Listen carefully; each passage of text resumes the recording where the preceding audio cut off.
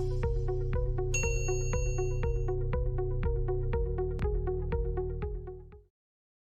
everyone, welcome to this interesting video in JavaScript. The best way to master a language is by programming in it. So in this video, we bring to you 6 simple applications that you can build using JavaScript. And all of this in 5 hours. If you enjoy watching such tech videos, make sure to subscribe to our channel and hit the bell icon to never miss an update. So what's in store for you? We'll first create some simple beginner level projects like the to-do list app. Then we'll move on to a quiz app, and then we'll see how to build a calculator app. Then we'll move on to more advanced apps like the weather app, the tic-tac-toe game, and finally we'll conclude the session by creating a snake game application. Now I'm sure you're excited to dive deep into it. So let's begin. Using this JavaScript, CSS and HTML combo known as called to-do application. To-do application is kind of general task manager application where you can attach, add the task, delete the task, and complete a task. Very simple and sophisticated application we will start working with. And here we start working with our first very simple statement that is known as called to-do. So let me go and create a new folder named called, not here, new folder called to-do app. Inside this to-do app, I like to start working with HTML file index.html. And now here, again, we would like to start working with HTML by considering our CSS file will be well taken care of. So we say div,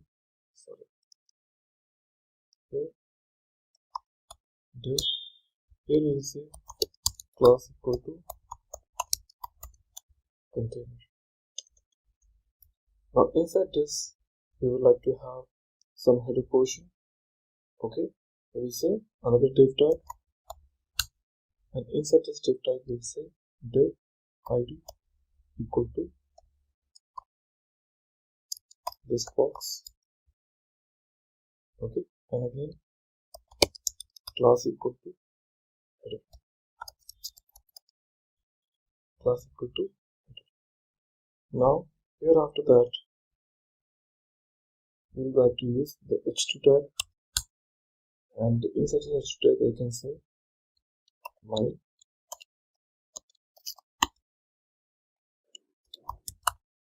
to-do list. After this h2 we would like to use the text box input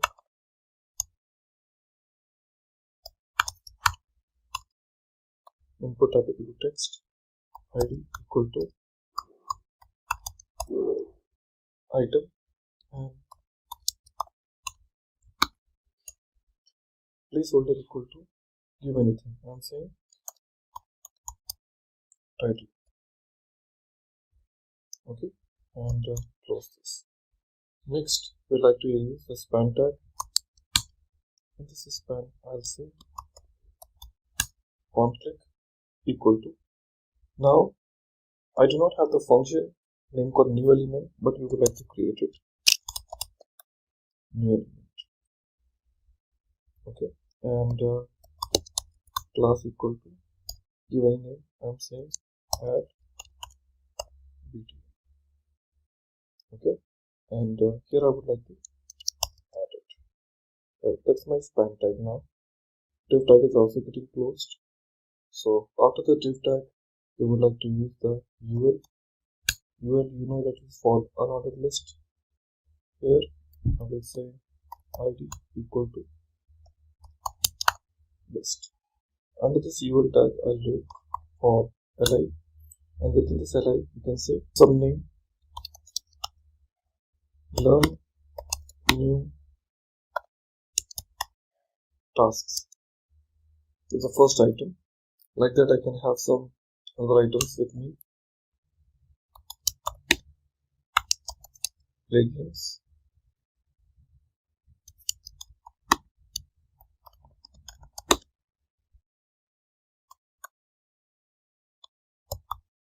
Walk with the dog. Like that, I can have n number of tasks which is available to me. Okay.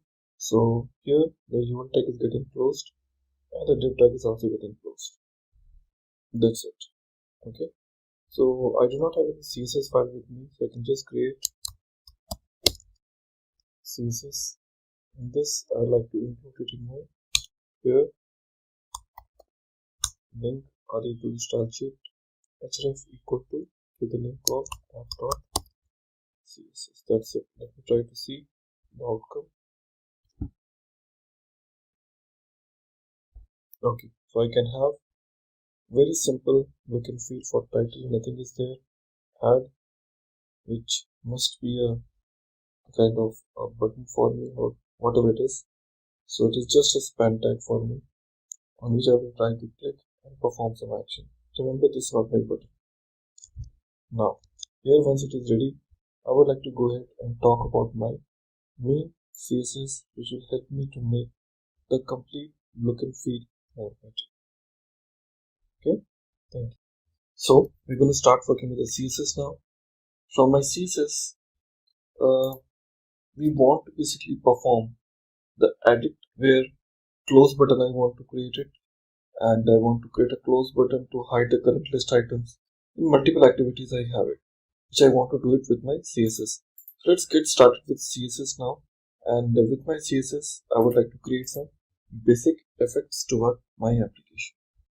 Fine.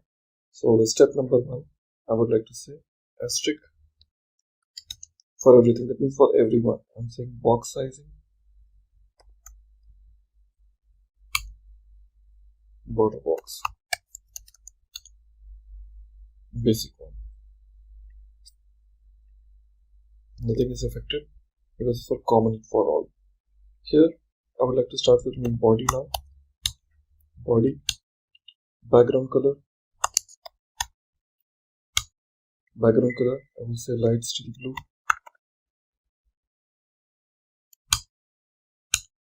Light blue I've taken. And background image, it's up to me whether I would like to use it or not, but I can use height 600 pixels. Next, background position, that I would like to use center. Next is background repeat, because if I do not have an image, I would not be using repeat. So background size, cover. Looks beautiful. Well, going ahead, we talk about our container part now. Okay. So if I just see my previous code which is there with me, that is called calculator app. Here in this app.css, I have an option called container.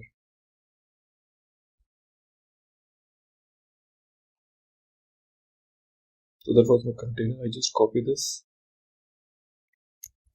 and I use it again here. Here in container width, I would like to use 50% now. Background color remain white. Align self, center, display, block, margin. This I will be using 120 pixels, auto, and box shadow. Border radius we are not using. Padding, once again we are not using. Box shadow, 5 pixel, 10 pixel, 20 pixels, and that. Perfect. There we go. Okay. So this is my simple look. Now talk about the UL part now. Margin 0. Next, border left. Border left 6 pixels.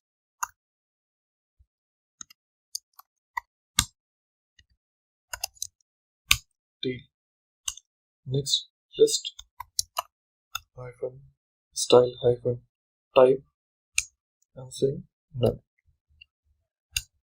Next, padding 0. Let's take a look. Better. Okay. Now, so few things we have used. Border left 6 pixels, solid tail, padding. Now we talk about our UL and allied part.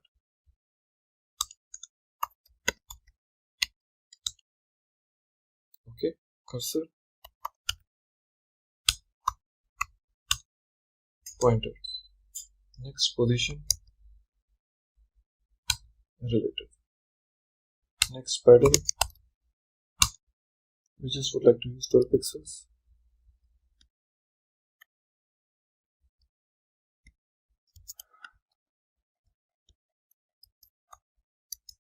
Like this.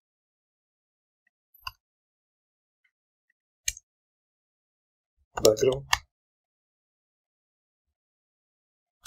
white.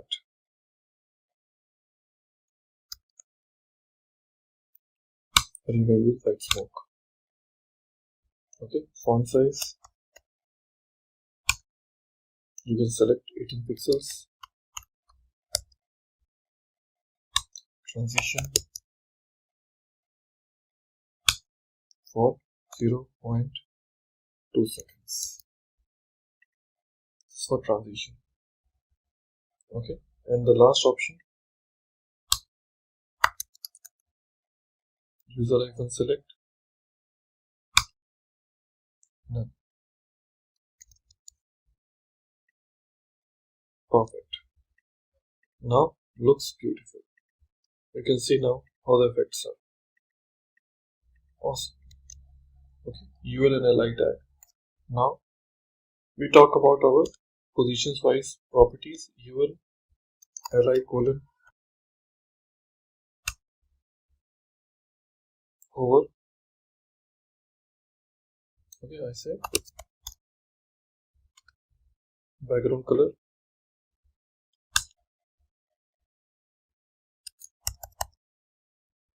okay, and after that I use UL and its child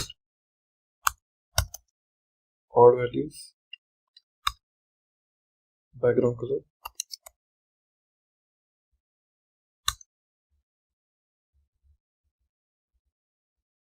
again I can use the same.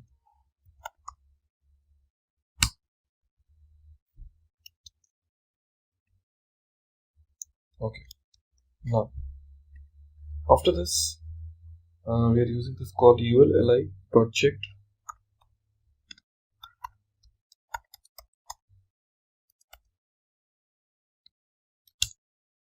Now I'll be using background,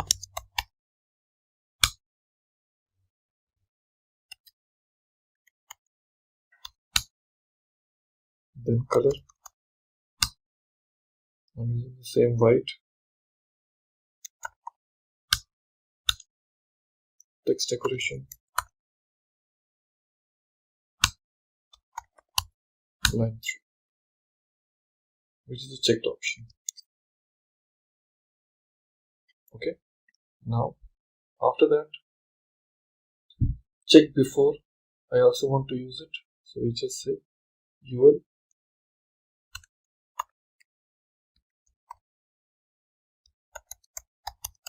checked before, UL li check colon before, content,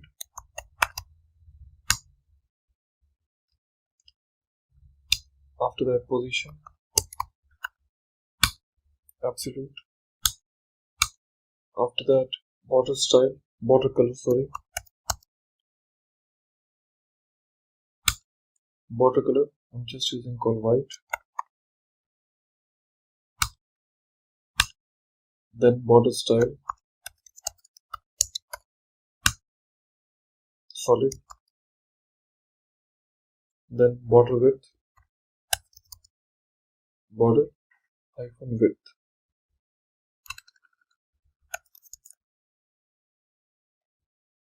border hyphen width, we're using 0, 2 pixels, 0, then top 10 pixels,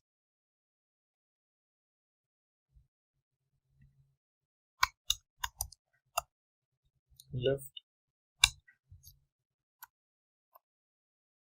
pixels, then transform,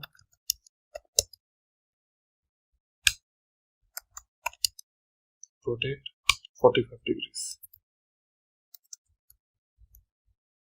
then height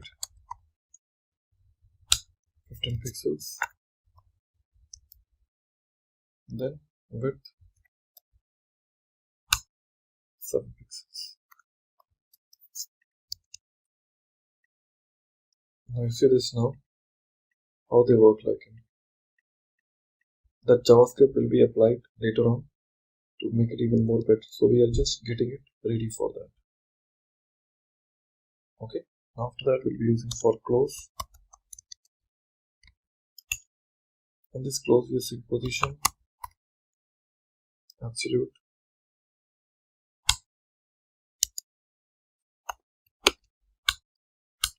then right, 0,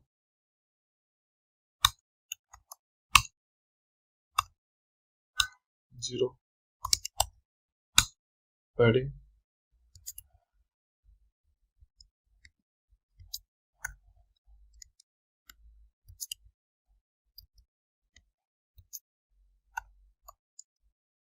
four options we are using it here. Okay. Then afterwards, close, hover. In this close hover we'll be using background color, that's called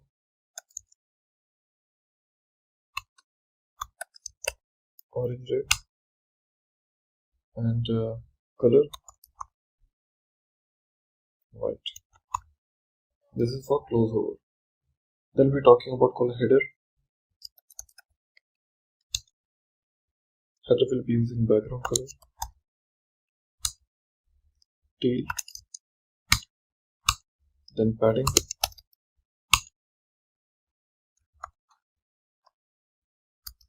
30 pixels and 30 pixels.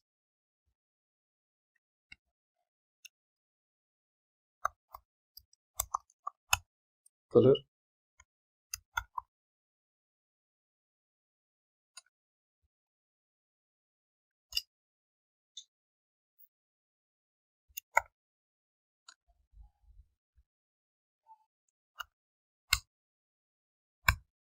okay, text align, center. Looking beautiful. Well, this is your header what we have written it now. After that we'll be talking about color header after an input. Dot header colon after content colon and then display table. After that clear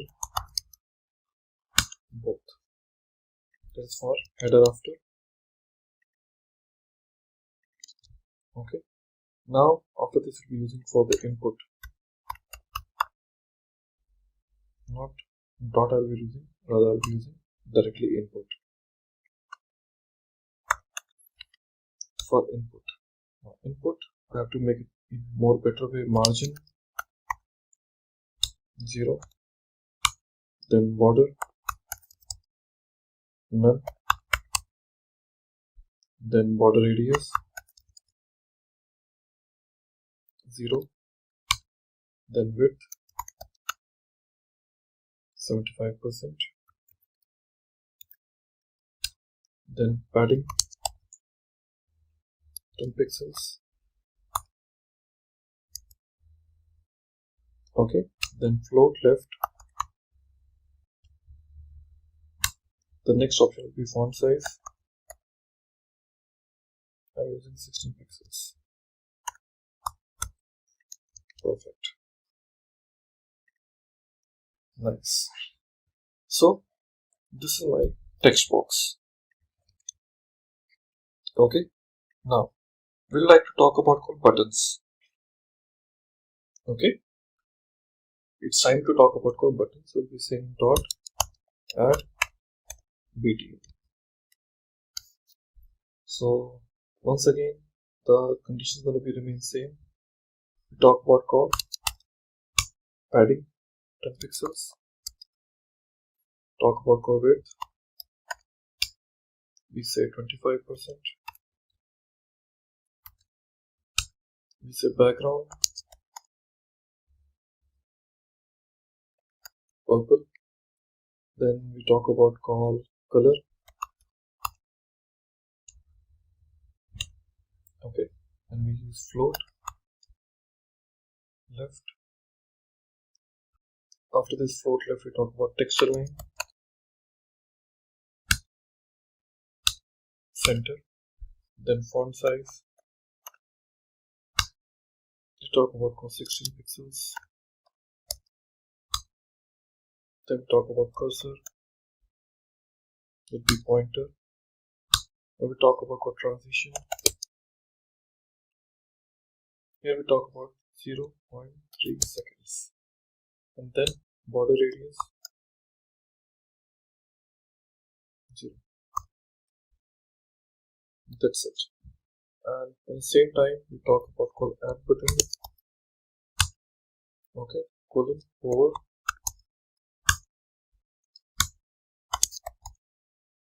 background will change to beach. That's it. Let's check.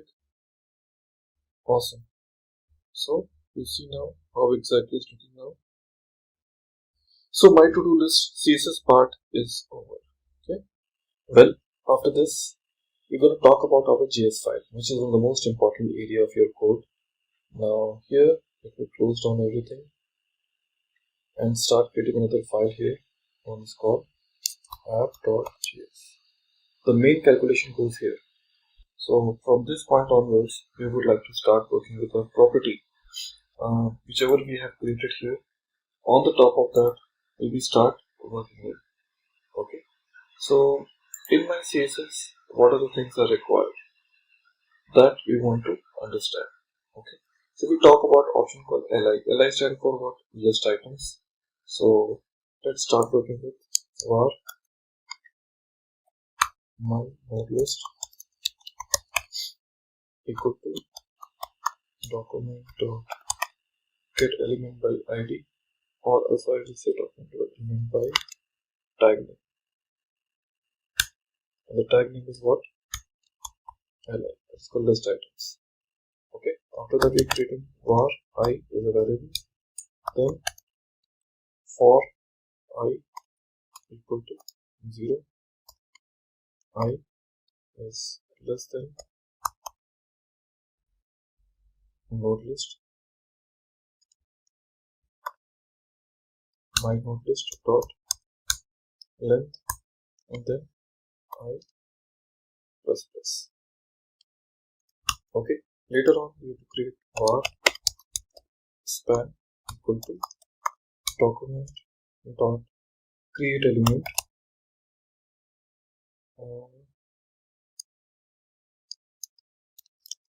document dot create element. Which element I want to create it? Span. Or else I can write in a capital letter. Span tag I want to create it. After that, var text, or else I can say var txt equal to again document dot create text node, and I'll just give the value here, I think forward slash. So we're creating a new text. Okay. Later on, we just say span dot class name, span dot class name equal to close. After that, span dot append child txt, and then my node list I dot append child span. So the first function which we have written it. Okay. So there is a name call node list. This is just a typical logic. In fact, I would not even say the function, it's just a logic which you have written. After that, what we need to do now is we have to start working with our option called var close equal to document dot get element by class name. Get element by class name. Name is called what? Close. Okay. And here I say var I, and once again for 0 I is less than close dot length I plus plus. Okay, then close I dot on click. Okay, close I dot on click equal to function. And now here we say var div equal to this dot parent element. This dot parent element, and now we say div dot style dot display equal to no. Okay, and now next thing. So this is for when you try to click on a close button to hide the current list item. Okay, so you can say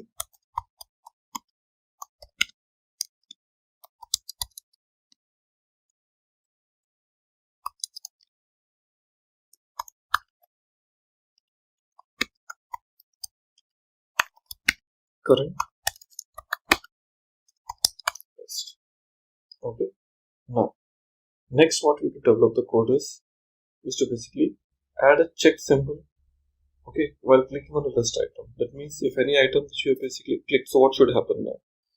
So it will get strike saying that hey, this task is over now. So we can say var list equal to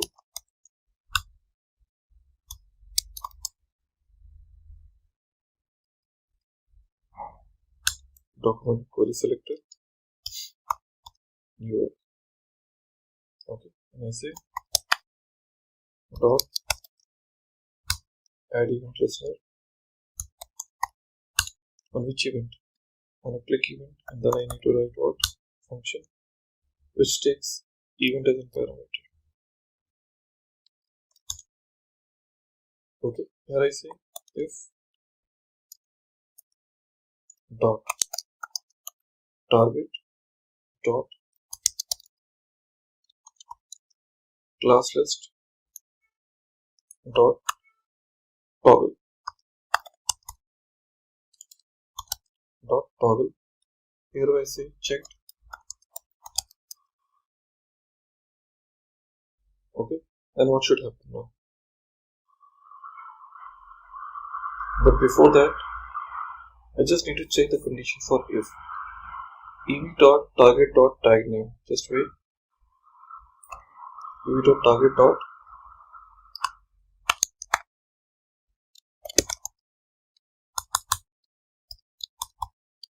li. Then what? Then dot target dot class list dot toggle check. Okay, and here we pass a value called false. That's it. Okay, now you have to basically go and create what functions for this. So after that, I'm going to create a new function now. I'm saying function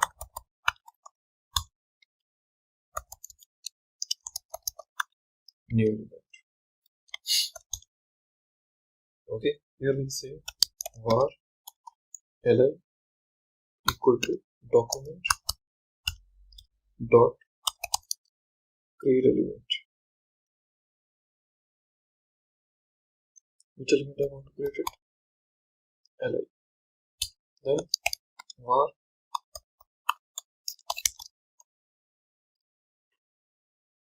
input value equal to document dot get element by id item dot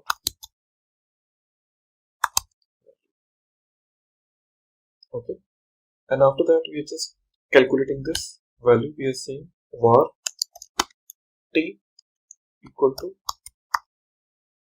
document dot create text node. Okay, here we pass input value here, and I say li dot append child of t, like this. And here we are saying if input value equal to blank, nothing is there, then what? So in such cases we can say alert is basically the validation for me. Alert, this field cannot be empty.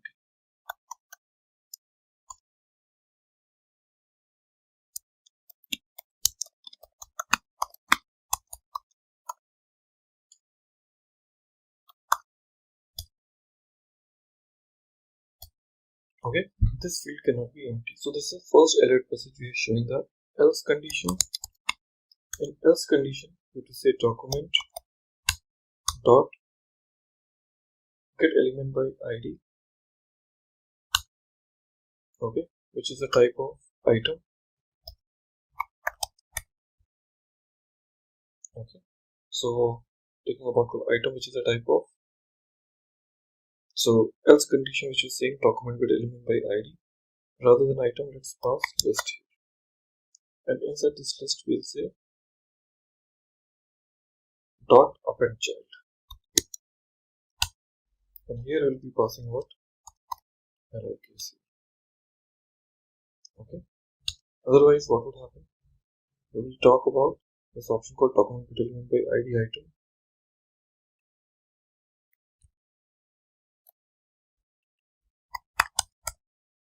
Item dot value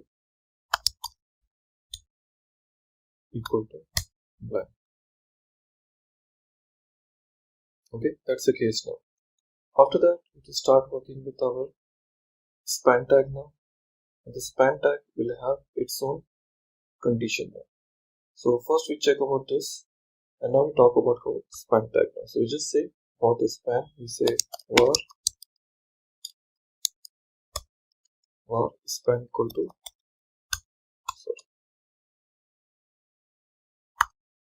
document dot get element, document dot create element, document dot create element of type what span.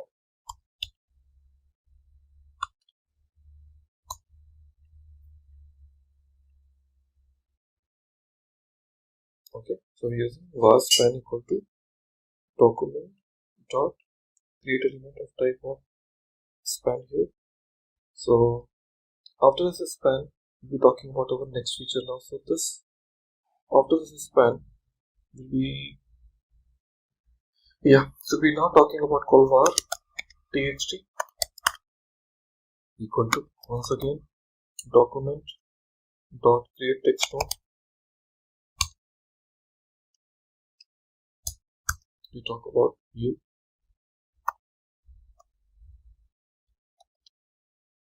So after that span dot append child txt. Okay, and then in the same line we'll be using li dot append child span. And then last but not least, we have to basically iterate through all for I equal to 0 I is less than close dot length and I plus plus. Then close of type I, we are passing it dot on click equal to function, and here we are saying var div equal to this dot parent element, okay, and div dot style dot display equal to none. So friends, we are almost ready now because our JavaScript file is ready. After that, we'll be talking about how to include it in HTML to take a look. Well, everybody, so we are all set now since we have our application ready with me. JS is ready, CSS is ready. Now in our index.html file, we have to just check how to apply this JS within my code now. So in my index.html file, I'll just go to the bottom of my page that is called script src equal to the name called app.js. That's it. Okay, and let's check about my final outcome. Okay, so you can see now the crossbar automatically appeared. Okay, with my application, let me try to add another one that is called welcome. See, it is automatically getting added. The moment I click, you can see it is called strike. That means it is done. If I try to click on this, it goes off. If I click it here, it's strike. If I click here, it's strike. Add another. It's also working. Delete it. Click it again. It is unchecked or unstrike now. So guys, that's it. So we are happy, like finally we have finished one of our very important project, which is called to-do application. Okay. So this time we're going to develop another very interesting example using this HTML, JavaScript and CSS together, and that is called working with a quiz application. This is one of the very interesting project. We'll be developing it from the scratch, and I'm sure that you will enjoy a lot. So what we will do, we'll start creating a new folder now. First of all, I'm going to give the name called HTML quiz. Now I'm going to create 3 files inside this. Number 1, I'm going to say index.html. Then I need another file that is called app.css. And the third file I'm going to create inside this that will hold the script related part. So we are saying script.js. So we have total number of 3 files ready with us. Now from HTML page, we would like to develop this HTML tags first. So we'll go to the HTML and see. So we have got this basic HTML syntax ready, and from here we will start working with the div tag first. Here onwards, div tag. So within my div tag, we would like to create another div tag. Okay, so the first top level class to this particular div. See, we haven't created a CSS, but we would like to offer some of the CSS classes available here. So we say div class equal to container. Now we have got another div tag inside this. So we will say div id equal to question hyphen container. Question hyphen container. So that is the name or ID of this div, and we say class equal to hide. Now within this div tag, we would like to offer some details, but before that we would like to create some embedded div tags inside this. So we're going to create another div tag here, and this div ID equal to answer hyphen buttons. So that's the ID name, and we would like to offer the class also, class equal to btn hyphen grid. See, again I'm telling you, these classes we are just creating it, but we would like to use this in our CSS. Okay, so they are just the normal class names we are giving it right now. Now inside this div tag, we want to offer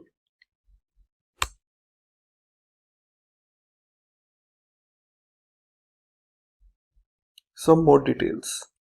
Now what exactly the details are? Number one, we would like to offer few buttons now. Button. So we say button class equal to btn, and after that we would like to give the name called answer1, so that I can have this button class copied 3 more times. And now we can change the names to 2, here 3, here 4. So we have total number of 4 answers ready with us.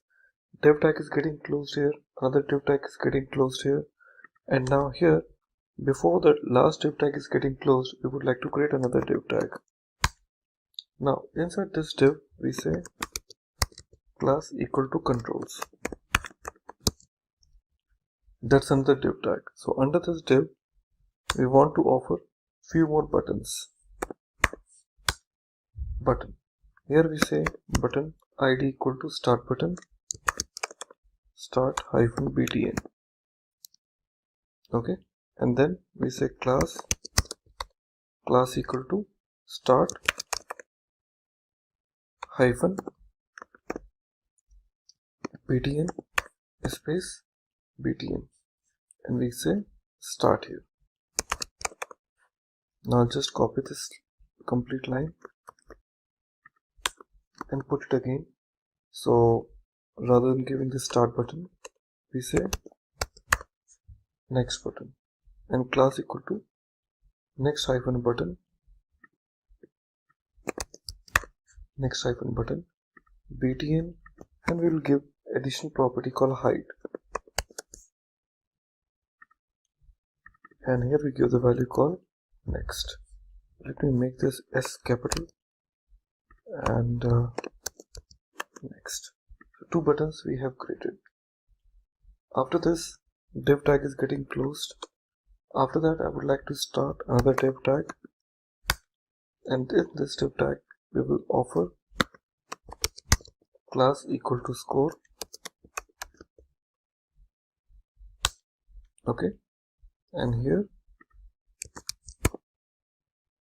we would like to start working with a span, and here we will say span id equal to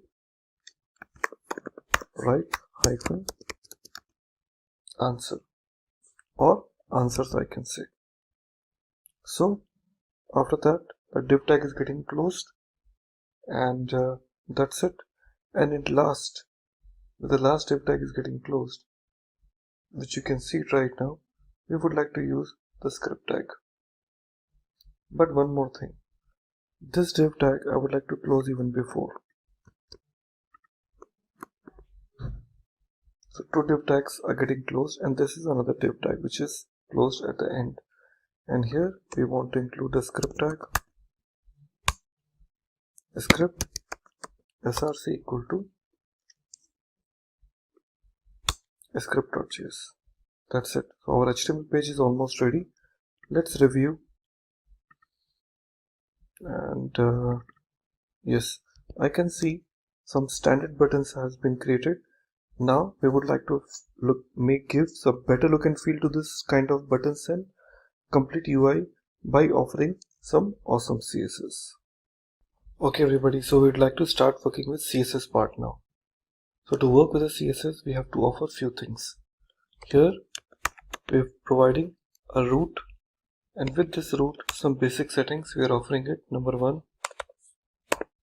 hyphen hue hyphen neutral, hue hyphen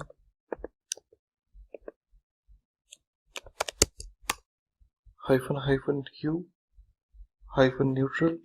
The value we're giving is 200. After that we're giving call hyphen hue, again hyphen wrong. This value we're giving is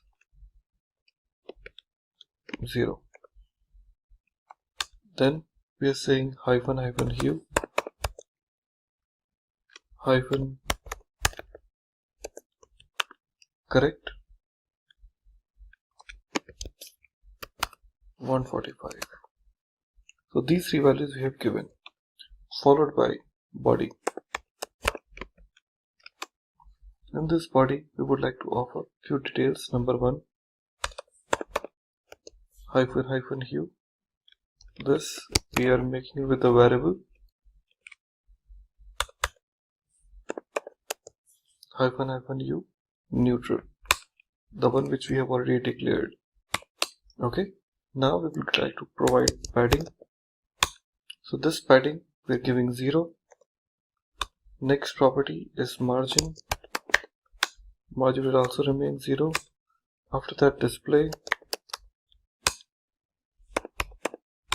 none.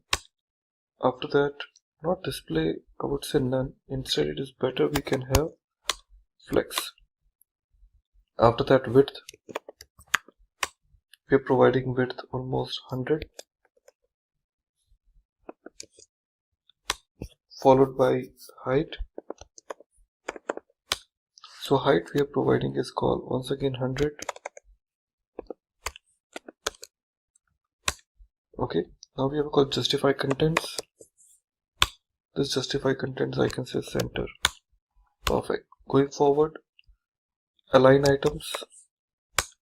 Here we can say center again. Now background color. Which color you would like to give it? So we can just use this option called HSL. And this would like to use this var. Again, in this var we are using hyphen hue and followed by 100%, comma 20%. These things, and this is style we would like to use in my index.html page. So within my head tag, well, in index.html file, how you would like to define the style? So we always use link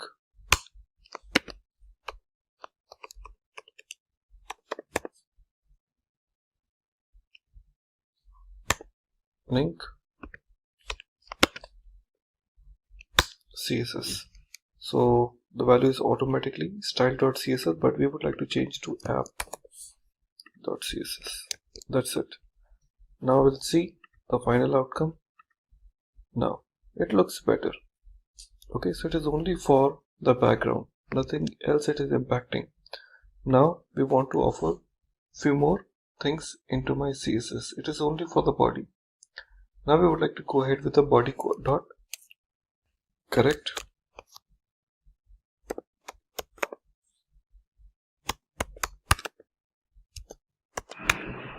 body dot correct.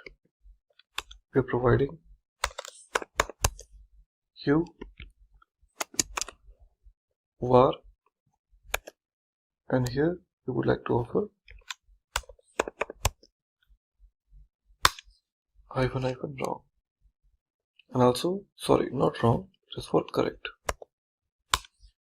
And we can use body dot wrong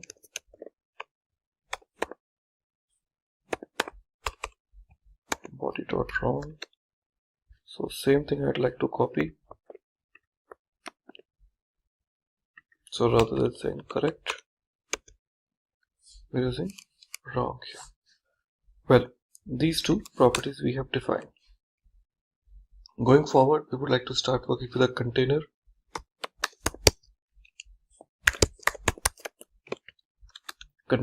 Inside my container, I would like to offer width. Basic thing that we are providing 800 pixels, followed by max width. This max would be 80%.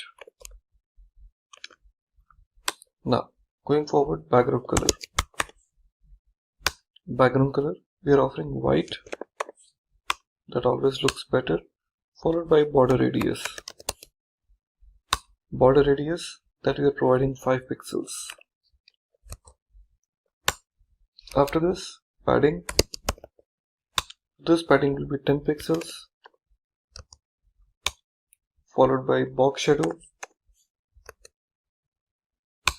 This box shadow we can say 0, 0, 10 pixels, 2 pixels. So this is we have applied for the container, and container is used right over here. Let's see. Okay, now it looks better. So this is where it comes under my container. Now we would like to offer the buttons.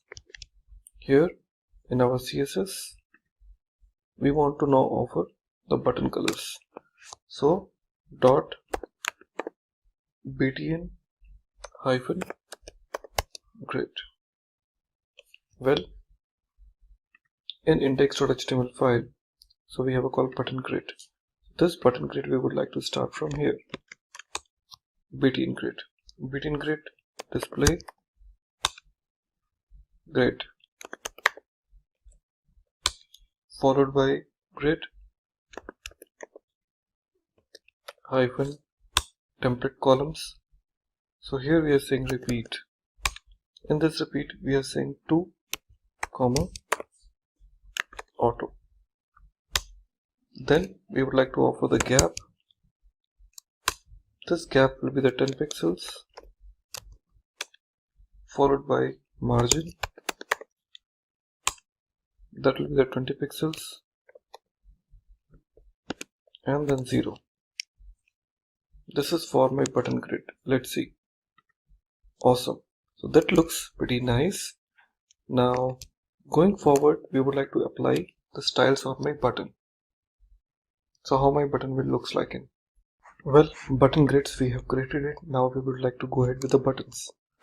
So dot btn followed by the details. So hyphen hue var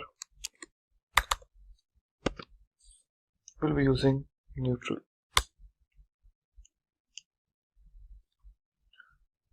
Okay. Going forward, we would like to use border.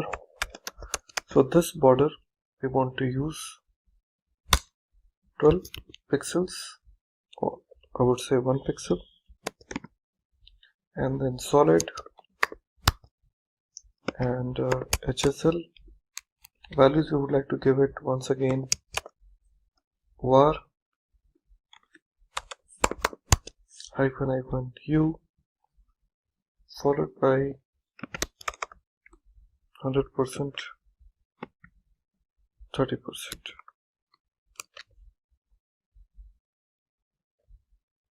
Okay, so these are the values for border, followed by background color. So we would like to use the same details. Now we would like to use background color. So in background color we will just use HSL rather than this. So hyphen hue 100% and 50%. Okay, followed by border radius. Border radius 5 pixels. Now padding.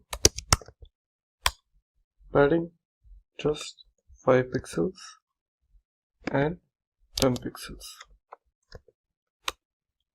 Then color. This color will be white for sure. And the outline. Outline we are using is none. Last option cursor.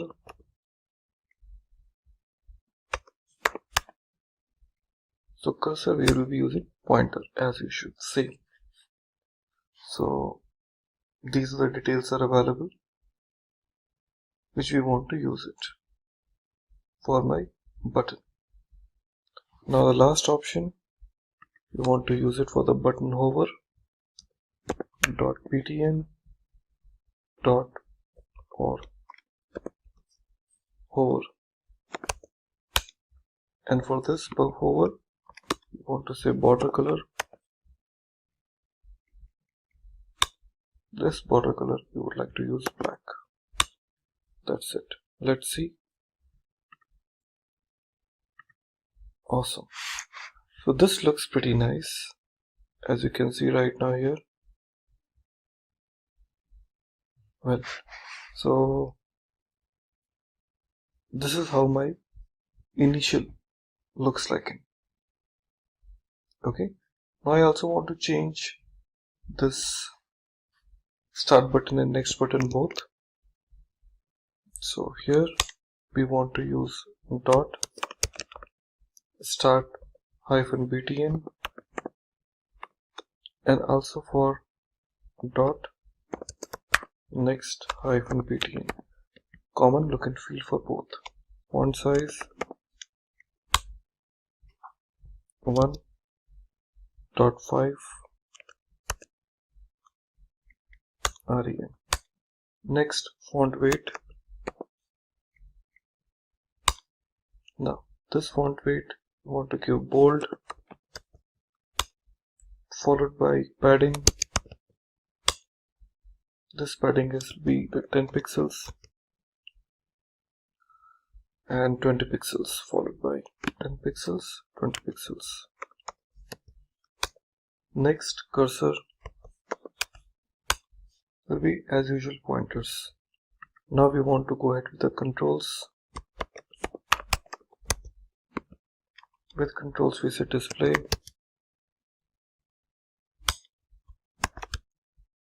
flex, followed by justify contents. This justify contents I will say center, followed by align items, and here we say center. And last option which is left is called hide. This hide we say display none. That's it. Let's check this out. Well, so this will be visible to me. So the moment I said start, then only the other buttons will be visible. So this is how my program is. Well, my CSS is all set. Well, let's get start working with the script part now. This is a major part of your main code development. So here we will start working with this const, and here we will say start button equal to document dot get element by id, and here we will give the name called start hyphen btn. That's the name. Like this, I just copy this line, make it available here. Like we will call start button, we will call next button, and here next button. Like here another one. Here we change the name and give the name called question container element. Container element. Question container element document get element by id. Here we give the name called question hyphen container. Question hyphen container, because this is already there. You see, question hyphen container is already there. We're using question hyphen container. Like this, we would like to use one more, and that is called question element. Question element document get element by id. Here we will be passing question, followed by we want to use answer button element. Answer buttons element.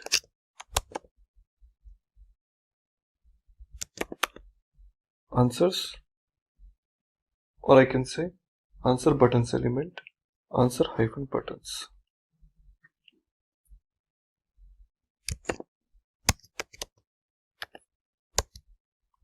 answer hyphen buttons.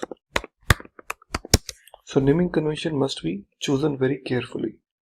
Now we will provide option called shuffle question because we want every time the questions to be get shuffled.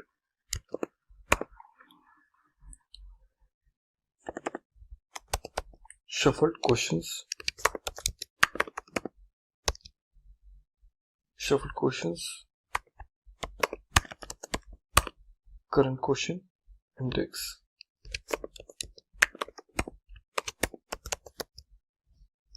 Shuffle questions and current question index.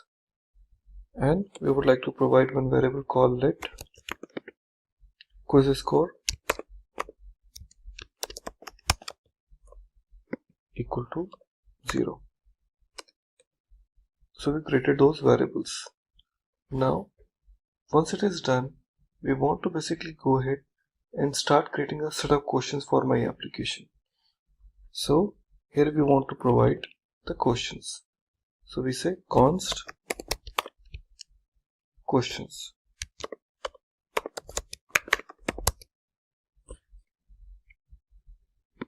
Const questions equal to array. First question which I would like to create it here is called question. Now here we will say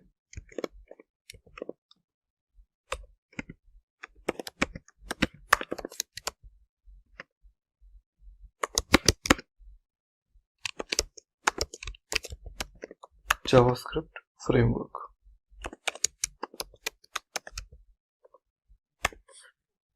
So which one of these is a JavaScript framework? So that's my question now. Okay, so I would like to have answers for sure. So here we are providing answers. So what answers we would like to provide? So in this answers, the first answer I can say like this. Here I say text. First will be Python.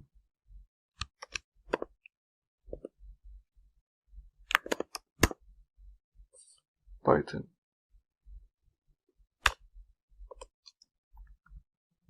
Okay, Python. Answer is true or false. Correct. False. So it will be the false. Copy.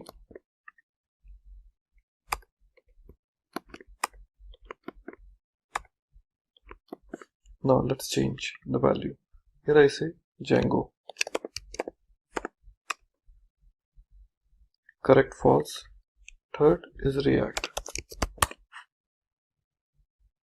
So here I can say true.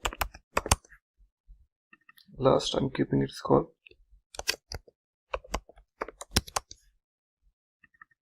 false, as usual same. So like this we have created a question and 4 answers. Okay, so we're all set now. So here after that we want to create few more. Okay, so once again I would like to bring some questions now and related answers. So I just copy this.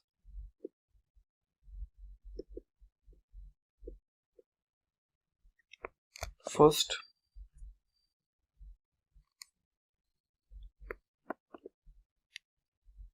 so second question I can say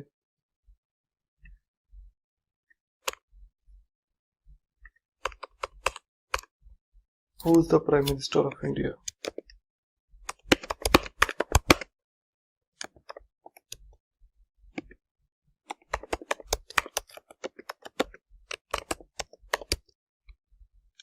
So we can have 2 answers available. Okay.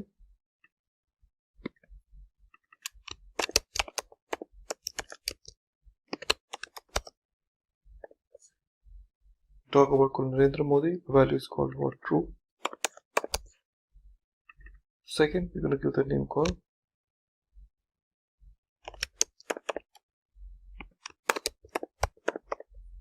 value is called false. So I've taken the values like this, and we can take one more just for the demo purpose. So like here, next is called what is 4 multiplied by 3.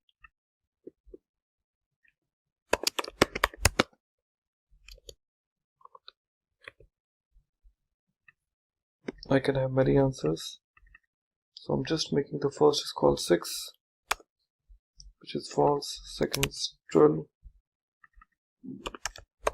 Like that, total we have created 3. Okay, so we all are set with this multiple questions. Okay, now once it is done, we would like to offer one function here. Okay, and what that function would be?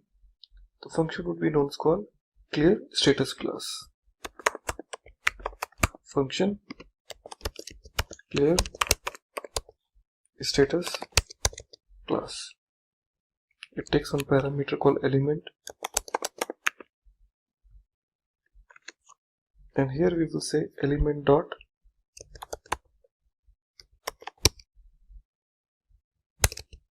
class list dot remove element dot class list dot remove correct, and once again I copy the same line, wrong.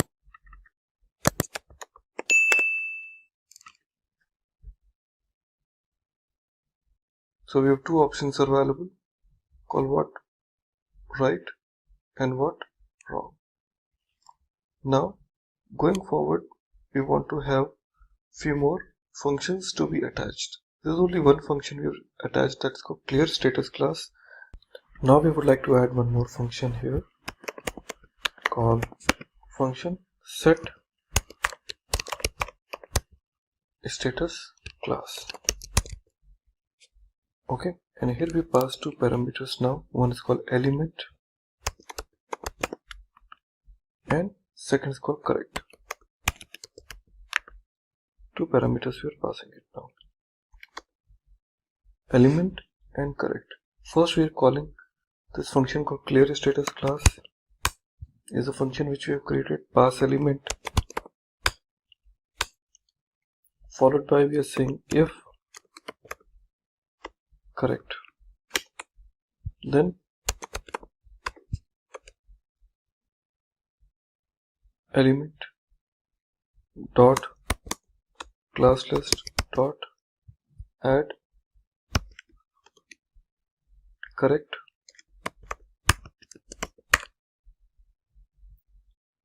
okay, else use the same option, but we'll try to add wrong here.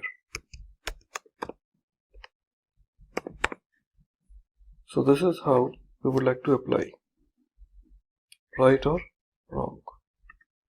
So this is set status class which we have it now, followed by the most important function which we're going to use it right now here is called your select answer. So you have to basically select the answer. So this is a little bigger function, so let's try to understand. Function select answer. Here we'll pass e as in parameter, and from here we will use const selected button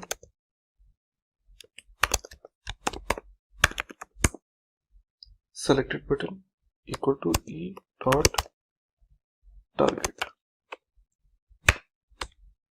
number 1. Second, const correct equal to selected button dot dataset selected button dot dataset dot correct. Now going forward, we'll be calling this set status class function.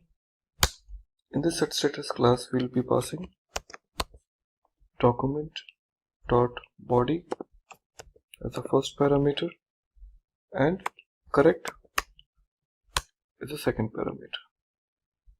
Okay, now we're using array.from, and here in this array.from we're using answers button element dot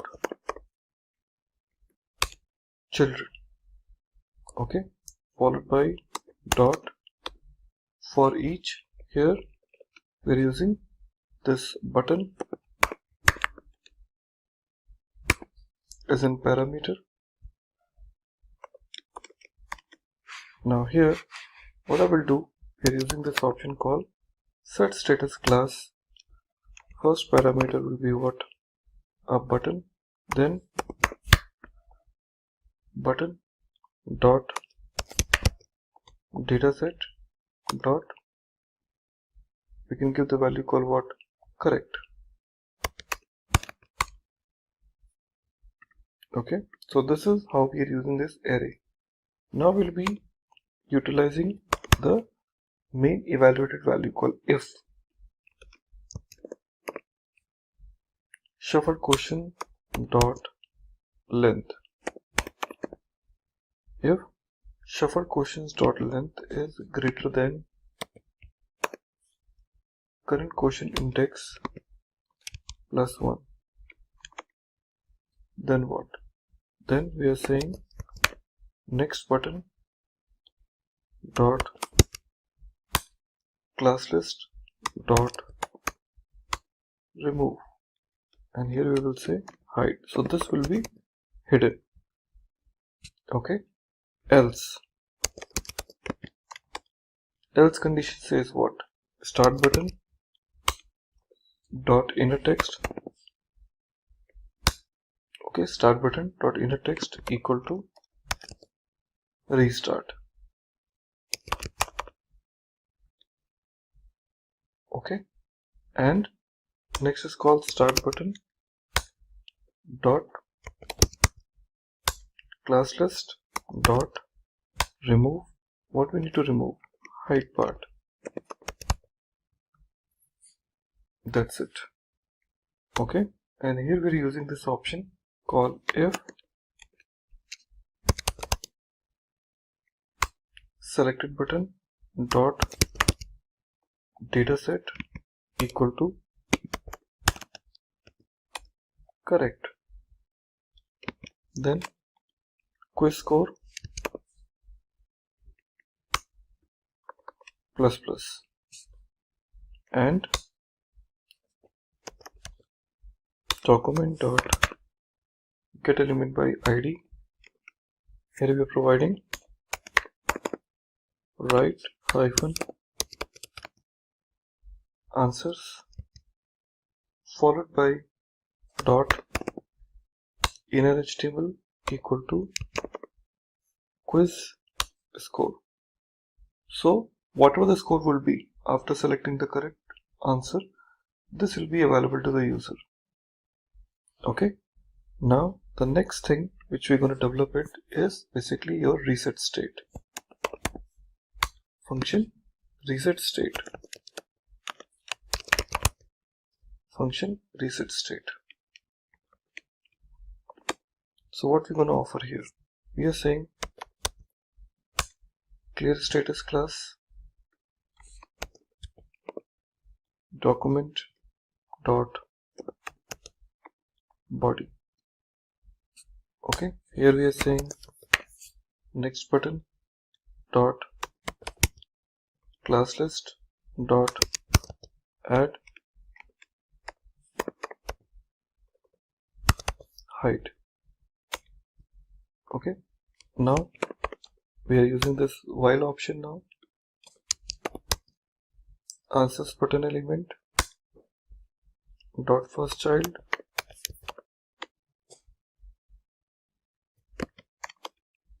So here I will be using answers button element dot remove child Here we have a call dot remove child, and here we'll be giving answers button elements dot first child. So these are the functions are used right now. We haven't called those functions, but we'll be calling those functions one by one. But this is something which we wanted to start with. Okay. Well, reset state is already set.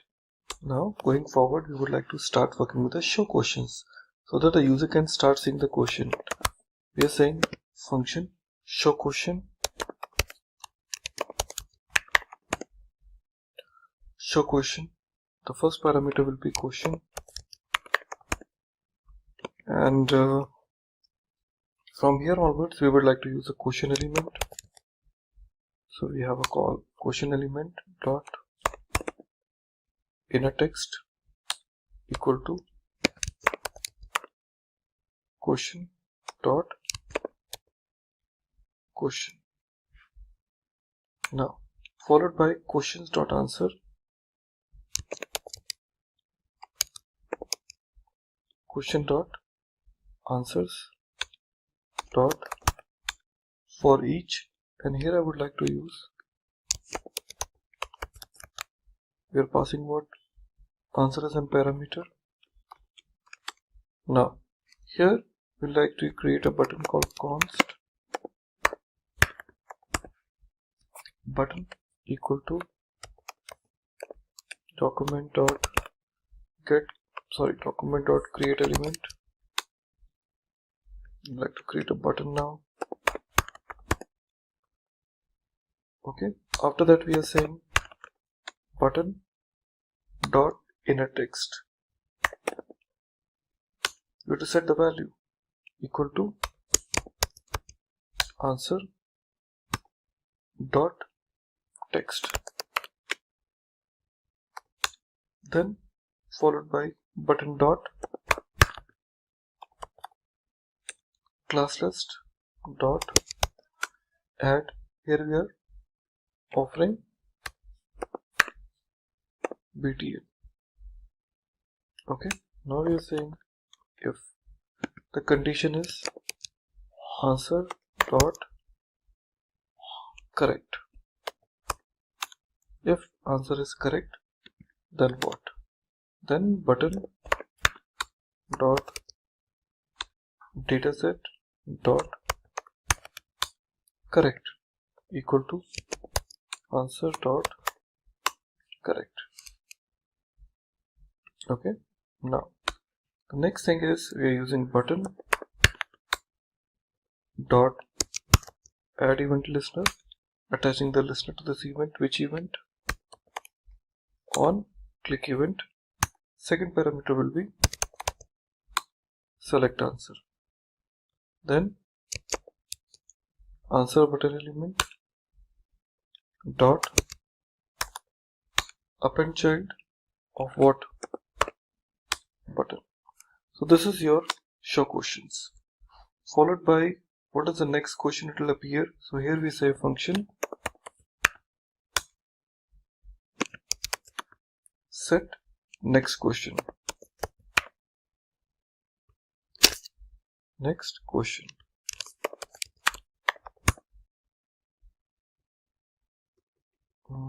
Here function set next question. Here in this next question we are just saying reset state, the function we are calling it, and saying show question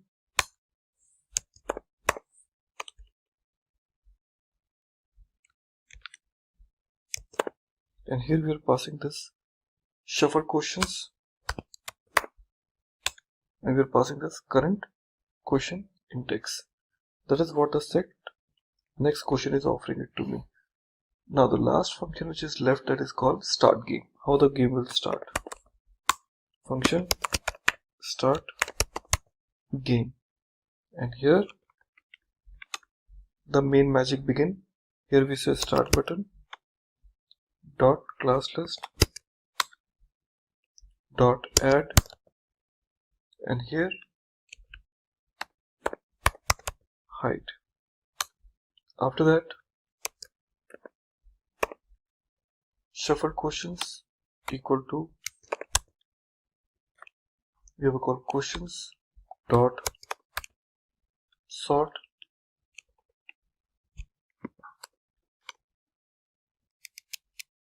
Okay, here we say math dot random and 5. We are passing this value. Okay, after that we are saying current question index. Initially we are giving 0 right now. After that, question container element, which we have already defined, dot class list dot remove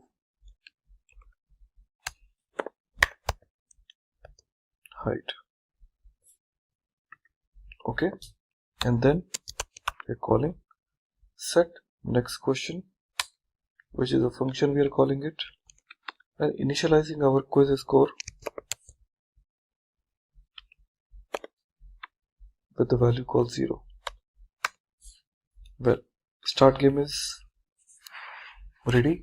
Next thing which we have to start with our button. So here we are saying start button dot add event listener. Here in this, on my click event, I will try to call this function start game. First thing. Now next we'll be calling next button dot add event listener. On click,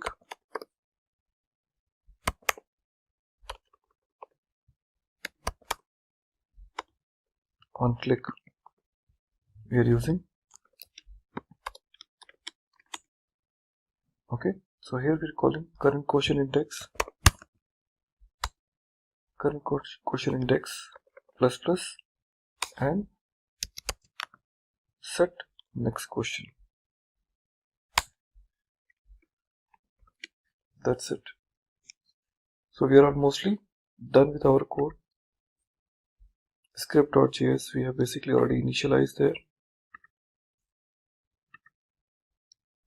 Okay, so the values will be kept automatically. So most of the things are now ready with us. Okay, so our JavaScript is almost ready. Index.html file is there and app.css is also ready with us. Now let's finally see how my overall look and feel really looks like in. So just go here and try to refresh and check on a button called start. Awesome, I could see the first question appears automatically. Which of these is JavaScript framework? If I select as usual my correct answers for React, now you can see is automatically making the rest of them as a red and now giving me the next button now. So the Prime Minister of India, I'm saying Narendra Modi, great, next, and I say 4 multiplied by 3, I say 12, I say next, and which of those used in mobile app development, Flutter and Flask, I say Flask, it says Flutter, and now you can see the application looks perfectly fine and it gives me the restart now, and that's it. So this is how, dear friends, your project is now completely working and expected as the way it was designed for. When I once again restart and you can say start button, now it's giving me 4 multiplied by 3. That means it is once again have taken random question. So we have decided to basically develop another very interesting project in JavaScript that is known as called calculator application. Like you have seen earlier some projects like in Tic-tac-toe, you talk about snake game, you talk about the quiz application. This time we're going to introduce you another very interesting project using this JavaScript, HTML and CSS, so-called calculator application. So let's get started. Let me try to delete first those files which we really do not need it now. We delete those all. Yeah. Now I'll be creating a new folder now and give the name called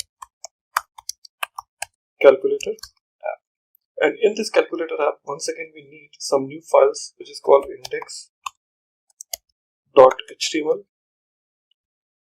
And we also need one more that is called app.css and another one that is called app.js. So these three files required. Now first of all, I would start with index.html file where we'll be creating a template of my code. Now let me go and create this template, and here I have got body with me. Let's start with the first tag here that is called h1, and this h1 we are giving the name called calculator app. So that will be my h1 heading. After that, we'll start working with the div tag. Now within this div, I have to create lot many classes. I may not have lot many CSS classes, but we can give some classes here. So we can say class equal to container. Okay. So within this div tag, we're going to create a table now because I want to organize it. So I'm starting with the table. Within this table, a tr tag, and within this tr tag, I need a td. Now in this td, I need few things call span equal to 3 as the value, and here I want to offer the text box input type equal to text. Okay, input up to text id equal to give the name called result. That will be the final outcome while pressing all the different buttons. Id equal to result and class equal to screen. Remember, I haven't created those CSS classes, but we're giving some names, but later on we can utilize it while creating those CSS classes. Table data is getting closed. Let's get started with another TD. Now inside this TD, we need another text box. Input type equal to text, and here in this input type of text, sorry, I would like to better say button because I'll be having buttons. Okay, input type equal to button, value equal to C, and on click equal to, I may not have any function right now, but yes, I can create a function, but let me give some dummy name here.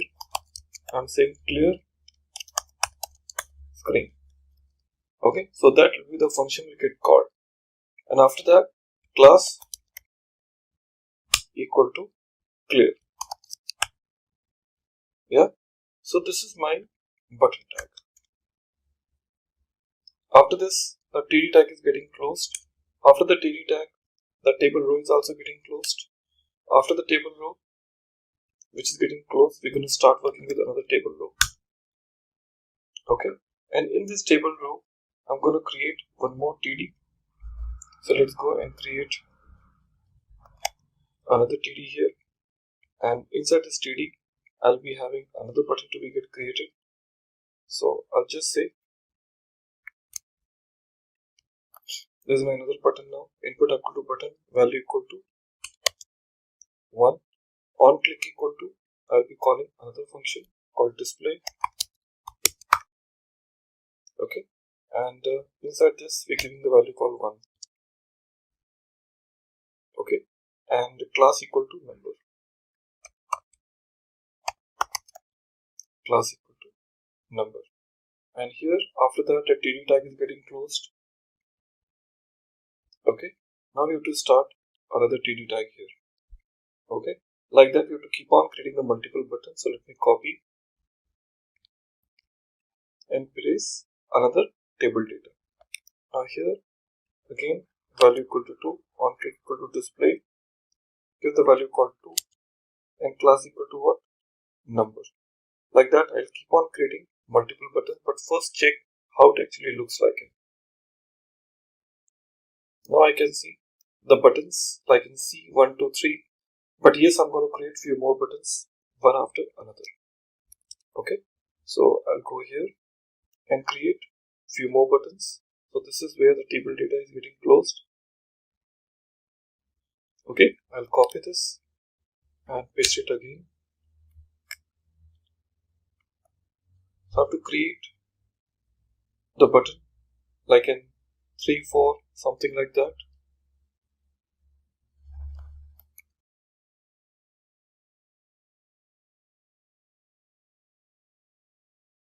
So after this 2, we're giving the value called 3.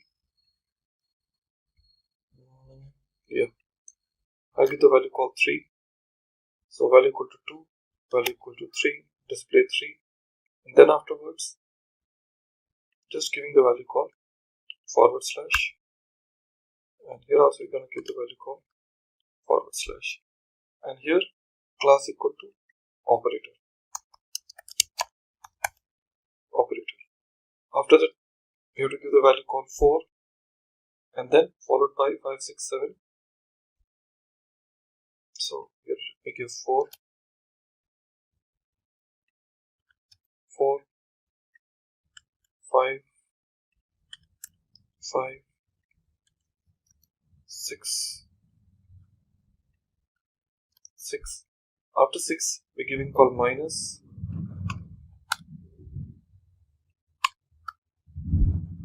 Okay. Once again, it will be what? Type of operator. Okay. After this minus, we'll be talking about call 7.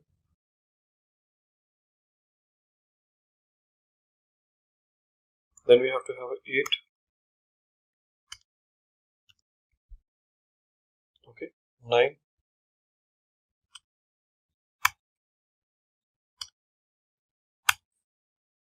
Okay. After that, we're giving call plus and display plus class equal to operator. Okay. So here you can see the table data is getting closed, and here the table row is also getting closed. And after this table row, you can start working with another table row here. And after this table row, we can start working with again TD. Let me have this again. Inside this, I'll be giving the option called decimal, which is value equal to dot, and here we give the value called decimal.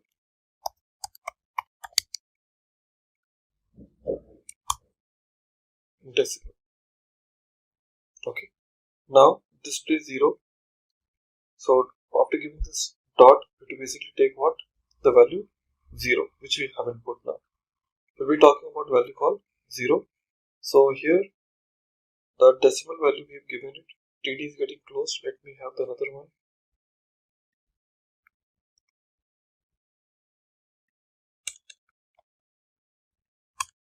0, 0. So like that, we have to give this now. After that, we'll be once again taking this time, rather than giving this 0, we'll be using this call as a button, and value equal to on click equal to solve. Okay, and in this solve will not be passing anything. It will be like a normal function, and class equal to equal. Okay, so table data is getting closed, so we will be using another table data now. So here it will be the button only. Okay, we will be using value equal to multiplication, display asterisk, and here we'll be using operator. Okay, so table data is getting closed, table row is getting closed, table is also getting closed here. Okay, so your div tag is also getting closed here. Okay, that's it. Okay, so that's the only thing which we wanted to make. Let me try to refresh and check. Awesome. So we have got all those necessary calculator behavior which we wanted to reveal. Okay, now our next statement will be, once we are giving this C, then we have to call 1, 2, 3, and then forward slash followed by 4, 5, 6 will come down, Okay, so let me check whether we have used 6 or not. Okay, so we haven't used 6. So let me check here. 4, 5, 6. So let me go back here. 4, 5, 6. Let me copy this and paste it later on. Before minus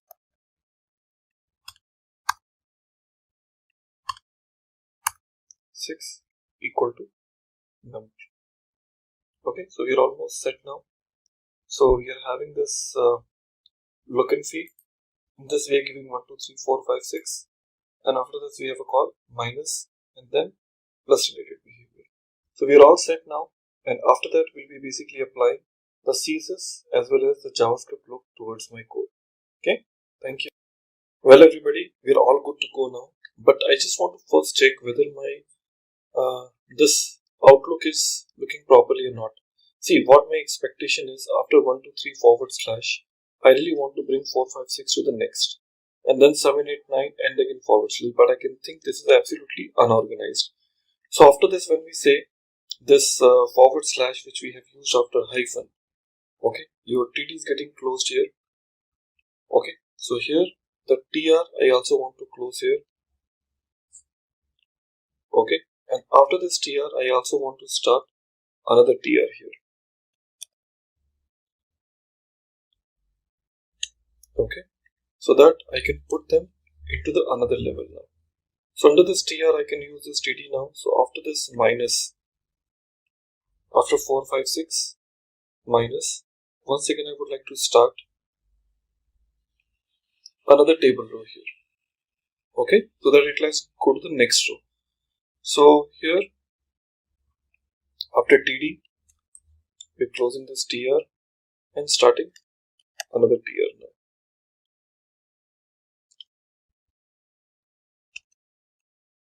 Okay, we're starting another TR. After that we talk about 7, 8, 9.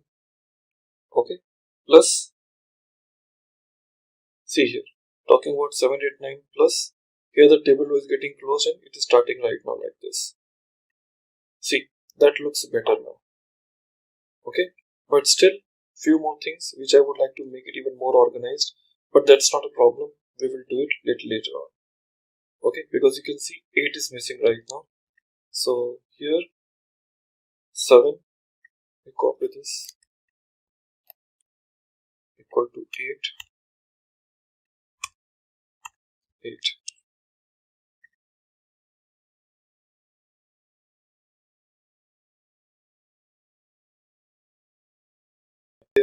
So we have a call dot here, then 0, then equal to, and then we have a call multiplication. Okay, so looks better now. Now I just would like to perform the overall look and feel. So I need to go ahead and use what CSS, because without CSS I really can't utilize this in a proper way. So I have to start working with the CSS front now. In CSS front, how to start? First we will go back to my code, and here in my CSS we'll start working with font family. But before font family, I would like to start with the body part now.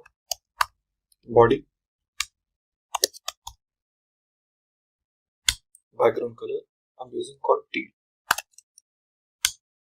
That looks nice. Okay, so I will be using this app.css in my HTML to see the look how it is being appeared right now. So in my index.html file, on the top under my head section, link,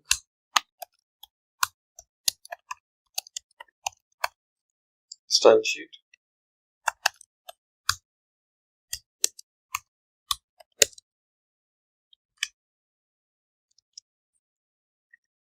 okay, now see, it looks better now.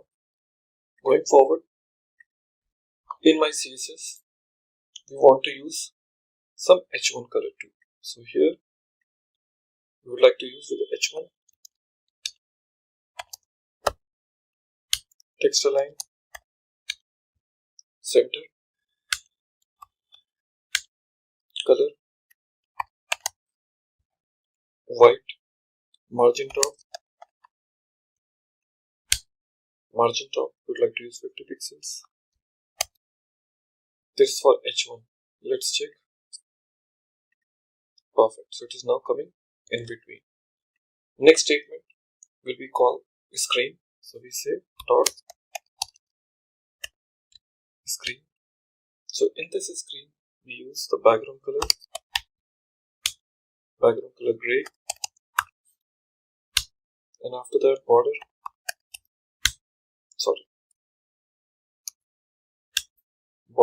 solid, black, and with 2 pixels.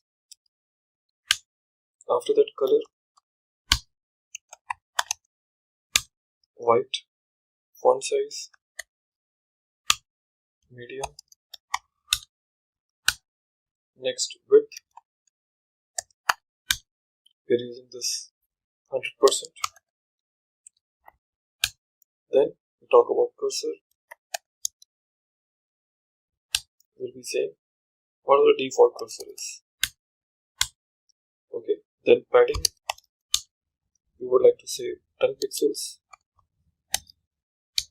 And then margin,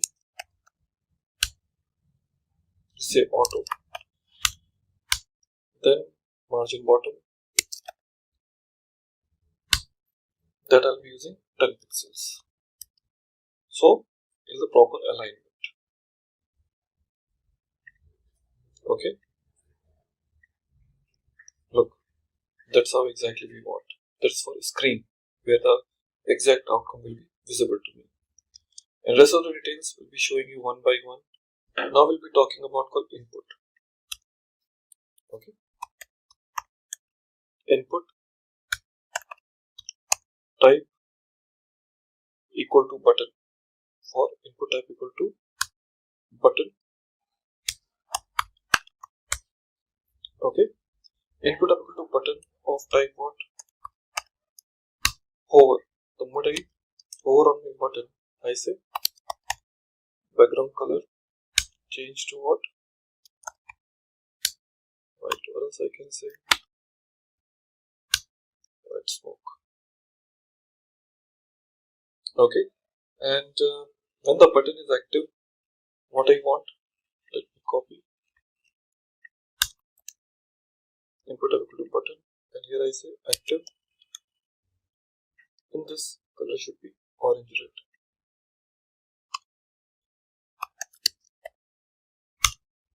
Like this. You can see now how it is basically looking like it. Okay, active, the color will be like this. Okay, I'll be talking about called operators. Operators should behave different. So I'm saying dot operator. In this operator, we are saying background color orange. Okay, then padding, I want 5 pixels.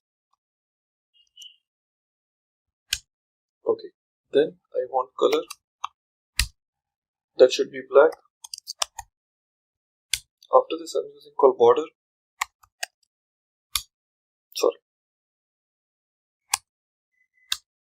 That border, I'm using this called solid, and then black and 2 pixels. After this, width, I'm using 100%. Then height,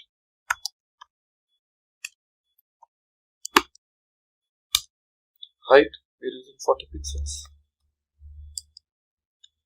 Then cursor, it has to be pointer type.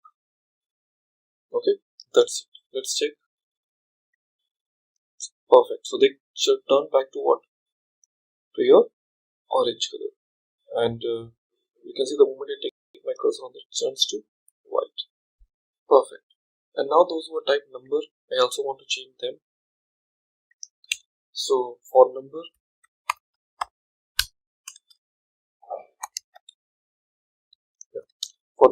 I want to say the same option. Padding, I want 5 pixels. Then I need height of type 40 pixels. Then I say color. It looks, I want to say called black. Then border.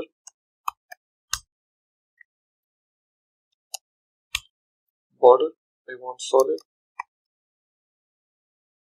Black and 2 pixels. Solid, black and 2 pixels. Then width, I would say width, I would say 100%. And cursor, once again, point. That is for number. Let's check. Awesome. So they looks nice. Now we're left with few other type of options like a dot and equal to. Okay, that I'm talking about called decimal. For decimal, I need to have a different options with me. Okay, so let me try to copy this, paste it, and I say for decimal. So for decimal, background color will be light blue, padding 5 pixels, color black, border solid. Okay, black 2 pixels, width 100%, height 40 pixels, find cursor, pointer. Perfect. Okay, looks nice, but I have changed the color to light blue now. Now I talk about clear. Okay, now come back and say clear.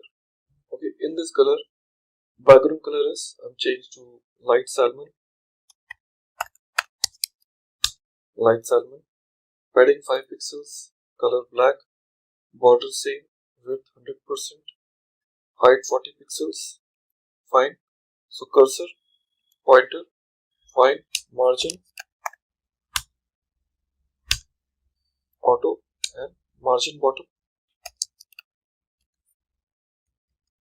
Margin bottom 10 pixels.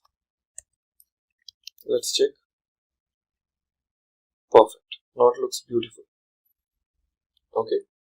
Now here, after giving these details, we're talking about called equal part, dot equal. So for dot equal also, I'm just copying the same.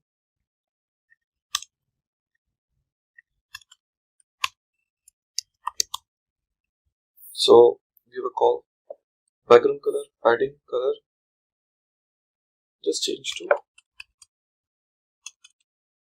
light green.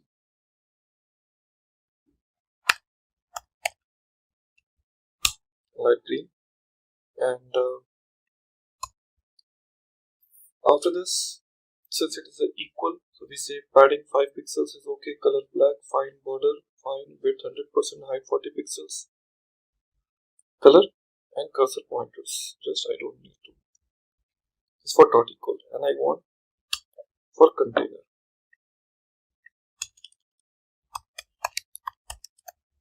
Container. In this container, width I want 40%.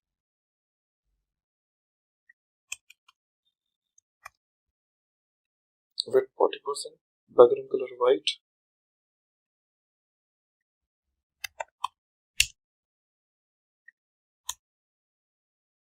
Okay. Now here padding is 15 pixels. So display block.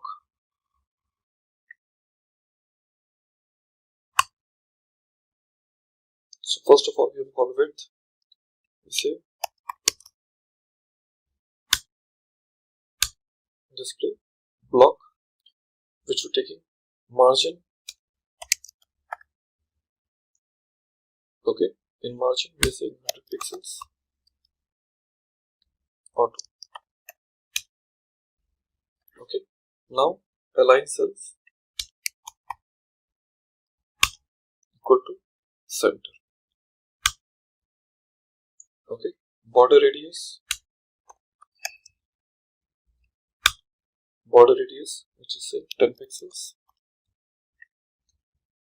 Okay, now we're saying box shadow. Box shadow 5 pixels.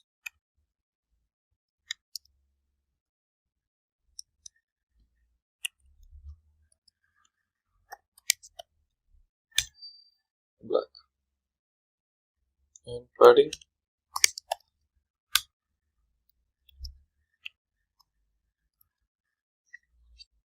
so these are the details I have it now. Okay, we have it. Background color, we are taking it now. Align self, display block, border radius, padding, and now padding 15 pixels we've given already. I don't need to give it again. Margin, okay, fine. Box shadow, let's try. Awesome. So it's looking beautiful now. Okay, so this is where exactly my application works like that. And table, when we talk about, here we're saying width 100%. Okay, that's it. Super. So it's now giving me the proper look of how my application should behave like it. Just see about the container what we have done. With 40% we're taking background color. Let's bring it below. Then align self, display block, okay, margin, okay, and border radius, and fine. So I think we're all good now. So that's it. So we'll try and implement the JavaScript part. Well, everyone, so our CSS file is ready, our HTML is ready. It's time to just go ahead and talk about my final portion, that is called JS part, where I want to basically perform some calculators. Now here I just say function display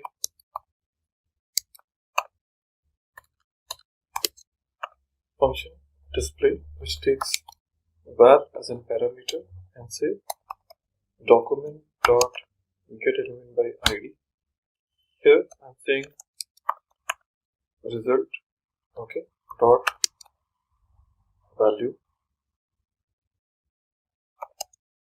okay, plus equal to var. Whatever we are adding it, just it basically try to apply calculation on the top of that. Okay, that is the function. After that, we have another function available here called function solve. Here in the solve, we just use the value called let x equal to document dot get element by id result, okay, dot value, dot value, okay, and say let y equal to perform the calculations. For that, we'll be using one function called eval and type x as an parameter. Now the next statement will be again document dot get element by id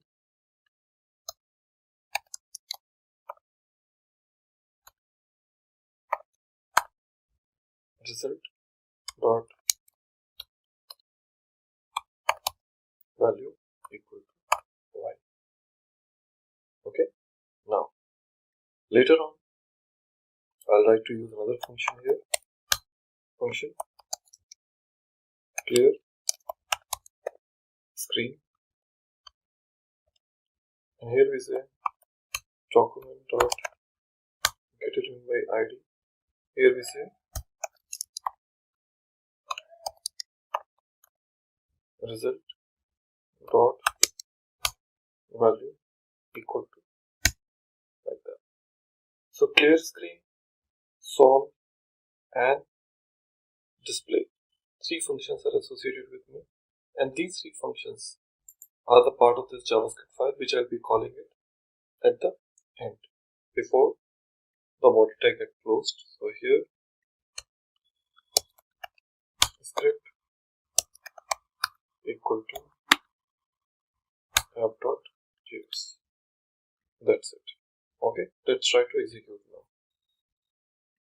Here 2, you can see the values. I will say plus 6 equal to 8. Absolutely. As I say C is clear the screen. 6 divided by 2 equal to 3. Awesome. So friends, your calculator application is ready. Congratulations to all. So it is a very simplest form which we have developed. This is your HTML, which is a template for you.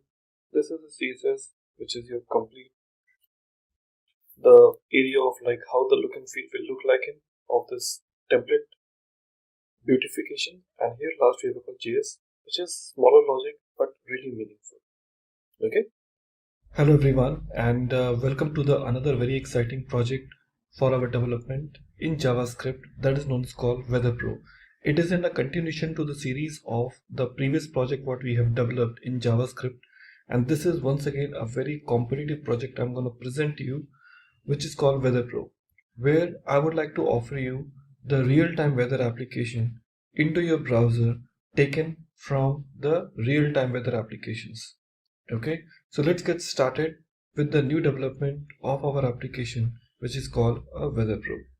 Now, once again, compared to the previous project what we have seen, these projects were working more a kind of static in nature, where like you talk about snake game, you talk about Tic-tac-toe, or other type of games like an online quiz, where the data was very much static in nature. But we were presenting the data in the form of more dynamic in nature. This time, this project we are presenting you while connecting with a real-time weather application, where I'll be making a one REST API call, or else you can say asynchronous call.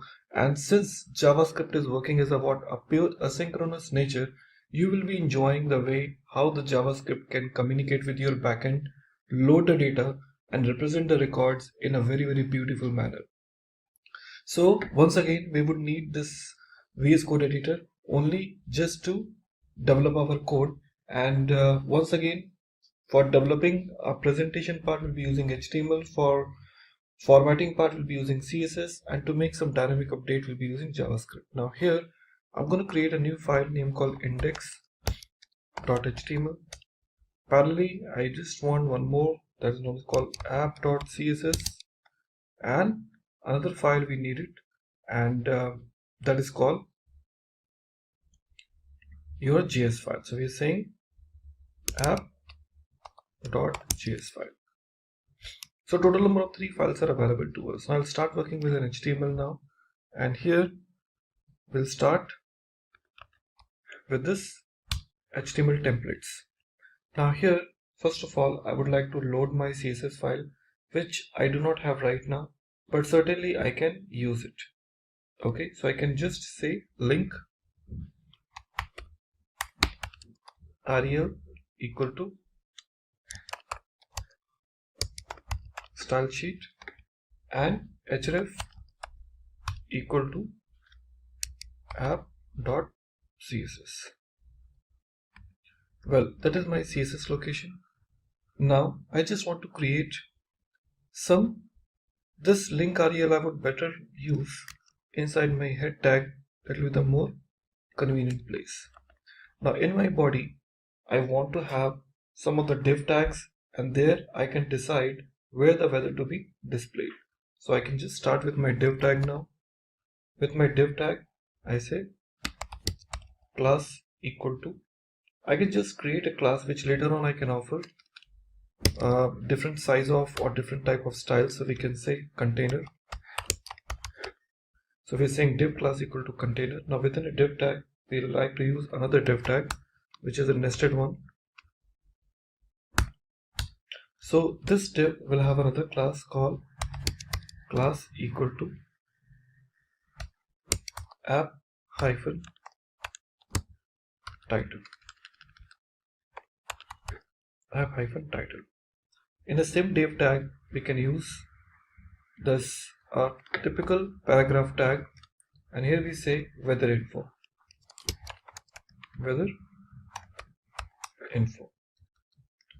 Now, after this paragraph tag, we want to have a text box, because I would expect a client to enter the detail on which city or for which city he or she would like to get the details. So we can say input some properties like ID equal to search, second type equal to text, next placeholder equal to enter the city Next, autocomplete. I'm saying autocomplete off. The reason because I do not want the previous value user can see. In this case, we can say autocomplete off. I do not want any autocomplete in this. Okay.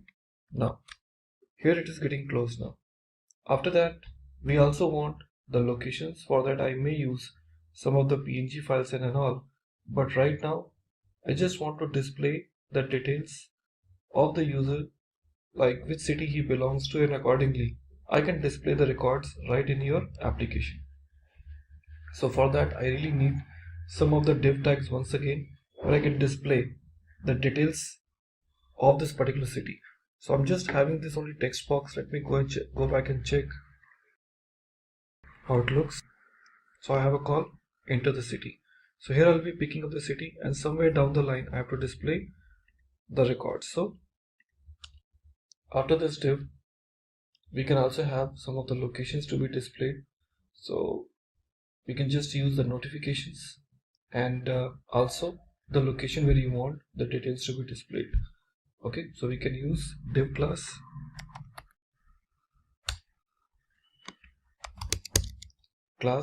equal to temperature value,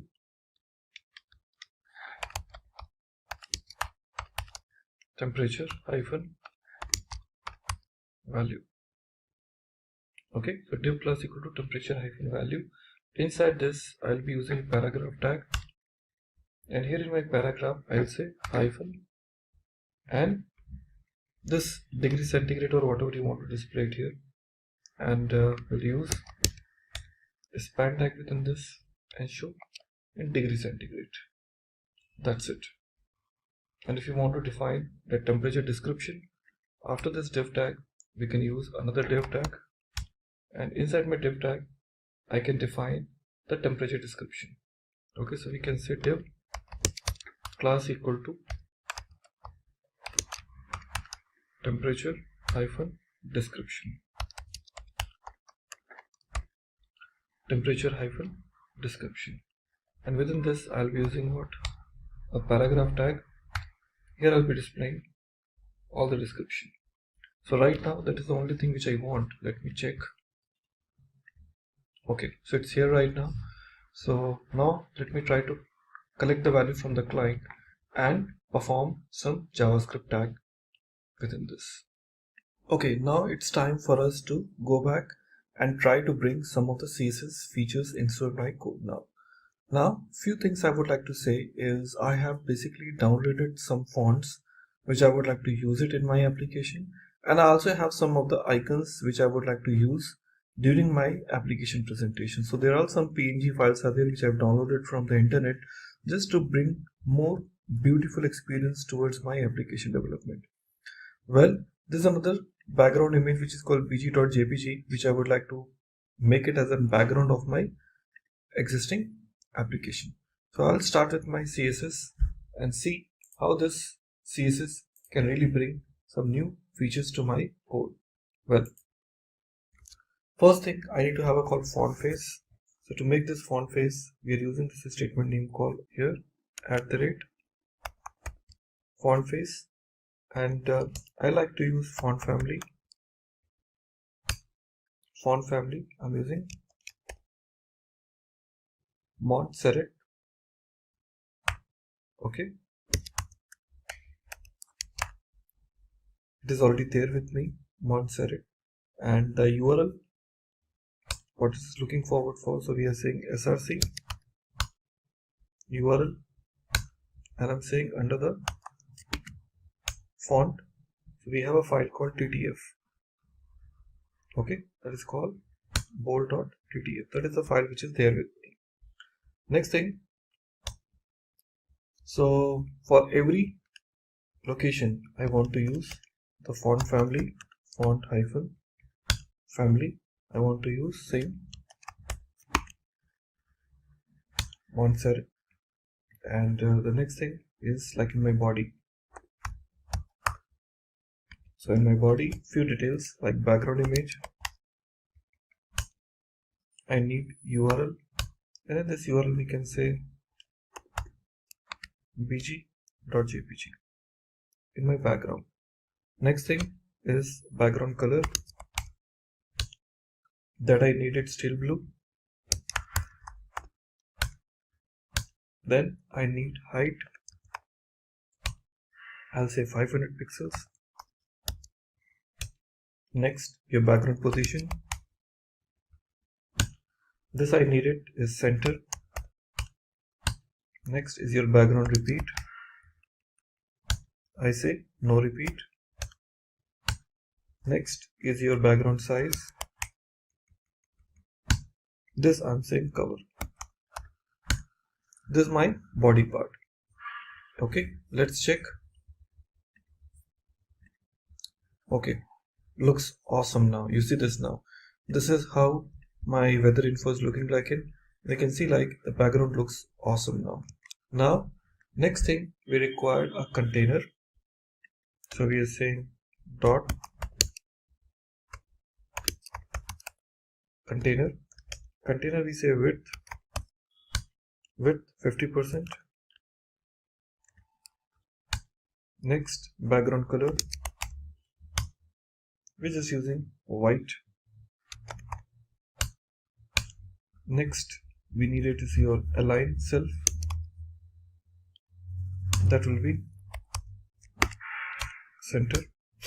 Display will be block. Margin, so in margin we can say 100 pixels. After that, border radius,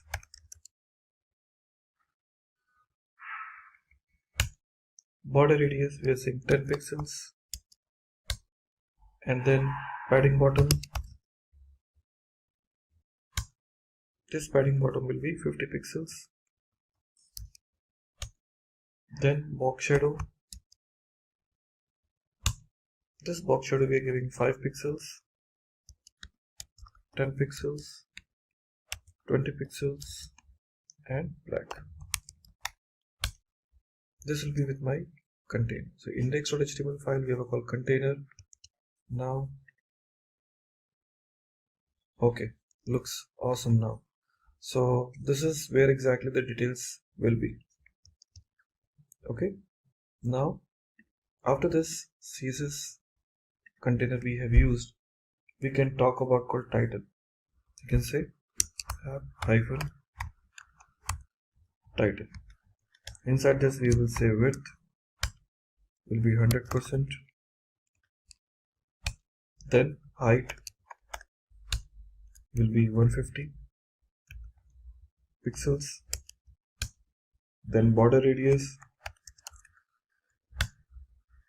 10 pixels.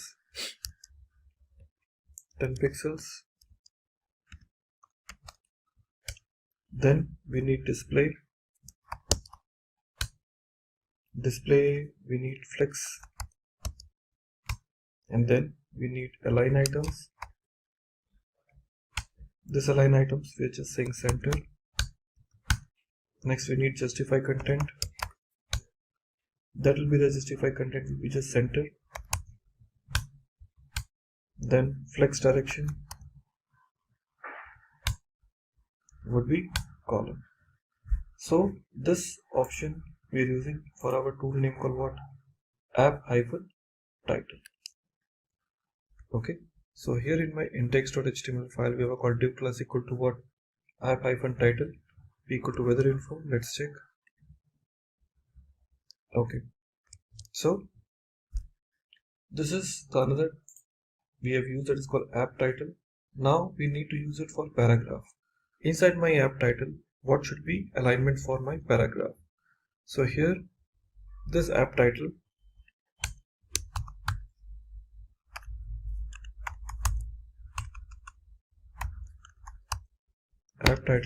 is space p, but it should be the class. So we are saying dot, and there also we have to use what? Dot, because both have to be the class type. Okay, so here you can see now there is a difference. I forgot to add dot, and now you can see it looks better comparatively. Paragraph. So once again, in my paragraph, I'll be having text align, center, padding. I want 15 pixels. Then I need margin. Margin would be 0 and auto, followed by font size. Font size. This I'm saying is called 1.2. Yeah. This is position. Then color. Here giving hash value call 333. Okay. Now here. Okay. So some changes in a paragraph. Well, going forward for the search, because if you remember, we have an index.html file, we have a call id equal to what? Search. So here in my app.css, I have to use hash search. Okay. So this search conditions, I want to use it. Now, inside my search, I need few things. One is called display. I need block. After that, I need margin left, auto, margin right, auto, width. I'm looking forward for 5 pixels. Height, that I'm looking forward for 20 pixels. Then border radius, I'm looking forward for 5 pixels. Then outline, that is called none. When we say border, okay, in this border what we can say 3 pixels, space solid, okay, and once again see, that's what. Let's check.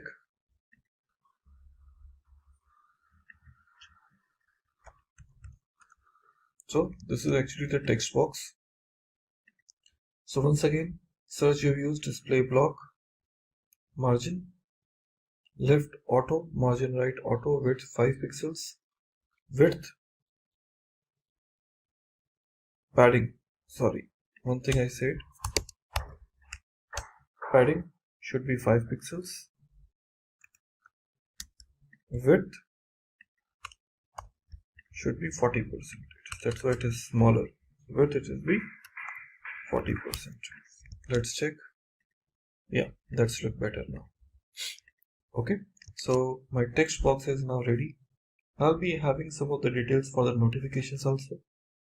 So what I need for the notifications, let me go back and create a class for notification. So dot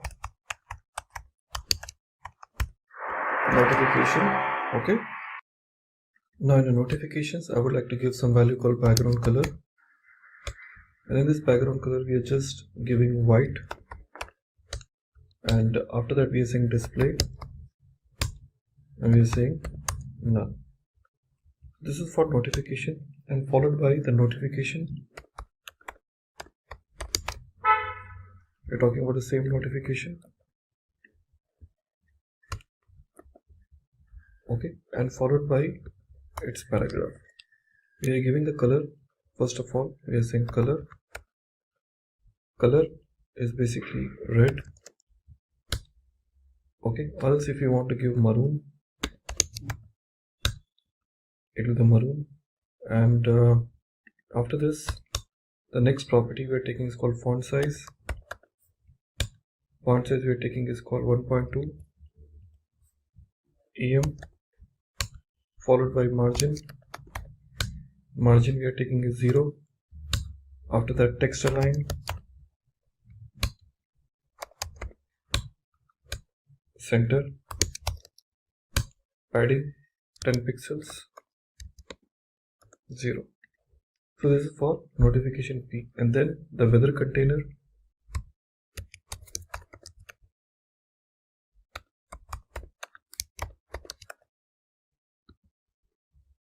okay, In my weather container, I will say width 100%. Sorry. Yeah, width 100%, height we're giving 260 pixels, or if to you 250 pixels if you want. Background color, this background color we are giving is called once again white, and followed by margin top 20 pixels. This is for weather container. Now for the weather icon, weather icon, I'm saying width is 100% and height 128 pixels, just to give in a better look. Now the next thing, we're using dot weather icon space img. Here we're getting display none, and sorry, display not none, I will say rather block, display block, and margin giving 0 space auto. That's for icon. And location icon, if I want to give, then location hyphen icon. This location icon I can say same width, height. So width I'm giving is 100%, then height I'm giving 40 pixels, and then we give this option called padding, then 10 pixels. So it's for location icon. Now followed by location icon, we are also giving call location icon img. Okay, dot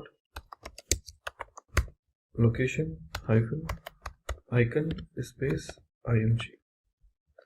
Here we're giving the value called display block, width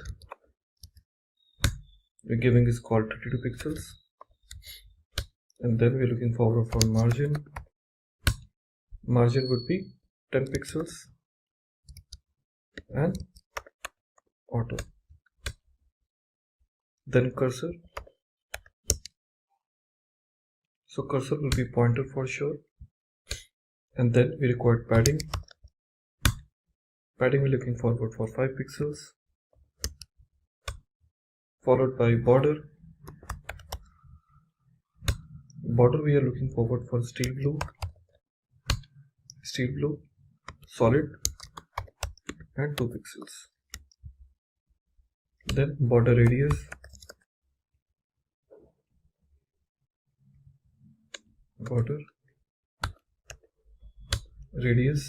we're looking forward for 10 pixels, and followed by your color steel blue. So these are the look and feel we have to basically offer it for my current application, which I yet to discuss in my next development. Then I'll be having some small properties here. Okay, and those properties are nothing but to give you the details of like temperature values. So we say dot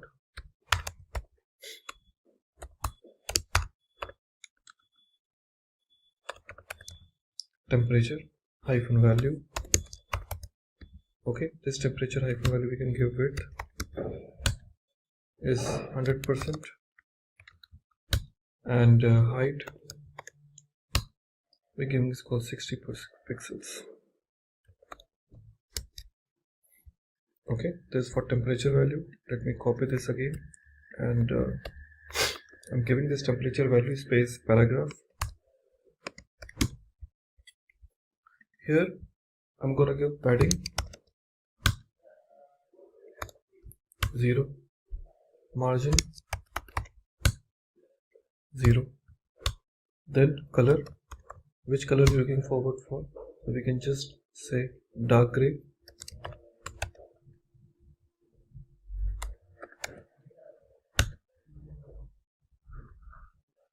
Okay, or any color which you're looking forward for, it's up to you now. But if you want, you can change the color also to the another one. We're giving this called hash 293. Okay, 251. Okay, that is a more perfect color for this development. Now font size 4 em, then followed by text align, and once again center. So this is for temperature value P. We haven't used much, but you can see now it looks somewhere in much more better way. Okay, that is called temperature value P. Then you can use a temperature value span here, dot temperature value span space span, and here we'll remove the additional dot. Now within this span, say color, once again same,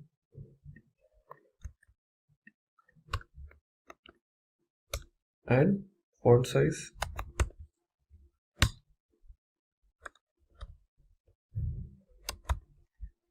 this is for span, and in the same temperature description paragraph you can use it dot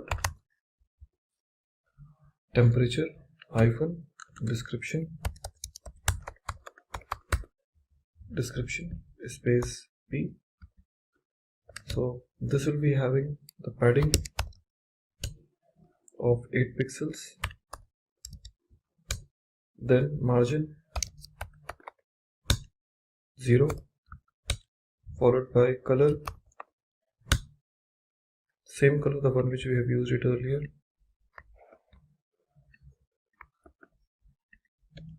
after this color just a text align, center, font size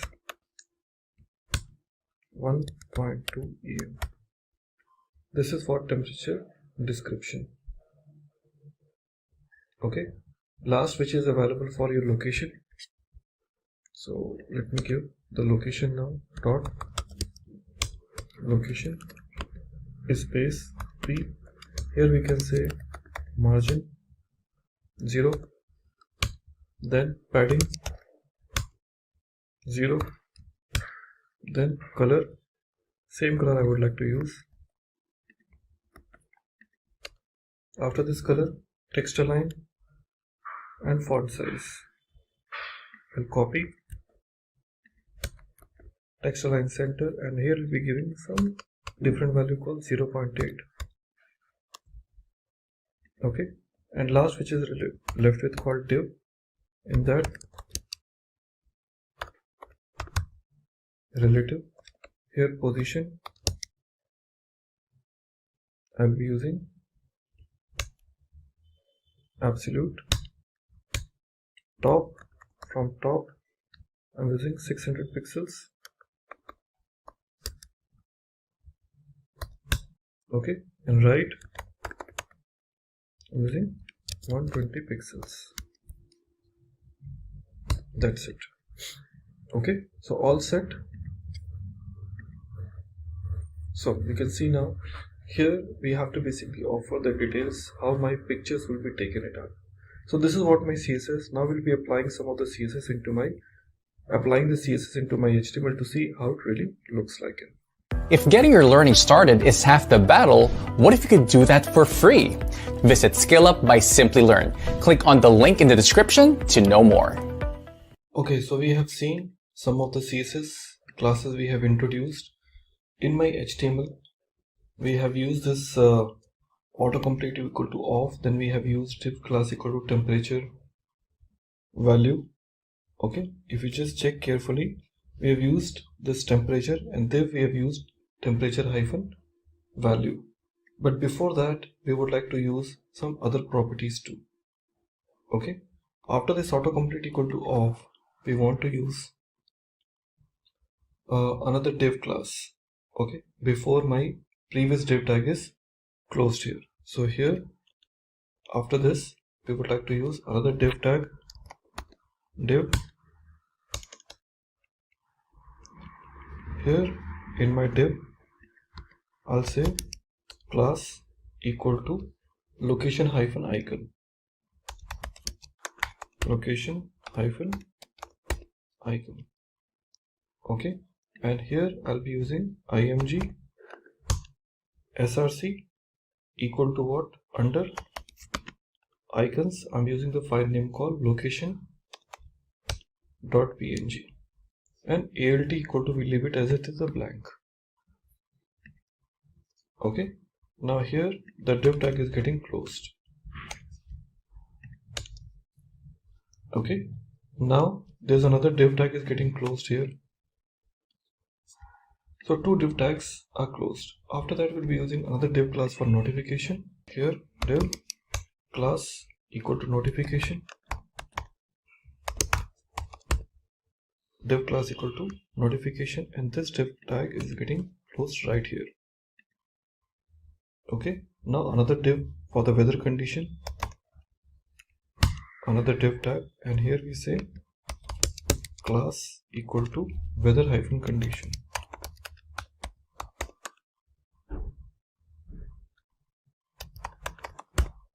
Weather hyphen what? A condition, or I can say weather hyphen container, whichever. So I can say weather hyphen container. Under this weather container, I like to use another div for weather icon, div for class equal to weather hyphen icon, weather hyphen icon, and within this I want to use another img src equal to, once again, icons slash unknown dot png. Okay, div tag is getting closed. So after this div tag is closed, I'm going to use temperature value. So the temperature value is anyways used here. If you see, using call temperature value after the first div tag is closed, you see like temperature value we have used. After that, the paragraph tag and the temperature hyphen description p. After the p, there's a div tag is getting closed.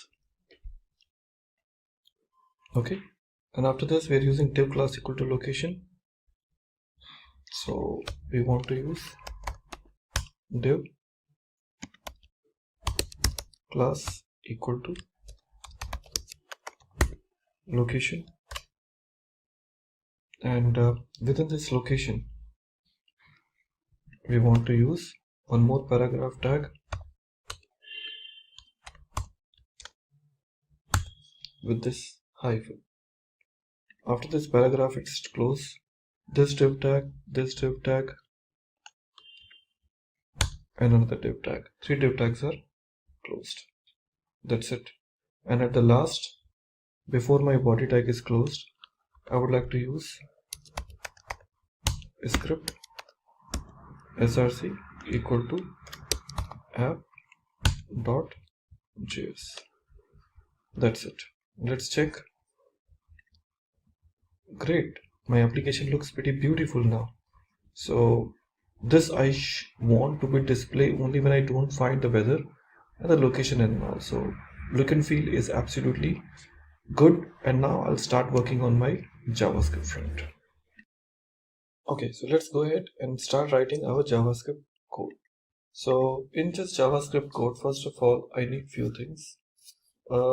First thing what I need is call individual elements or individual properties of my application. I need const icon element equal to document dot query selector, and I'll be using the name call dot weather hyphen icon. Okay, now copy this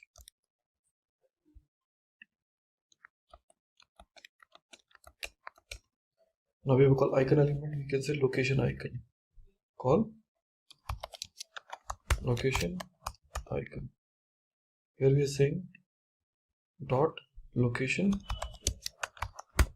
hyphen icon. Now next I need it is called temp element. Here we are using the property called dot temperature hyphen value space p.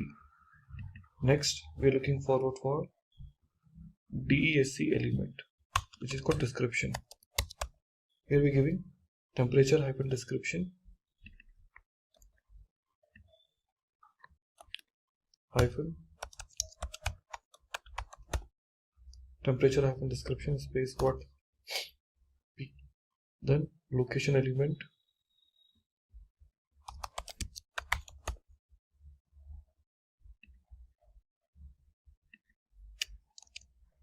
okay, we need a location element and we use dot location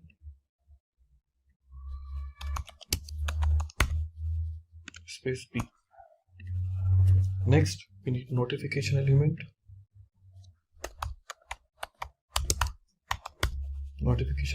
and here we're going to give the call notification.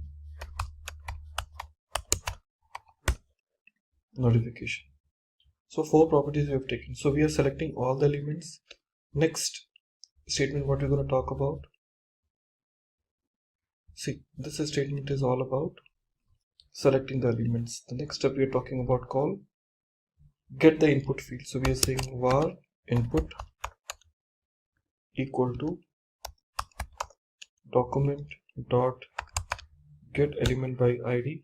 Here we give the name called search, which is the name or id of my text box. Let city equal to blank. Next we're going to give call let latitude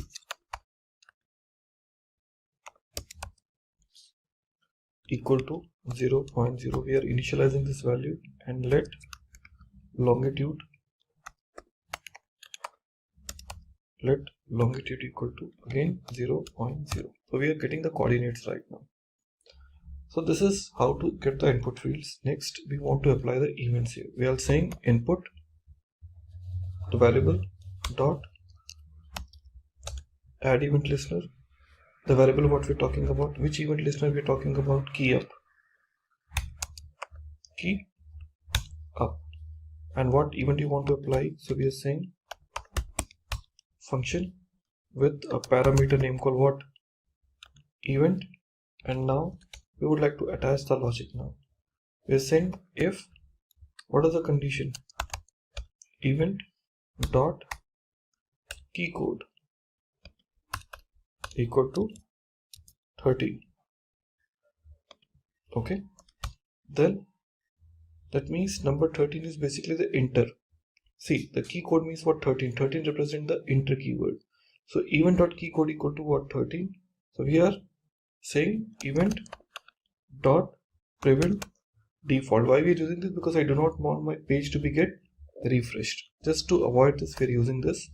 And after that we are saying city equal to input dot value.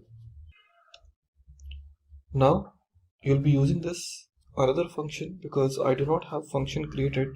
Otherwise I have to call the function name called get search weather and we'll be passing this as a parameter. So we're using get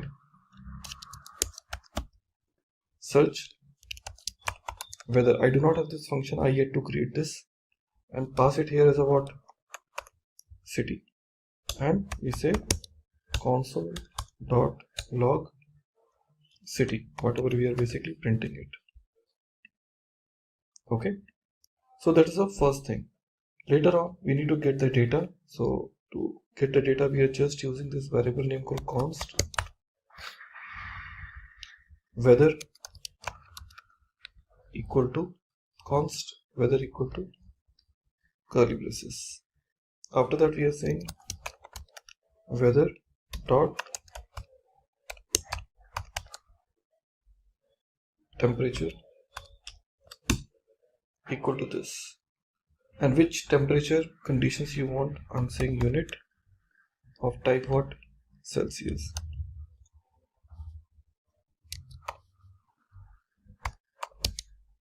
I want it in Celsius.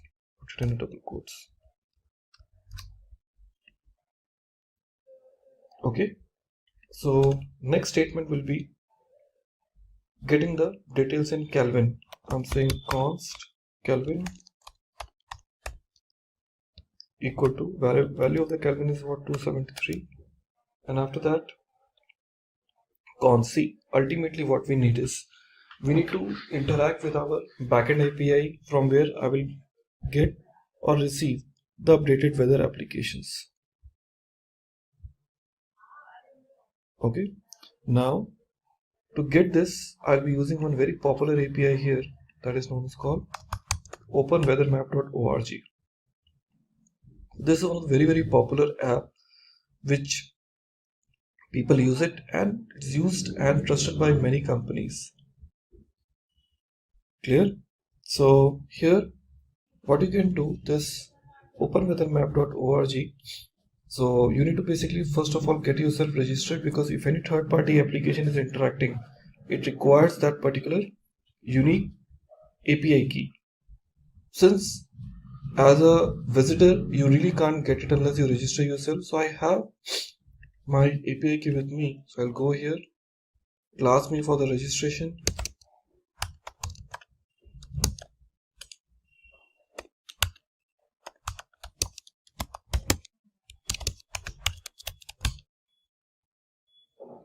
So I already signed up, so if you're not, you need to sign it. There's an API key for me which I need to copy, and this API key I'll be using it in my project. So I just use this property called const key equal to paste my key here. Okay, after this pasting the key, but make sure that you're rather using my key, you use your key, otherwise this application sometimes won't work. So I'm basically trying to use this tool name called geolocation. I'm saying if geolocation, okay, in navigator is, there's a browser object model element. So here we are using navigator, okay, navigator dot geolocation dot get current position, in which I'll be passing the first parameter name called what? Set position, and second parameter will be show error, in case if any error is received. Okay, else, in this else condition what would happen? I'm using this statement name called notification element. You see this notification element dot style dot notification element dot get elements by class name, but I don't need this, rather I will use what? The style dot display equal to block. Then I'll be using the same notification element dot inner HTML equal to, you're gonna use a paragraph saying what? Browser doesn't support,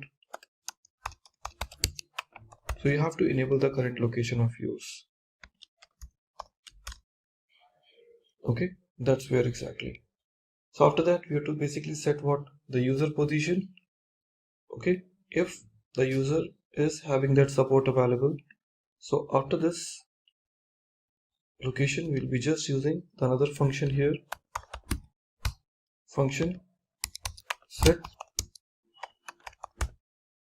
position.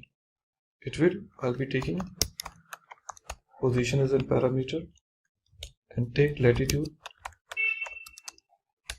latitude equal to position dot chords for coordinates dot latitude, okay, like that.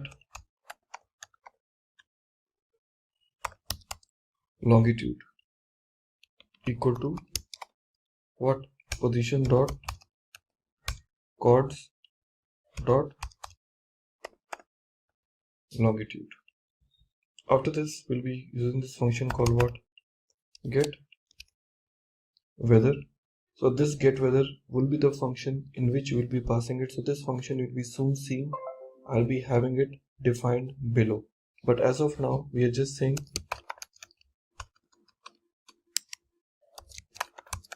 get weather, and in which this we are passing latitude and longitude. That's it. So we have this function name called what? Set position, in which we'll be passing all the values. Okay. At the same time, I'll be using one more function here, that is called function. Not function, in fact, I would like to use location icon, the one which you defined at the top, dot add event listener. Which event listener? I'm saying on click. Second function which take event as an parameter, and inside this I'm saying console, just to confirm whether the records are being taken. Console.log hey just, and we say get weather. Okay, once again we'll be passing what? Latitude and longitude. Same, I just copy this and pasted it here. Okay everyone, so we have written till here. When I try to run my browser, so I should see there is a message name called show error is not defined. But obvious, because this message what we're writing it here is called show error. Okay, this as a function, as a parameter, it is not defined. Let me define this function called show error. So we are saying function show error, which take error as an, just take error as a parameter. Now in this we are using notification dot style dot display equal to what? Block. After that, once again, notification element dot inner HTML equal to what? We're just using this as a paragraph, and here error dot message. Okay, and after that paragraph. So this is how we are basically writing it down. And now see, it is immediately asking you to know your location. Okay, if I say allow, that's okay. Okay, so nothing. You can see now it is saying get weather is not defined, because right now the moment I click on this, so it is saying like get weather is not defined. But obvious, because I told you this get weather function I need to develop, so I get to develop this function called get weather. But before that, I'm using another function called function get search weather.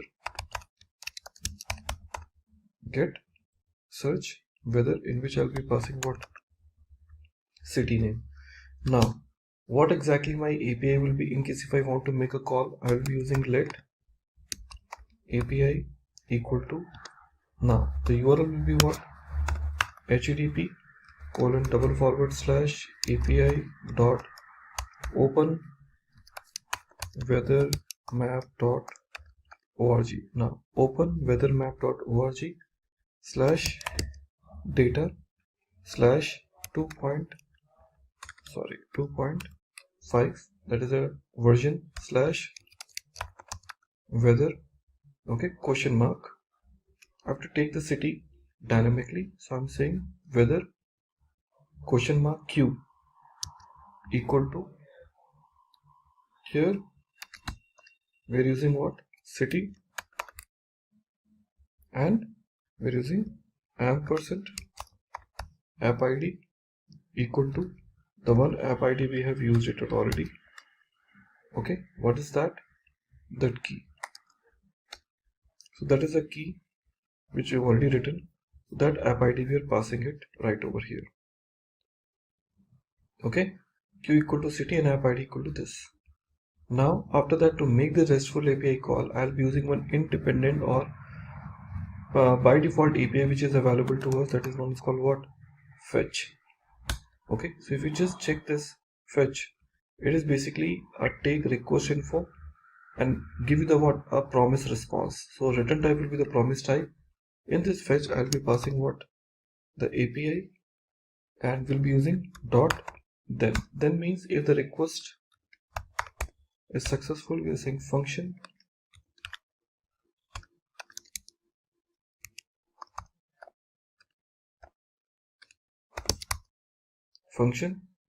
response. Then function is a parameter response. We are saying let data equal to response dot. I'm expecting the response of type of what? JSON. We're saying JSON now, and return what? Data. So it will be returning data back to me. Now if it is successful, then what? Then I'm saying dot. Then once again it is chaining, again function, again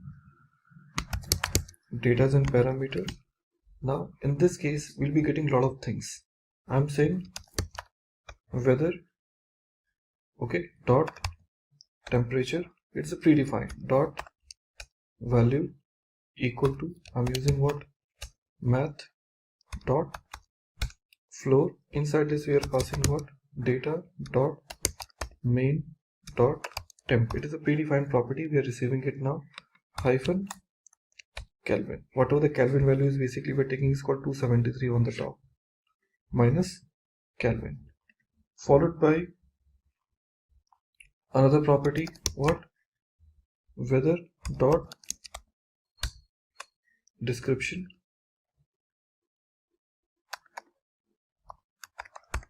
weather dot description equal to, we're using data dot weather 0th position because it contains a lot of data, but I will be taking what? Description out of that. Then weather dot icon id, weather dot icon id equal to data dot weather dot icon, then dot icon, then once again weather dot city, okay, equal to data dot name. After this, weather dot country dot equal to data dot sys dot. So these are the properties. I have it right now with me. Okay, and once I received all the property, I'll be using dot, then I'll be using one function, and I will say what? Display. There is no function written called display weather, but I'm gonna say there's a one function name called display weather. This function I yet to write, but this function I'm just putting it here. Okay, now this is closed. After that, since I need to get a weather from the API provider, so I have to also pass what? The latitude and longitude, which I'm receiving it from the client, because here I just want to have two things, the properties as well as weather, both, and both I'll be using it one by one. Okay, so here we have kept this get search weather, and now I'll be calling one more function after this logic, and I'm giving the name called function get weather. Okay, it takes two parameters. One is called what? Latitude, and second is called longitude. So we have two things called latitude and longitude, and here I'm using this property called what? Let API equal to. Once again, if you remember, I've used this statement. I'll just copy the same and pass it here. But challenge would be this time, I will not be passing city name because there are two options are available. Either you type the city name or else you click on the icon and let your application identify the location which you belong to. So after this weather question mark, here I will not be using Q, I'll be using what? LAT equal to latitude. Okay, and we're using and LON equal to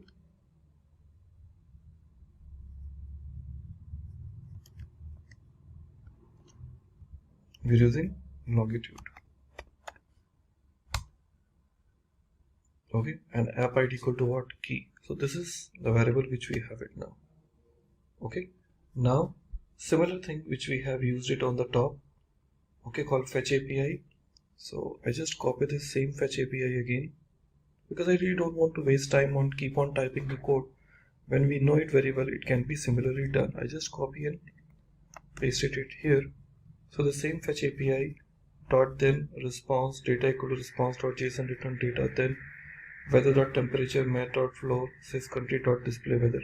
So we have used the same thing here, and after that we have to use the last function here that is called display weather. Display weather, and here in my display weather I can use what? Icon element dot inner HTML equal to, I'll be using img src equal to icons slash dollar, and we'll be passing what? Weather. Okay, dot icon ID. Okay, dot png. Okay, so that we are basically putting it here, dot png, and after that we're just closing that.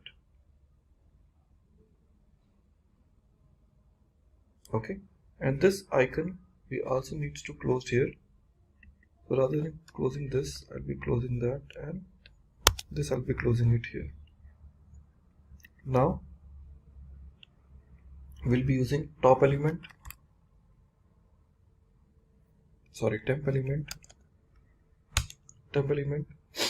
dot inner HTML equal to what? We'll be using this dollar weather dot temperature dot value. Okay, and after this value we can just use this asterisk sign, the one which I told you. Okay, and use span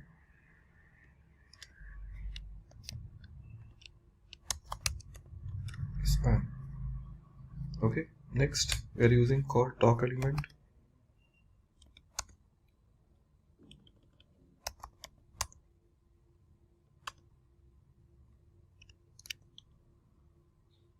so we have DAC element. So we have called DAC element dot inner HTML equal to weather dot description, and last but not least location element dot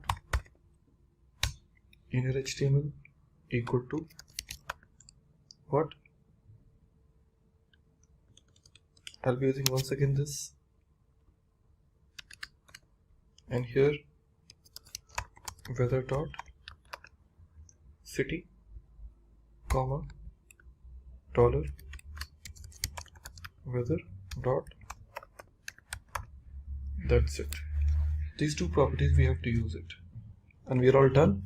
Let's check with my code if I get any error. Now allow. So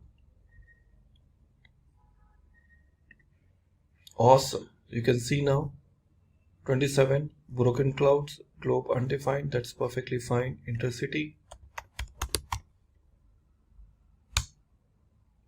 You can see awesome, beautifully it is showing you the conditions. It's saying smoke 28 degrees centigrade and all.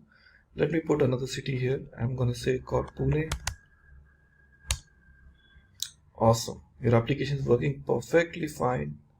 And let's see one more. I would say awesome. And now we are planning to develop one very special game for you in JavaScript. And now it's time to talk about another very interesting game that is known called Tic-tac. Tic-tac-toe is world's favorite game. We have already played a lot in our childhood days and it's still my favorite game. So I have decided to basically offer you this tic-tac-toe game developed in JavaScript, HTML plus CSS, which can create something really very great effects for the end users. So let's go and start developing our next game that's called tic-tac-toe. So in this tic-tac-toe, I will start working with creating a folder called tic-tac, and inside this I'm going to create a new file name called index.html.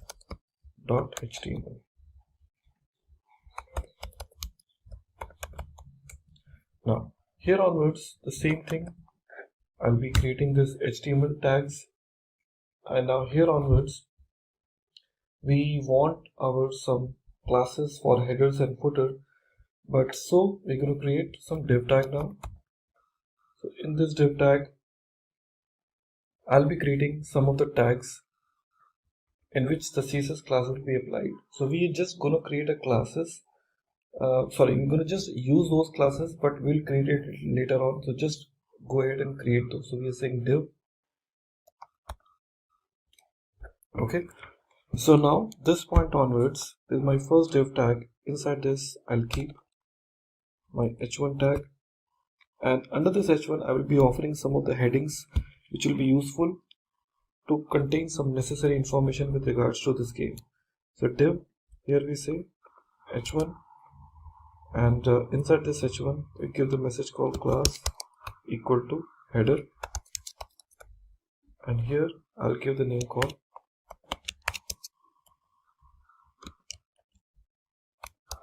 is a tic-tac-toe game. After this div class, here we will start working with our form tag. Within my form tag, I will start my div. After div tag, I will use label.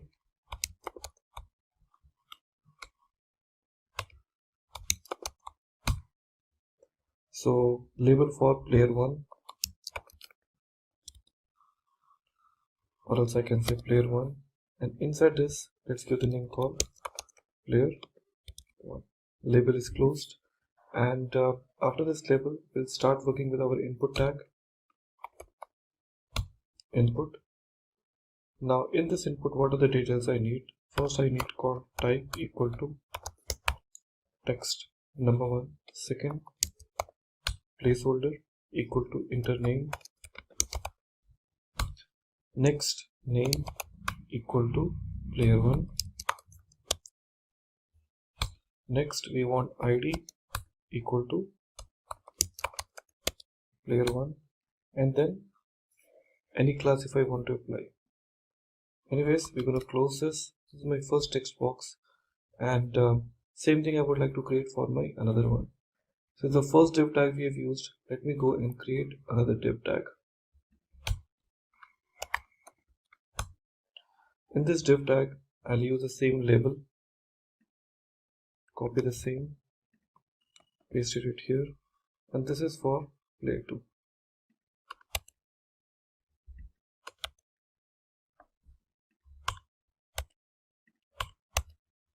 So we have this 2 players with me, and after this div tag, I'll offer the submit button now.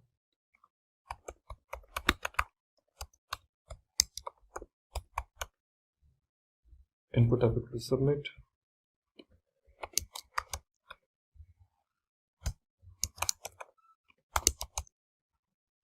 Start game. Now the form tag is closed here.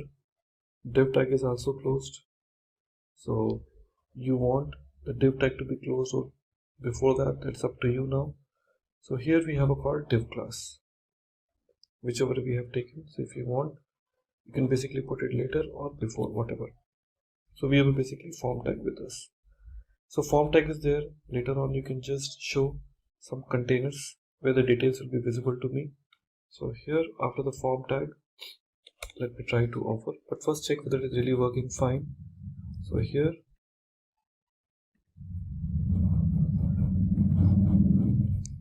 we have this option called enter name after this tic-tac-toe.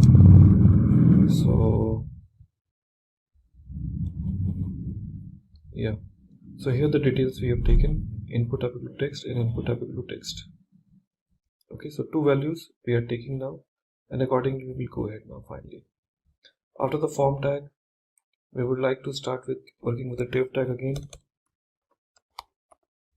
Div, and inside this div, since I haven't created any CSS classes, so those we can use it little later on, but let's have this div, and inside this div I would like to use one more div tag. Okay, and here we want to use one more div tag. So inside this div we will be using one more div tag. So in this div we can just give the value called data id equal to 0,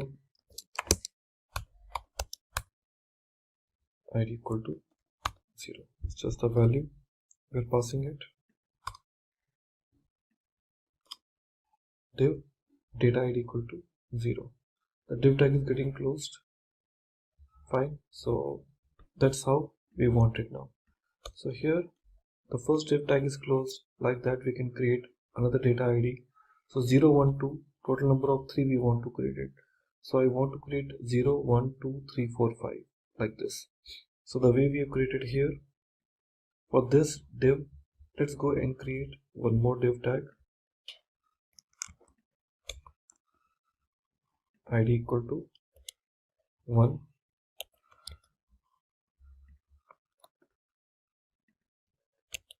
2. 3 options we have it now. Okay, like that I can keep on creating the others also. 2,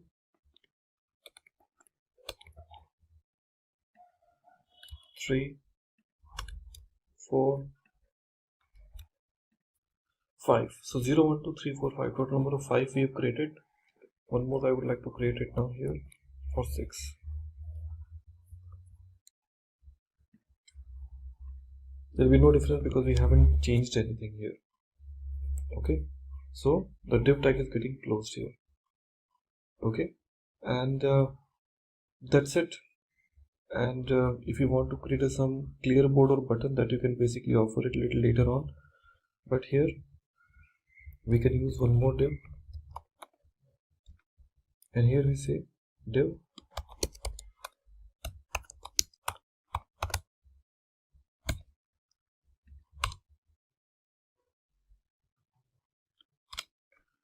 class equal to relative, and within this div tag I can use any image tag if I want. So I just leave it as it is, and after this I can create one more div tag, and inside this another div.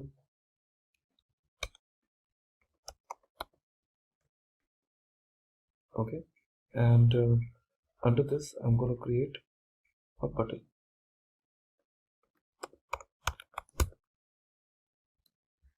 Okay, and in this button we'll be having some value.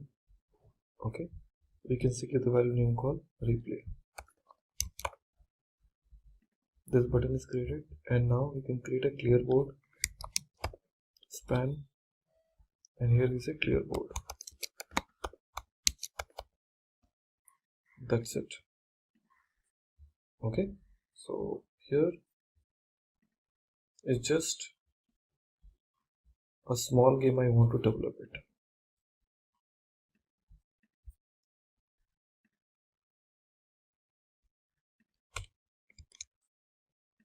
Better. Now there's no user interface has been used. So this user interface will be using it later on by offering them a pure look and feel, so that it gives me more better look when your application will start. But most importantly, I need to start working with the JavaScript part where the logic will get calculated here. Okay, so we want to start with the JavaScript, so let's get included the JavaScript in my code. So here I can say here a script tag, a script equal to, now the file I haven't created, so let it be as it is. That's it. So this is my script tag, and let me try to include my style sheet also. So I just say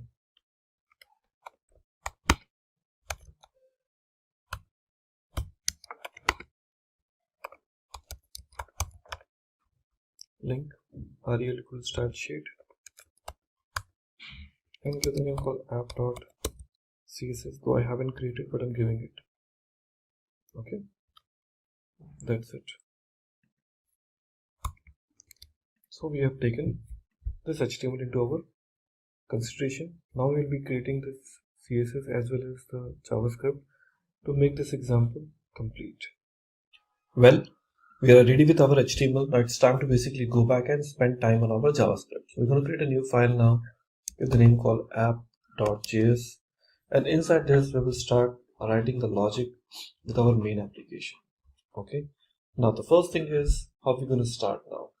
Yeah, so first thing what we need to do is we need to attach window dot add event listener, and when the window will load, some logic should happen. So I'm saying load. Second is the name of the function. So the name of the function perhaps does not exist, but I can give the name called app, which I'm going to create it shortly. Now here, first of all, let me try to create a game board. I'm saying let game board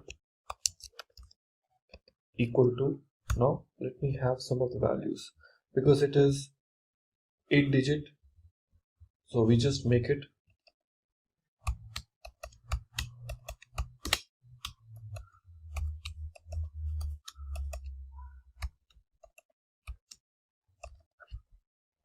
like that, and one more for making it 9. Okay, so that's how we're going to create it now. Okay, now this is all empty right now. After that, we're going to create let turn, just a new variable, equal to 0. What this is, it keep tracking if X or 0 player its turn, like which player turns it to be. So just it is trying to mention it. I'm saying let winner equal to false. Okay, now let's go and create the player. So create player. How are you going to create a player? We say const player equal to, what we're going to pass, name. Okay, equal to, now inside this we can say name equal to name. Next we say return name. That's it. Okay, after that I'm defining let player x equal to player with the empty value, and again player y equal to player as an empty value. Now let's try to initialize the app.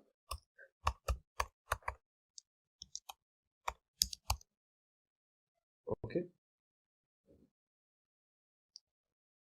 initialize. Now inside this initialize app, we're going to create a new function.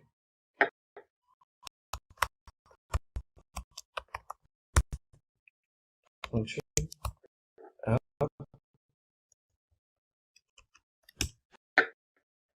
and inside this we're going to create a variable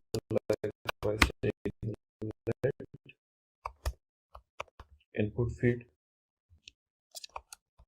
equal to, first of all, document dot get element by id. Here we're going to take the class name of this particular text field, so we are saying input hyphen field, okay, dot false. Okay, now after this we have to say const add players equal to, once again, document dot get element by id, where we just give the name called player form. Okay, next we are saying add player, okay, dot add event listener. We want to attach the event, on which event, submit event, and what logic,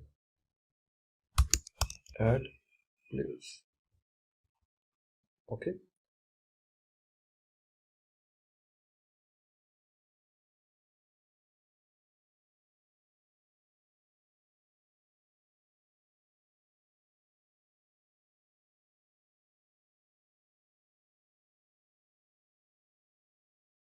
players in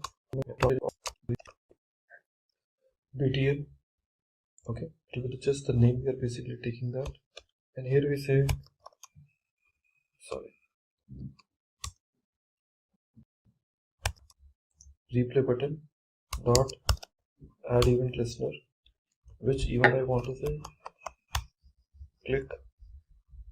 Okay, that is the first event. Second,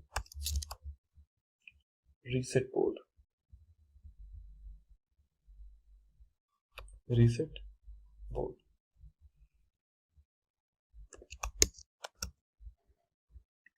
That we are basically passing that. Okay, now this is the initial case which we have it. Now beyond that, I will add, this is the players what we have added, and right now it slides to add the players. So this is how we have initialized. After that, let's add players. How to basically add the players? Here we have to just define the function add players. Okay, which will take event as a parameter and say event dot prevent default. This prevent default will try to prevent the default behavior which is submitting to be get avoided. And now here we say if this dot player 1, so we just define the property called player 1. If this dot player 1 dot what value, okay, is blank, okay, or this dot player 2, sorry, this dot player 2.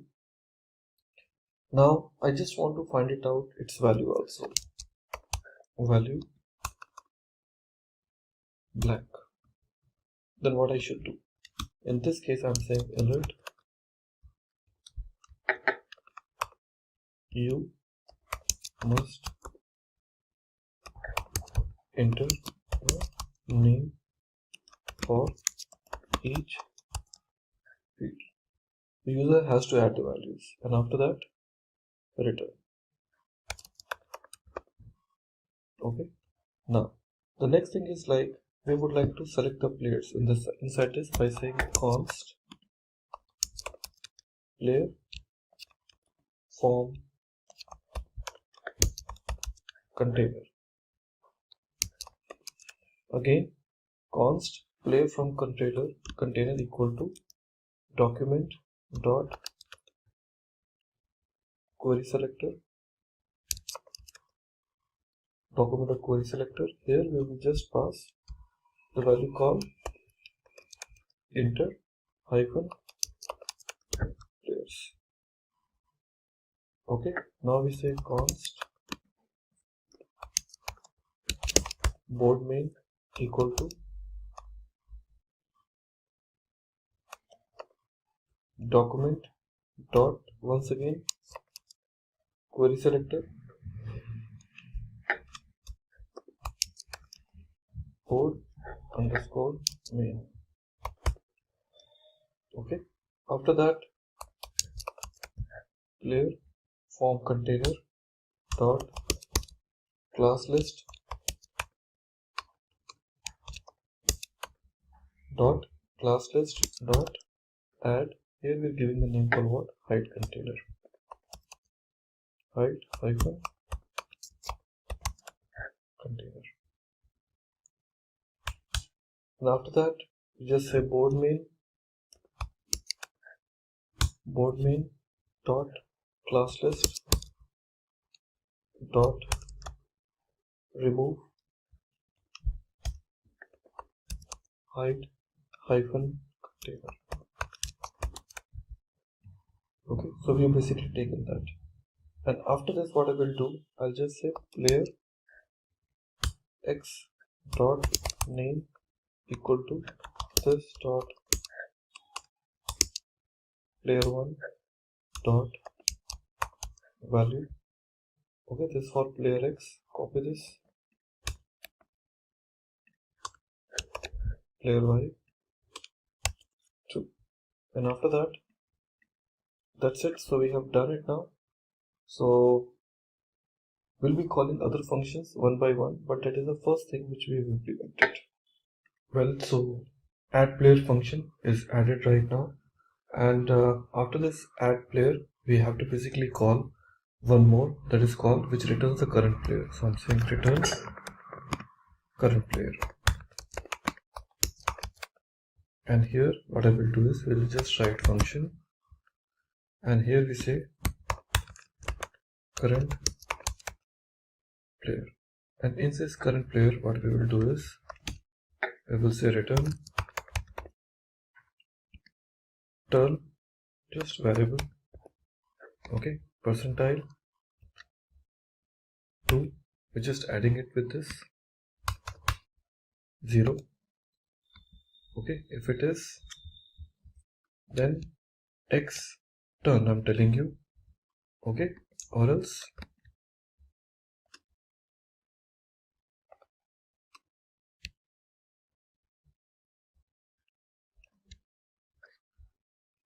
so we are adding like the current player. Who says the current player right now? Well, after this adding the return current player, we're going to add the other function that is known as called return the current player. Return current player is having this value, and after that we need to say resize the square in event browser is resized.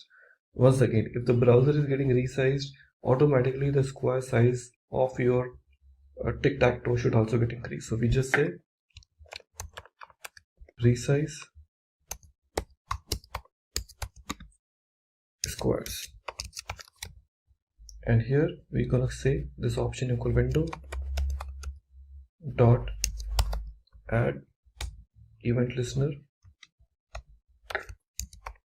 Now we have a call option called resize here, and the second parameter what we are passing is called on resize.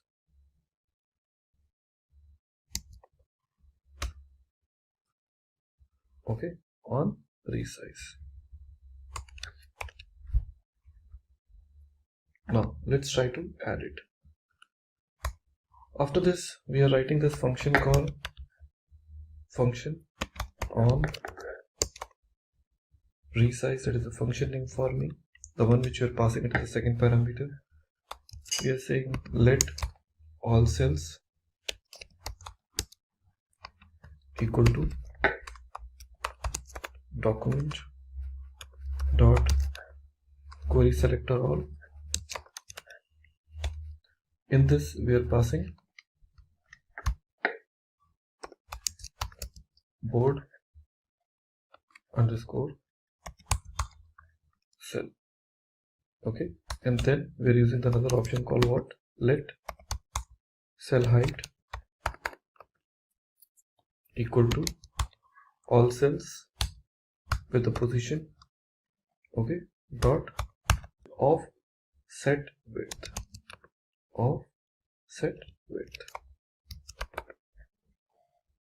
After that we are saying all cells dot for each.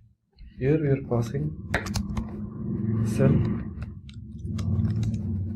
and after that we are using cell dot style dot height equal to, now he'll be using this backtick and use this dollar sign and say cell height, and that too in a pixel. So this will be taking the dynamic values. Okay, that's it over. Now we have to just launch our build board. Now build board. So how are we gonna build our board now? For this we are saying function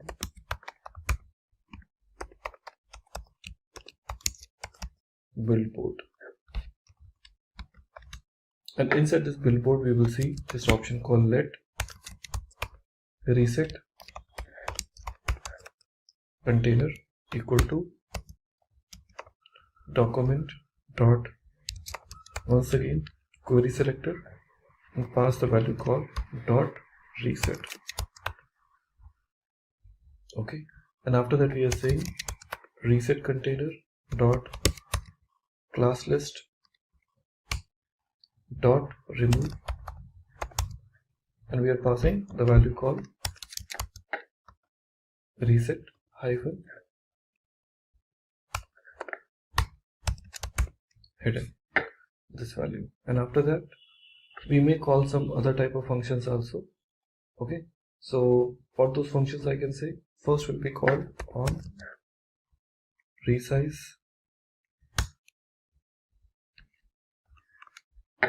after that we are calling add cell click listener, but I do not have that function with me. These functions we need to create it by our own. Okay, so we will just leave those for a time being. Let's go back and create another functions now. So we just want to write another event with cell click event for player to attempt to make move. So here we are trying to say cell click event for player to attempt to make move. Now this function we need to create it, so we just say function now. We just say function and give the name of the function to make move now. Function make move. It takes event as a parameter, and here we are saying console. Let's go back and try to check the another condition, that is called let current cell equal to %, because we have to read the value from there, and here we are saying what, event dot current target, sorry,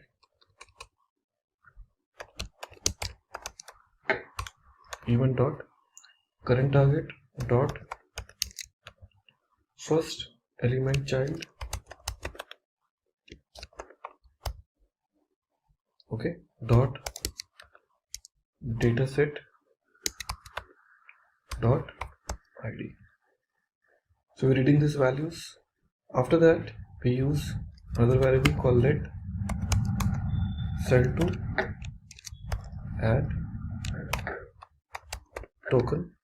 Now here we are typing document dot query selector,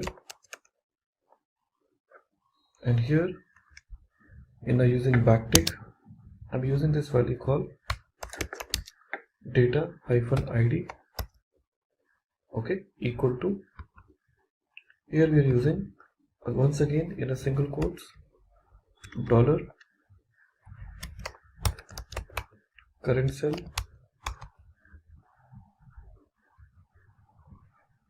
Okay, so this value we are taking it like that. After that, we are using this situation called if cell to add token dot inner HTML exclamatory mark blank. Once again, if cell to add token dot inner HTML equal to blank, then what next? So cell to add token dot inner HTML equal to blank, then what you should do? I'm saying console dot log and give the value the one which you want.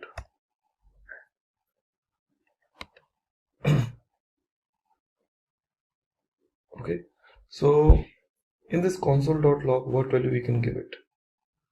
Cell to add token, we have it. It is taking this value to the current cell dot inner HTML console.log, and inside my console.log we can set this cell is already taken.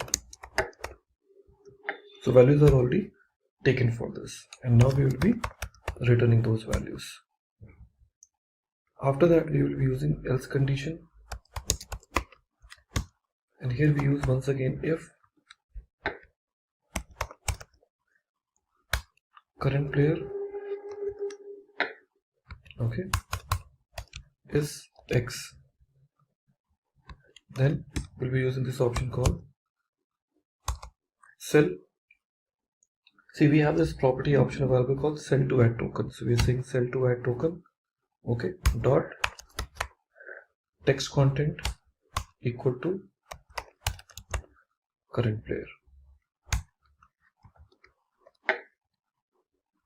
Okay, and we say game board, the one which you have created, pass in this game board this value called current cell, and in this current cell value will be equal to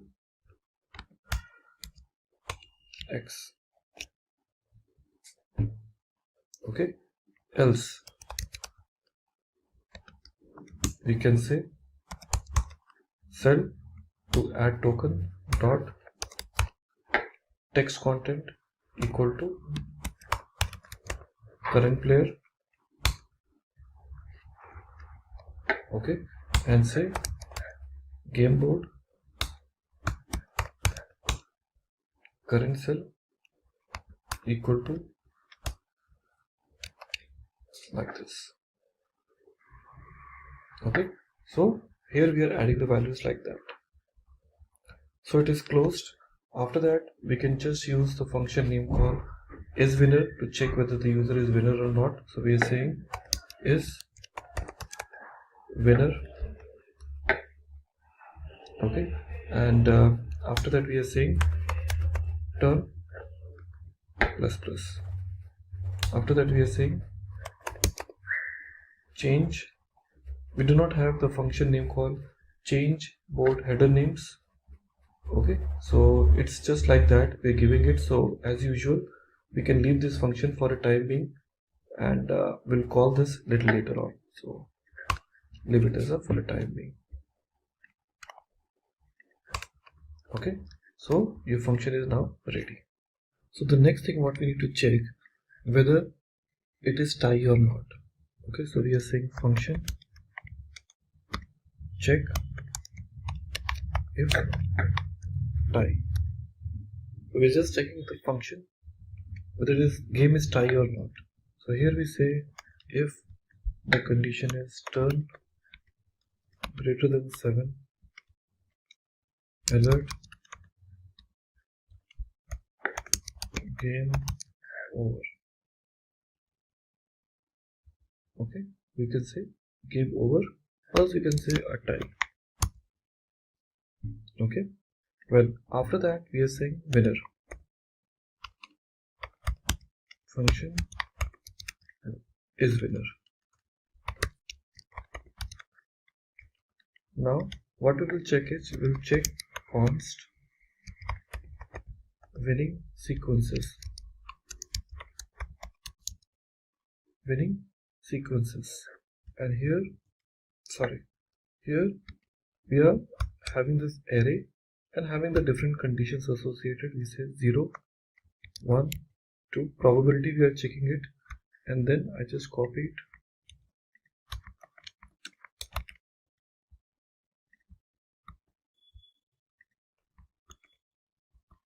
Well, we are saying 0, 1, 2, and here we are saying 3, 4, 5, 6, 7, 8, and 0, 3, 6 again, 0, 3, 6, and once again 1, 4, 7, 4, 7, and next we have a call 258, 8, then we are checking the value called 048,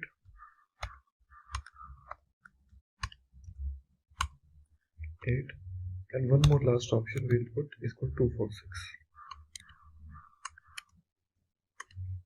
6. So these conditions we are adding it now. After this array we can say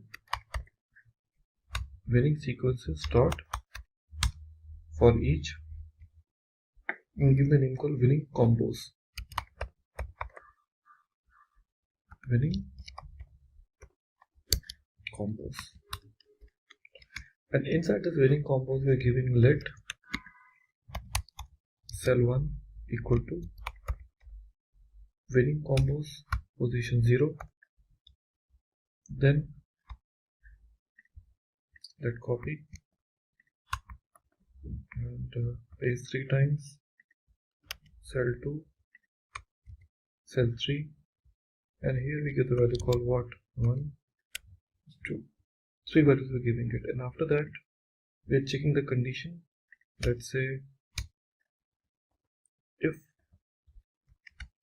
and here the conditions we are checking. What exactly that will be? For the game board we are saying game board cell 1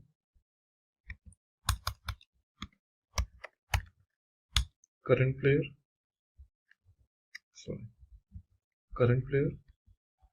ampersand come down game board cell 2. I just also copy this the same line and paste it multiple times. Now here we are checking the condition for cell 2 and cell 3 and cell 3, and after that we are starting the position. So after that we are starting the position call by calling this condition call const cells and then equal to document dot get element by document dot query selector all, and here let's select the position dot board underscore cell. Okay, then after that we will be using cells dot for each cell, and inside is what we are passing. We are saying let cell id equal to cell dot first element child. Okay, dot dataset dot id. So this is the value which we are basically adding it now, and we are using one more if condition. We are saying if cell id, now we are talking about call cell id triple equal to cell 1 or cell id cell 2 or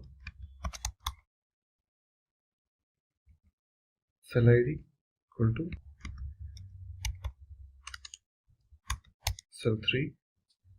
Okay, and in that case we can use cell dot class list dot add, give the name called board, just give the class name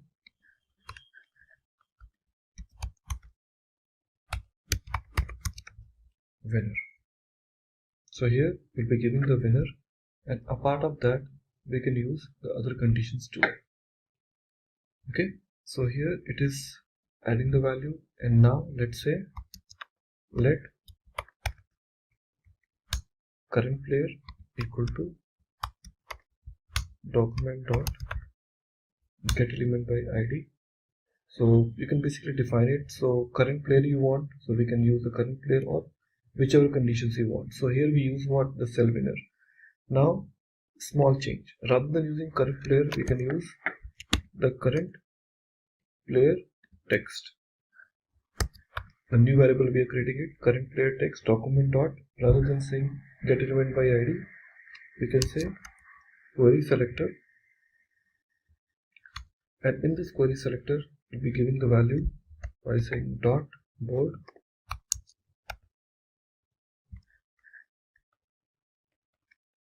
player hyphen term, the value which we're giving it here, and that query selector value whichever you given this, let me try to put it in a parenthesis like this. Okay, now here we just check if current player x, then what? Then in this case we can say current player, whatever the value we are using, current player text dot inner HTML equal to, now we can define the value whichever you want to offer it. We just use a condition called div class equal to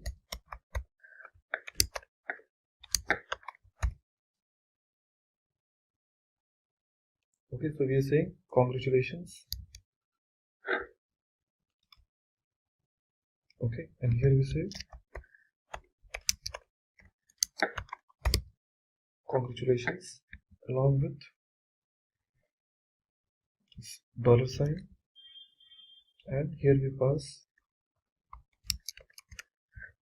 player I dot name, and here the div tag is getting closed like this. Okay, so that's the message we are basically printing it, and after that we give this value and say this message called winner equal to true, and after that if you want to apply remove that function we haven't written, we'll be talking about a little later on, and just say return true again. So your function is ready now, and later on we can just check the condition if winner, if winner, or we can say check if tie and return false. That's it. Now in a continuation to this example, we're gonna develop another function which the name is called change board header names. So let's continue by defining the new function called function change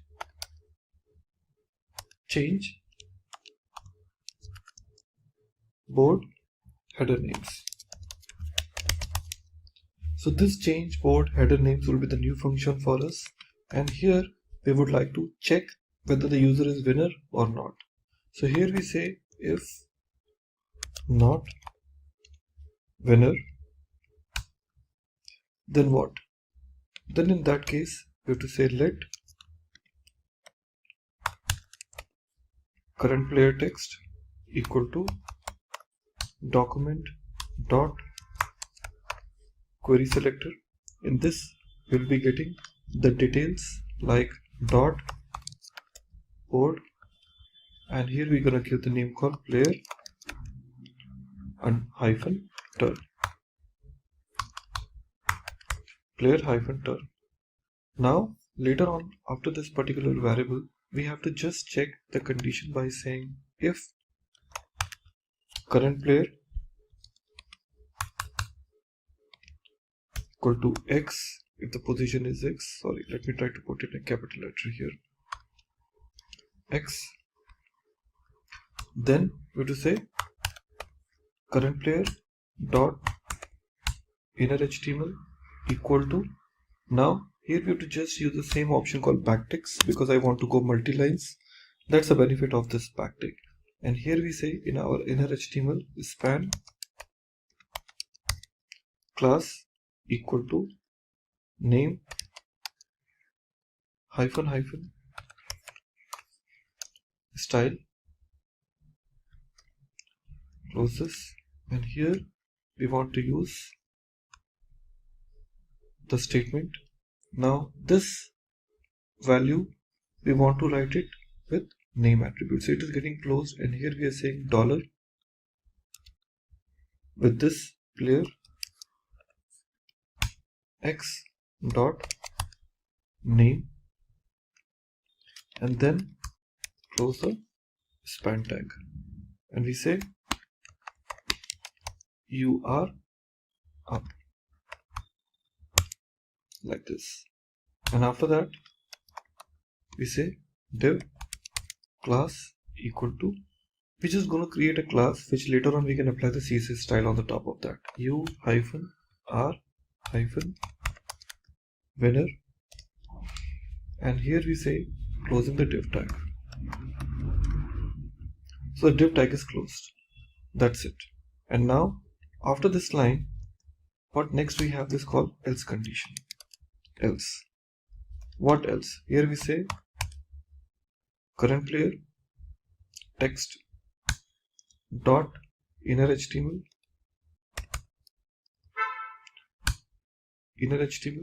equal to, after this we're going to write the span class equal to, here we say name hyphen hyphen, same option we're going to use it. So in this condition, so winner conditions, so let me try to copy the same rather than copying it again and again. I'll just copy the whole text. Span class equal to name hyphen hyphen style player, rather than saying x we have to use y, you are up, you are winner. Okay, so here it's getting closed. Well, after this what we have to do, create another function called reset board. Function reset board. Now in this function reset board we just say console.log a small message resetting is added. Now afterwards we will be using the game board, and the same game board what we have used it earlier, I'll be using the same conditions. On the top, if you remember, that was the game board for me, so I'll be using the same game board. Let me copy this, yeah, with the same condition. Okay, game board equal to this. After that line we will say let cell to add token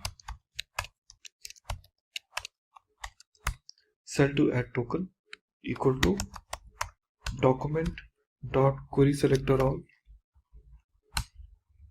Here in this I'll be using another class called letter. Now cell to add token, whichever we've used, dot for each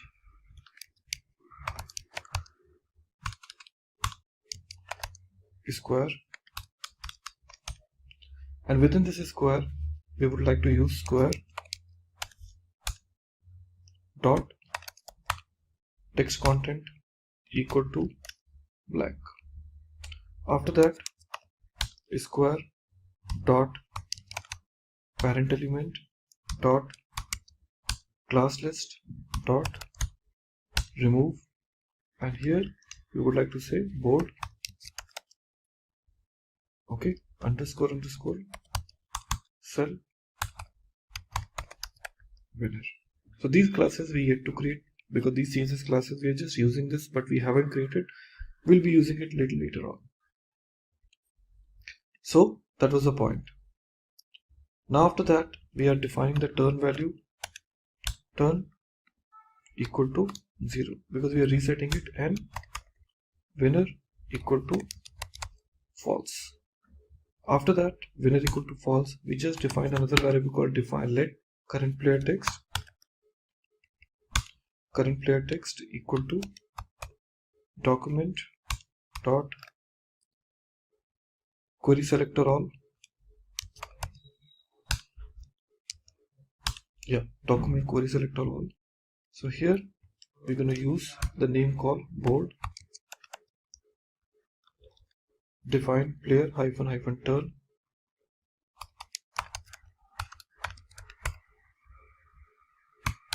After that, current player text dot inner HTML equal to, once again we have to use the condition for up and winner point. So let me try to copy this.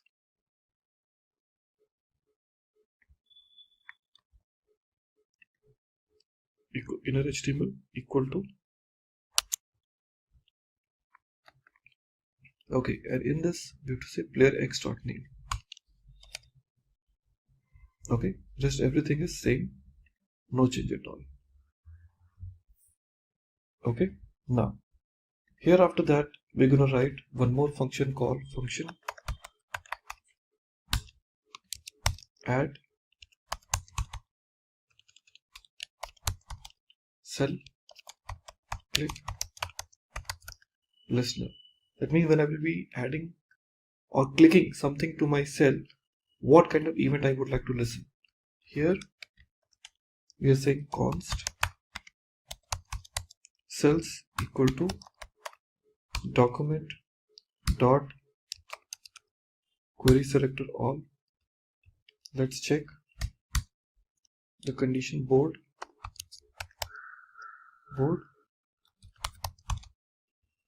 cell, and here once again we say cells dot for each dot for each,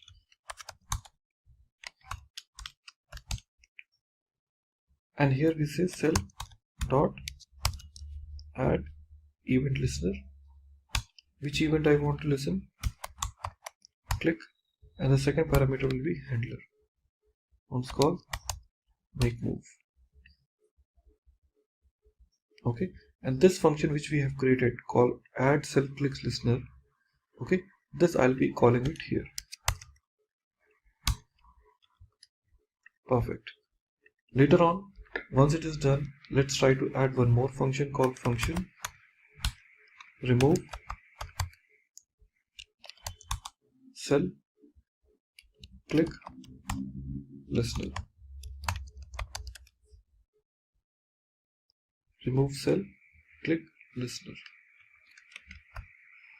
Now here we say let all cells equal to document dot query selector all. Let's pass board cell, and now we say all cells dot for each cell, and here we say cell dot remove event listener,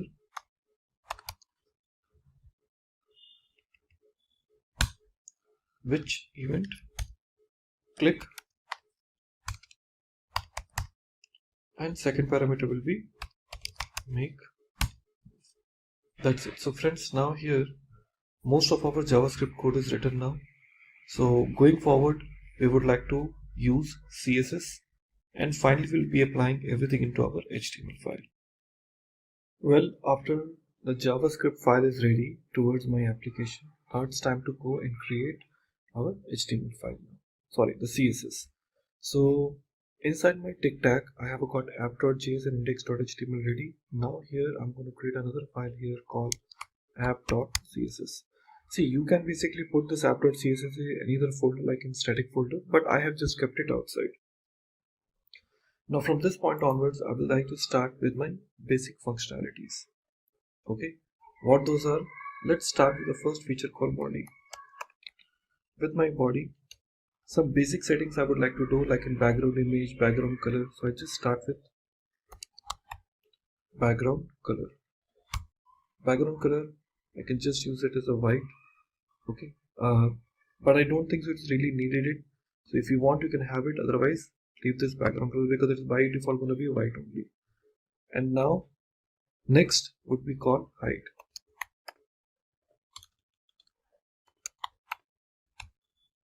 Height will be 800 pixels. Next, background position. Background position, I just say like center. Next, background repeat, in case if you do not want to repeat the image. Background repeat, and here I say no repeat. Next, background size. Here we are saying cover. Okay, so it resizes the background image to cover the entire container. Okay, so that's what the body part. Now the next thing is we have to select the rest of the CSS classes. So first select div dot relative. Inside this div dot relative is first say called position. Position we are saying absolute. Next is top. From the top I'm just making 760 pixels. Next right. Right we are just saying 120 pixels. Next, after this we are saying height container, height dot container, or sorry, height hyphen container. Here in height hyphen container we will just display colon none.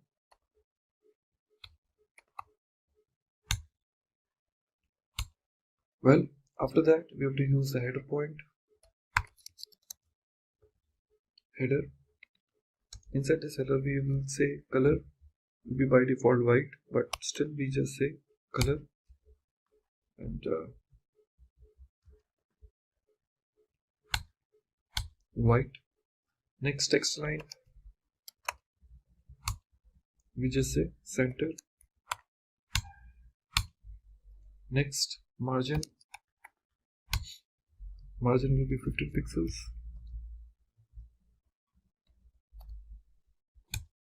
Next, font family.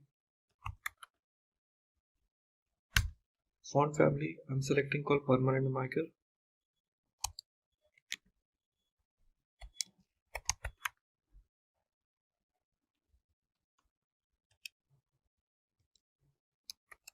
Permanent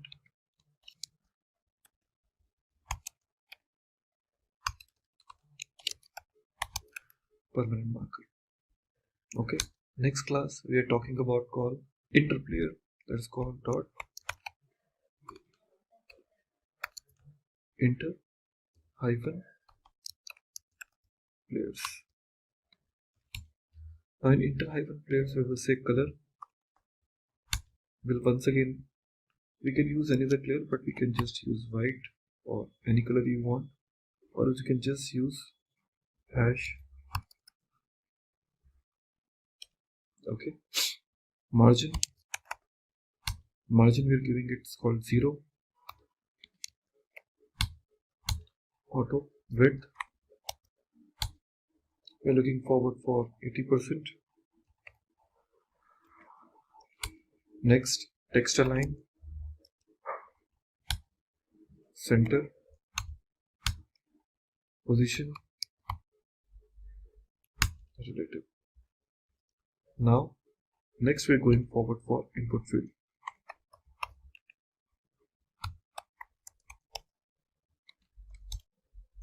In this input field, we just say border 2 pixels, solid and black. Next, outline none. I do not want any outline to be there. Next, padding, I can take 4 pixels, 8 pixels, 4 pixels, 8 pixels. Now margin, we are saying 0, 0, 10 pixels. Okay, and finally 4 pixels. After this margin, we say font size 18 pixels. Okay, so that is your input field. Next, we are talking about something called input field focus. Input hyphen field, okay, colon focus. Now here, border 2 pixel, solid red, or any other color which you want to use it. Next, how you want your submit button to be. So I'm saying dot submit hyphen btn, border 2 pixels, solid and black, padding 8 pixels and again 8 pixels, font size 18 pixels. Now width 250 pixels, followed by border radius 5 pixels. Next, your margin from top, let's take 10 pixels. After that, background color, let's take white only.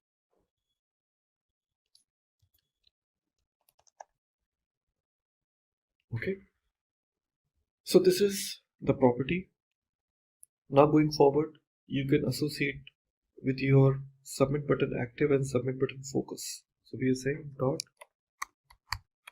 submit hyphen btn colon active, and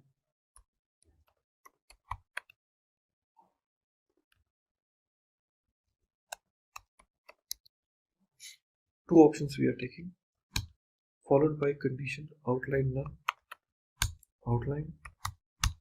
none. Next, border, we're talking about code 2 pixels, solid, and the color red. Okay, so that's the one. And after that, we like to use hover dot submit hyphen button colon hover. What you want? Change the background color to what? White. You can use white smoke. Well, here we like to use dot board. Here we'd like to use player hyphen. These are the classes we were using in our JavaScript, we remember. And here we say color we are using once again white, or you can use this white smoke, whichever you want. So Well, later on, text align, center, margin, 10 pixels, 0 and 10 pixels. Height 54 pixels. Okay, so these are the properties initially we have taken. Okay, so after this turn, let's go and start the another classes here. I'm saying dot name hyphen style, and here we are saying color red, and then font size 22 pixels. Well, now coming back to the another properties, now we're talking about the next important called border container, called board container. Dot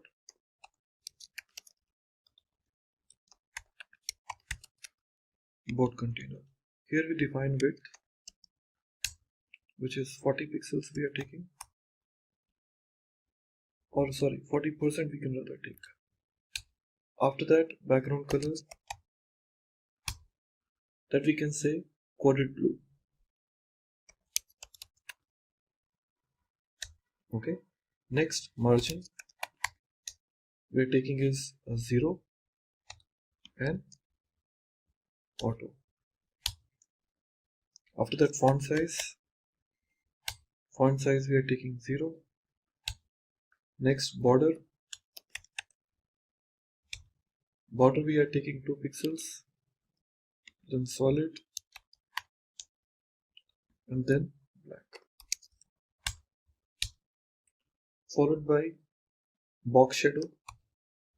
We remember this box shadow is one of the very CSS3 popular property. Here we are defining 3 pixels, 3 pixels, 3 pixels, 0 pixels, and RGB we can talk about called black.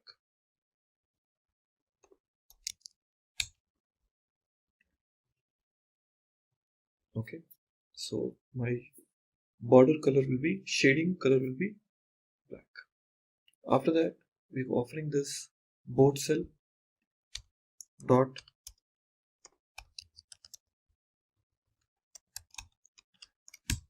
now in this board cell we are defining width,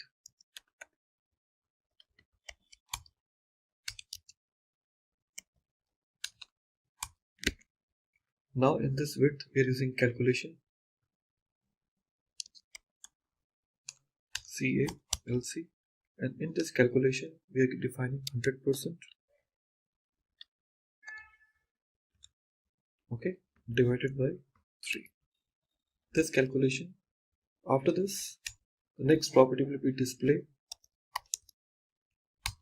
Display will be inline block. Next, font size, we're taking 40 pixels. Well, text align, center, border, we are taking 2 pixels, solid, and black. Adding 20 pixels.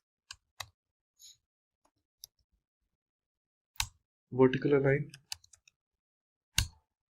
top. Next, font family.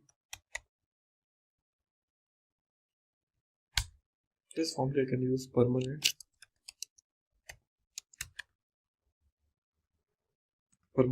marker. Okay, now next option, a part of this, we have a call your board cell will board cell hyphen winner, I would say rather hyphen winner.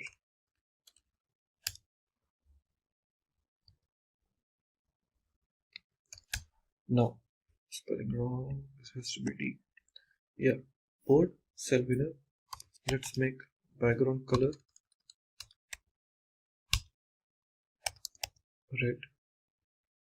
Okay, and later on just use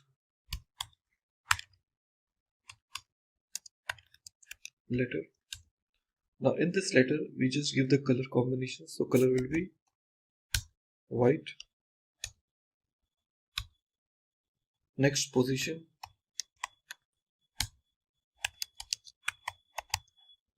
relative, top 50%. Next transform, translate y to minus 50%.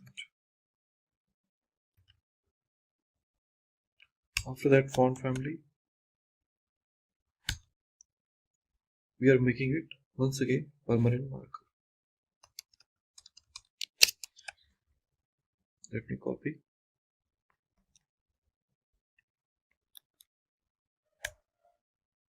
Okay, now here next option will be called winner container. Here we're giving winner with dot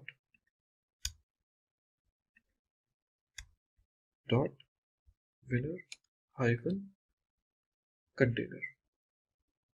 Okay, so for this winner container, what are the values we want to use it? That's you want to basically do it. So if for this winner container, what I would rather suggest is you can use dot reset text align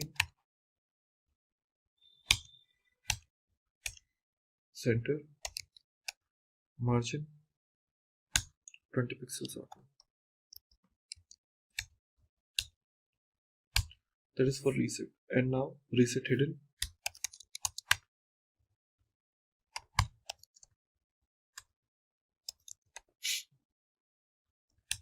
Inside this reset hidden, we will set display none, display none. Okay, after this, the replay button. Now we will talk about replay button dot replay hyphen btn, and here width we make it to 25%. Okay, and followed by padding 10 pixels. We take it from here and 20 pixels. Border, this border we are taking is called 2 pixels, followed by solid. Okay, and black color. Now later on, border radius we are taking 5 pixels. Later on, outline, I'm saying none. After this outline, we say letter spacing.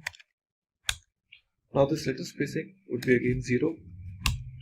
After that, text transform. This text transform value we are talking about called uppercase. Next, font size. Font size, we are taking 16 pixels. Then margin top. Margin top would be 12 pixels. Then word spacing, that you are taking 3 pixels. Followed by background color. This you are taking white as usual.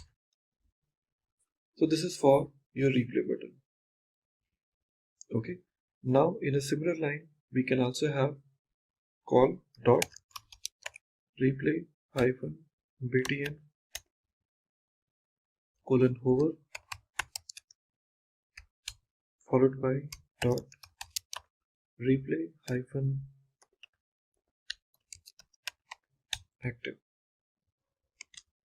Now apply the common style outline. We are making it none. Then color,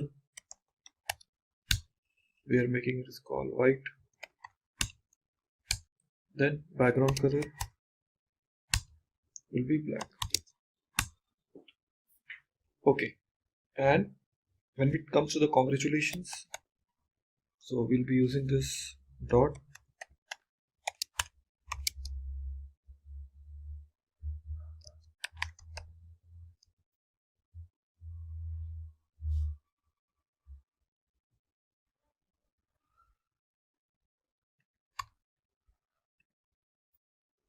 Okay, so this congratulations class will be using font size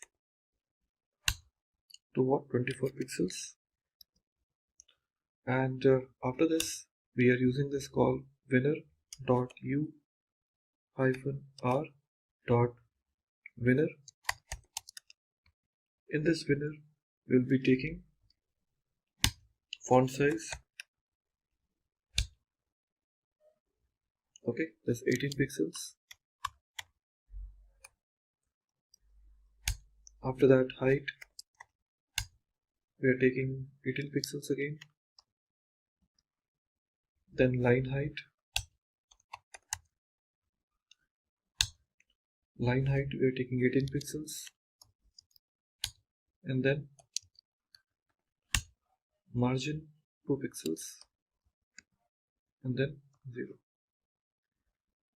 Okay, that's it. So last but not least, we would like to use this dot replay hyphen btn. This I'm saying width 50%. 50%. So this is what my CSS file is all set. I know it was pretty lengthy, but it is required for this particular application.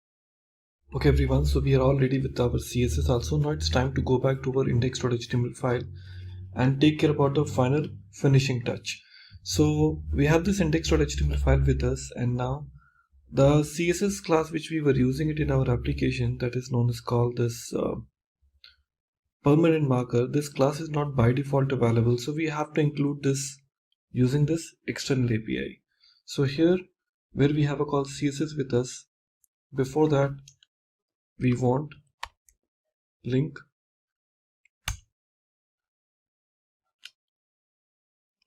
So within this link, we want a one variable name called href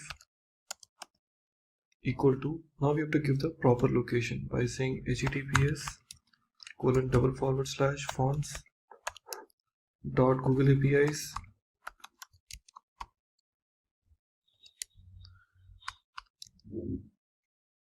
okay .com/css question mark family equal to permanent plus marker. Okay, so if you just copy this into your browser, you will get to know where exactly it is using. Okay, if I just copy and paste it, so I just need to say https before, yeah, https fonts dot googleapis.com/ oh, spelling wrong, css family equal to permanent marker. That is the main URL from where I can take this kind of font. So here CSS, so that's what I was cross verifying it. Well, it's there, we have included our CSS also, but in which class we need to use, that is an important now. JS, I also want to include it. So here in my head tag only, I would like to include script src equal to app.js. So here my script is actually loaded now. After that, if I just go back and check the final outcome of my code, which is index.html file, well, it pretty much look like in basic. Nothing else has started when we talk about called start game. Okay, so it needs to start because there is no CSS class are attached. So I need to attach those classes within my code. So here onwards, we have to start with offering those CSS classes so that at least I can apply those common behaviors to my application. Okay, like here we have a call div. We haven't attached any class to this. After this body, we have a call div h1 class equal to header tic-tac-toe. Then we have a call div. We have a call body. Under this, we have a call another div tag. So just imagine how many type of classes are available. One, we have a call div class equal to header. Div class is closed. Again, we have a call one more div tag. So like that, multiple CSS files are there where we have to apply the new CSS class to make it happen. So now we have to just go back and change our HTML and to apply our main class. So this is what my final HTML, which looks like the same. You can see we have added all those type of CSS classes which we had, that is called enter player, player form, player container, label, placeholder, and player container. And if you see all different type of classes, we have attached this to. Okay, because here only my CSS class will get applied and the JavaScript will apply those kind of dynamic CSS based on certain conditions. So these CSS classes are already there added inside your HTML page. Our app CSS is ready, app.js is also ready. Now let's go back and try to reveal how it looks like. Awesome. So it looks like pretty nice. Tic-tac-toe is a game. It is expecting. When I say start game, it says you must enter a name for each field. Validation is working. Let me try to add 2 names and say start game. Awesome. So now you can see it is saying, hey, you are up. Now let me try to give the values.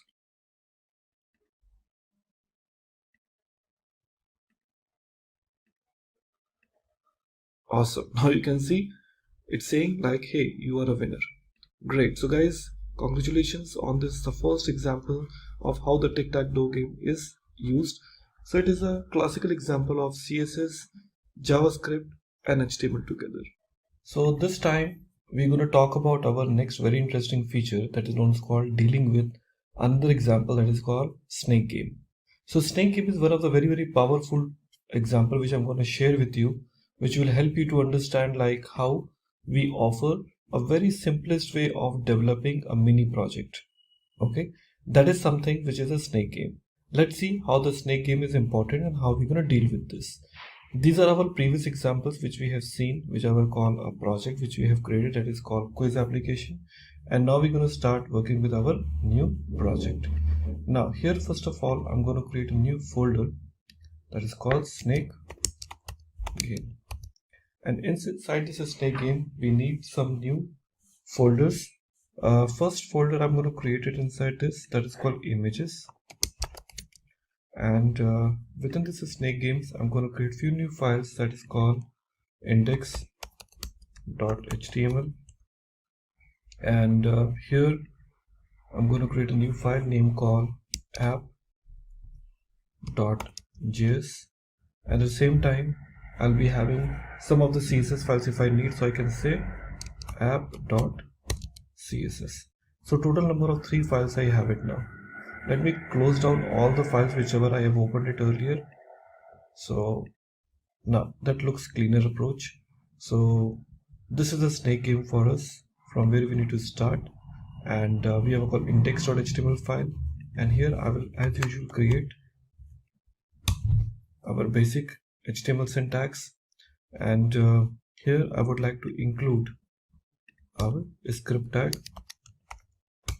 script src equal to app.js. That's it. And now going forward, we will start developing our next implementation of snake game. Now inside my body tag, I would like to have some basic property called speed. Okay, and later on I'll be taking the input from the client. So we are saying input type equal to. So here we can justify the speed and we can give id equal to game speed and followed by value equal to, we can give the value called 5, initial value, and min equal to 1, that is the minimum value, and max equal to 9. That is the maximum and minimum value we can offer. Beyond that, I won't allow the users to go. And step, that means the increment value, that is 1. Well, that is the input type. And now another input, we are taking input type equal to button, and value equal to start, and then id equal to game start. Okay, so we're giving these values. After that, I can give some breaks.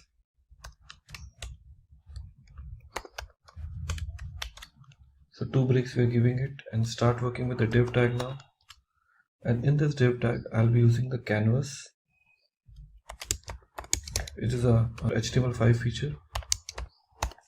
We use canvas, and I just give id equal to game area. That is a canvas, and after this canvas, we will, that div tag is closed here. After the div tag, I can use another div tag, div. Here I can say class equal to, I may not have any class written, but I can say class equal to relative. So later on, if I want to apply any CSS style, I can certainly apply. And after that, I can offer the images. Okay, so I may not have any images right now, so I just leave this image blank right now. Okay, and this script src, I'll load it only before my body tag get closed. It is always a good practice to keeping this script tag on the bottom of the body tag, always designed for good practice. Now this is almost ready for me. Let me check.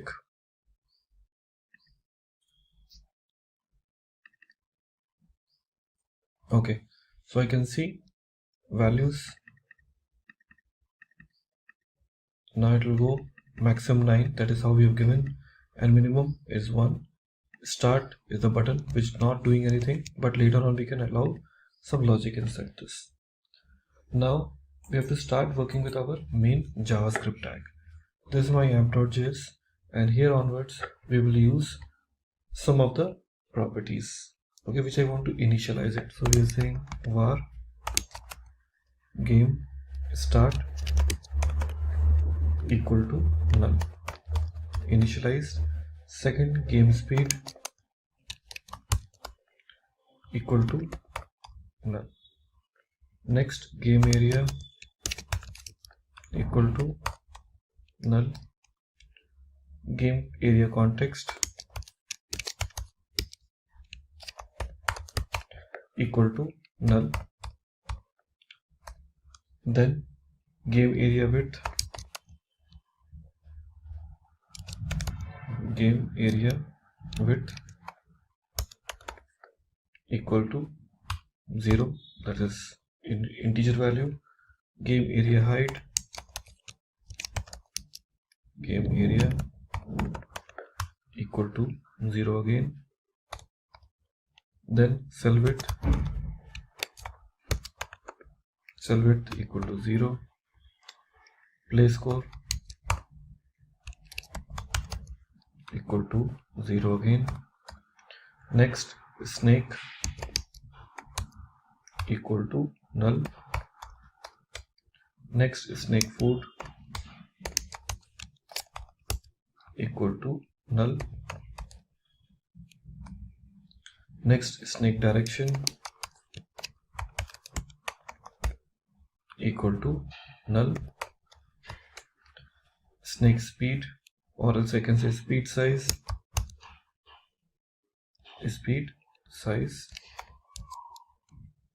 equal to 0. Next we have a timer equal to null. So these number of properties we have initialized. Okay, Now after that we will be writing a function by saying function name is called initialize. Okay, and here in initialized we would like to use some of the properties. First we are saying game start equal to document dot get element by id. Here I can give the value called hash game start. Let me put it in double quotes, game start. Now game speed, now these all basically the values are there, game start, game speed, these all values we have to take it. Okay, so we will be seeing these values one by one. So let me say the another one, that is called game speed. Game speed equal to again document dot get element by id. Now we are passing the game speed, game speed. Now here once again I will take another point, game area. I say game area. Here you have to give the value called game area. Okay, so these values we have taken. Now we'll be talking about called game area context. Game area context equal to game area dot get context, get, and in this game context we will be using what type of context? We are saying 2D.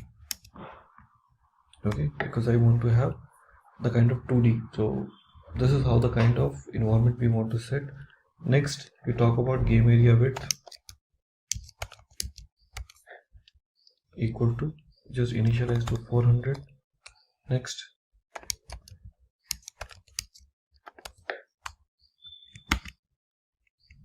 game area height equal to 600.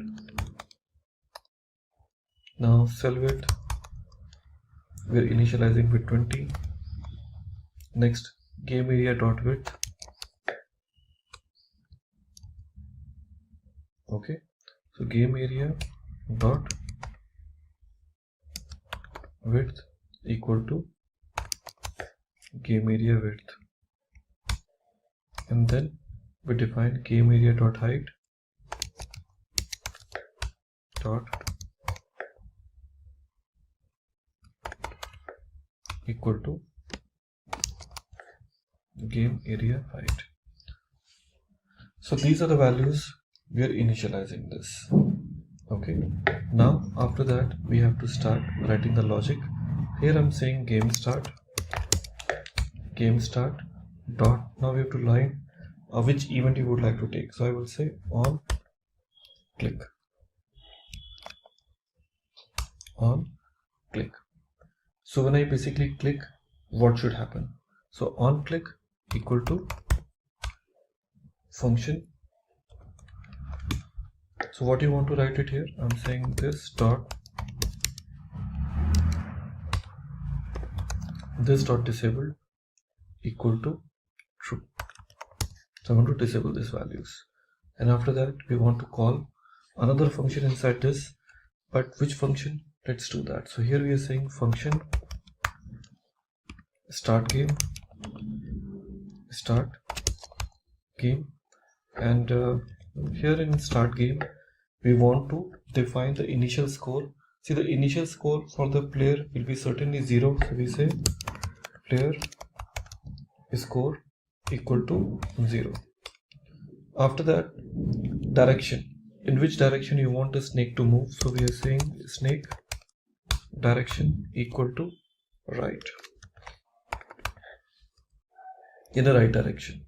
Then speed size, the value, the variable which we have defined, so speed size equal to, because it will be accepting the value from the text boxes or from the drop down, so it certainly will be string type, so we have to use %. So we are using this option called %, and here we are using game speed dot value. Okay, so we are using this value game speed dot value. Now Here we would like to calculate certain things. What those are? First we are saying if, okay, what if condition. See, this function we are writing called start game, because there are certain things which you need to make it. So like that we have to define it. So function initialize, we have started, okay, and then after that we have written on click within this. So this is what the on click we had, and there onwards we have to finish this point. And after that we've started start game, and now we'll be writing the logic for this. So here we are saying if we're saying speed size, we're saying if is speed size greater than 9. In case if it is, the value uses hard coded it, then we would like to write a logic here. And what this logic would be, if says if it is greater than 9, we say speed size equal to 9. We basically initialize to what? 9. Here we say else if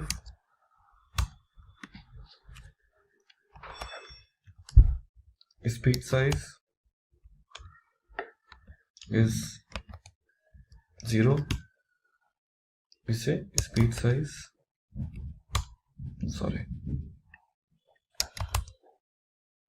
speed size equal to 1. That means if it is less than 0, I'll be making it minimum to 1. If it is greater than 9, I'll be making it to 9 maximum. And that's it. Okay. So after this else if condition is getting closed, we are saying speed size equal to 1. So here we just say snake equal to array. So that is my array for me. And after that we are saying snake dot push, because it needs to move ahead, and here we'll be pushing it towards by saying x position 0, and then the y, and here the y value will be what? Cell width. That means how far it can go. So it will go within the width of this application. Okay, so that's how exactly we would like to make it. Okay, so here we have a call cell width, which we have given here. After that, what we have to do is we have to define our own function called clear interval, and this clear interval perform any logic whichever I would like to make it. Okay, so here after that snake.push value has been given. Here I will be creating one more function here that's known as called create food. Okay, so here we're saying create food. So create food will be the function for me. Now you might be thinking where this function is, but this function will be declared soon within your application. But here first we are saying the function called clear interval with a timer. Okay, whatever the timer will be passing it, and after that this clear interval will be saying timer equal to set interval. With this we are saying create game area, create. Now here in our application, whatever the value we are giving it, that we need to basically implement. So here we are giving this called create food is a function we are calling. After that we are calling this clear interval. Clear interval will be just like in a typical function which is there. After that we are using this option called create game area. So this will be available to me on which the value will be taken that. Okay, and then we will be telling you how you can call this function create food and how to create it first. Well, so we are talking about a functionality called create game interval. So this create game timer is the one which we have to create it by our own. So this function which we are passing it after the saying set interval, this function is not yet there. So we have to basically go back and create this function within my application. Fine. So what we will do is just particular one, we will try to comment it for a time being. Okay, so here we have a call what? Create interval. In this create interval, we'll be passing any parameters which we are passed about as a timer here, and here we are calling this called create food. So here after that we'll be calling this function called create food. So let's go and say function create food, and this function create food, let's go and write the logic here. And what logic we want to write it in a create food? We say snake food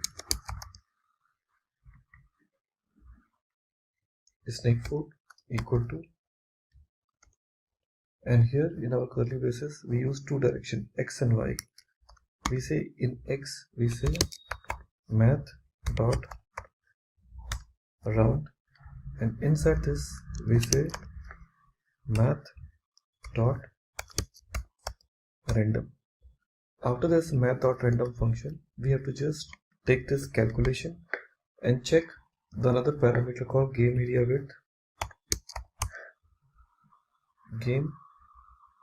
width minus cell width, the one which you are passing it. And here after that we'll be performing the calculation by saying cell width. Okay, so this is for our x coordinate. Similar way we would like to use for my y coordinate also. Now math dot round dot number, game area height, but here rather than using width we'll be using height,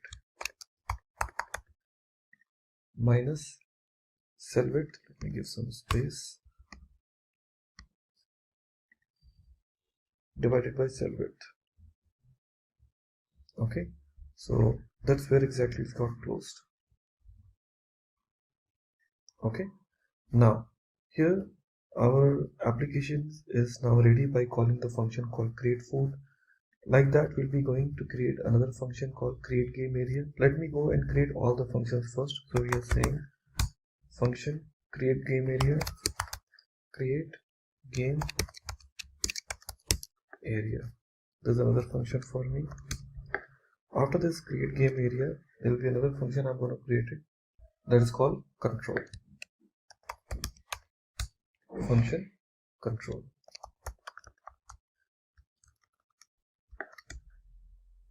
Okay, after that we'll go to write one more function called function write score. There's another function available for us, control, we have a called write score. There's another function which you're going to write it down here, that is called function write score is done. Now we say create square. Create square. There's another function, and finally we'll have a call change direction. Function change direction. So that's it. So these many functions we wanted to create it here in our system. Well, we know it very well that we have taken this called create food. Create food function is already ready now. Now we're going to talk about our next function called create game area. And in this create game area, we are defining two locations, var x direction and y direction. So we say snake x equal to snake, the position we are taking is called 0, and we are saying dot x. For the x direction, we are saying var snake y equal to snake, position we are taking once again 0, and dot y. So two directions we have taken, x direction and y direction. Now here we are starting game area context dot fill style, that you know it very well, it is a property. Fill style equal to which color you want to fill this up. So I'm saying hash white color.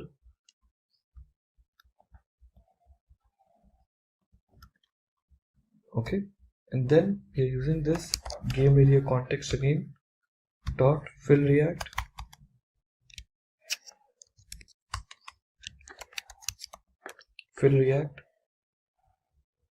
Now give the position values. I'm saying 0, 0, game area width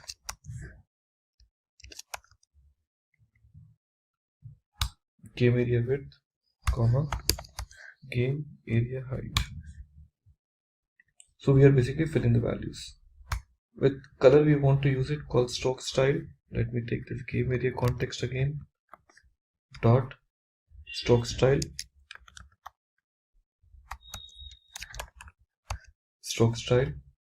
equal to, now we give the another color here by saying hash.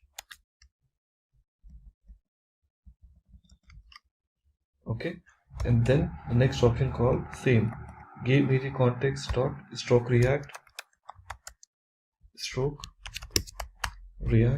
and here we pass the values again, 0, 0, game area width, comma, game area height. So we're passing those values like that. And now after this we have to write a logic of the directions.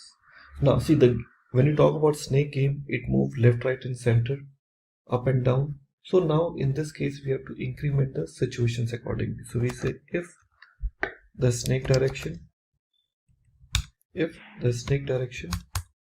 equal to right, then we say snake x plus plus. Now else if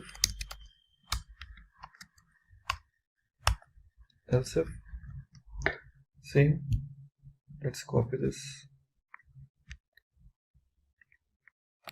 snake direction left, then what should happen? Here we say snake x minus. Okay, so we're taking like that. Let me copy this again. Now here we're taking about left, right, we say down. So in this case we say snake y plus plus, and in this case if it is up, then we say snake y minus. So these conditions we are taking it now. Now here after this else if condition, we would like to take another if condition. Now here in my if condition we are using some more lengthy statements. What's that? We say if snake x minus 1 or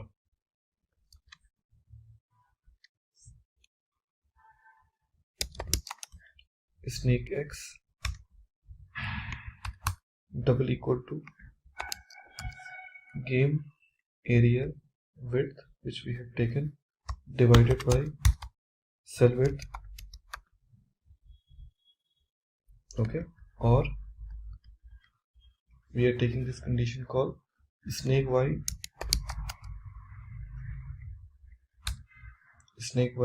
double equal to minus 1.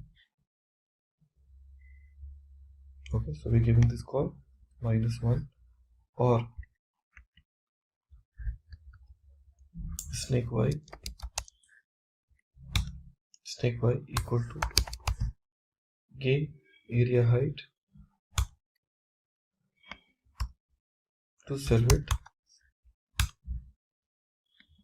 or here we will take the another condition here. Yeah, we will take the another condition here called, we will have another function called control, which we have created it some time back, and inside this control it will take some parameters. So what those parameters we can pass? Here we can say snake x comma snake y comma third parameter will be snake. So this would be my another function. Okay, so here we are passing the conditions just like that. Okay, now here this is available to me as a parenthesis, and here we're writing the situation for write score, which is so far the function is only created, not described more. So we're writing the write score. The score will be written here, and here we are saying clear interval because the timer will be stopped. Okay, and we are saying game start dot disabled equal to false, and after that return. That's it. So this is the logic for we have written to this particular example.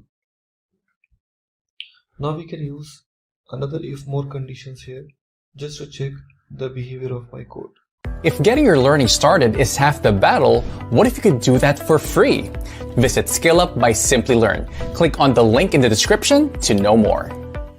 Well, here we have finished till this game start dot disable equal to false, and we returned. Now, going forward after this return, we would like to have another condition for the snake x. So we say if snake x double equal to snake food dot x. Okay, snake food dot x ampersand snake y double equal to snake food dot y. Then in this case I will say var new head var new head equal to here x colon snake x y colon snake y. Snake x and y colon snake y. These options we are taking it. Now after that we are using this option called player score plus equal to speed size, and then we are calling create food method again, and here after that we're using the else condition, and in this else condition we are saying var new head equal to snake dot pop. Okay, and we are saying new head dot x equal to snake x, and new head dot y equal to snake y. So these values are basically associating with your heads, and after that we are saying snake dot unshift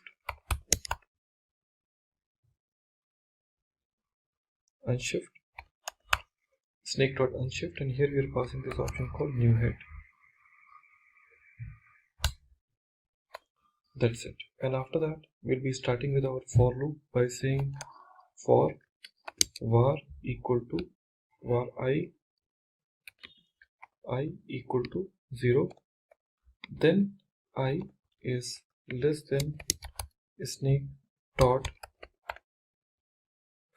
length and snake dot length, and once I plus plus. Okay, later on we just use the option called create square, and in this create square we are passing snake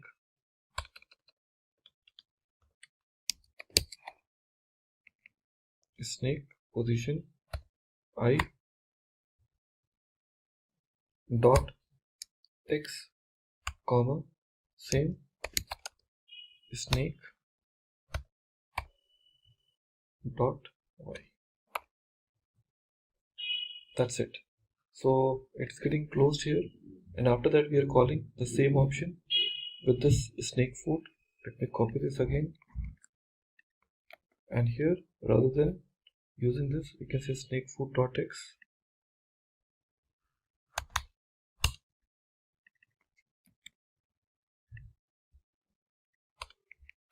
and snakefoot.y.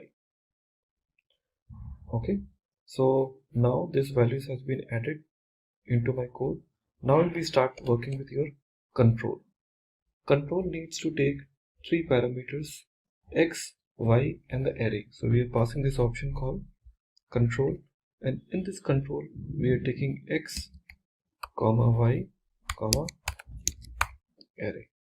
Three parameters we are taking it. Later on we are using this option called for var I equal to 0, I is less than array dot length and I plus plus, and after that we'll be using this option called if condition, and here we say array I, which value we are passing, dot x double equal to x ampersand. Here we say array with a position called I,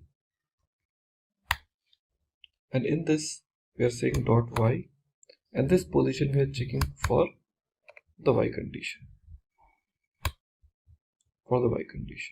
So it returns what? True. Return true. The condition. Okay, that is for if condition. Else return what? False. Now that's it. Now we are talking about this option name called write score. This write score we have to use the game area context. Game area context dot font equal to, here we'll be passing the situation. We are saying 50 pixels, and then sans hyphen serif. After that we are using call game area context again. Let me copy this, take it again, call game area context dot fill style equal to, here I'll be using the another color now. So we say hash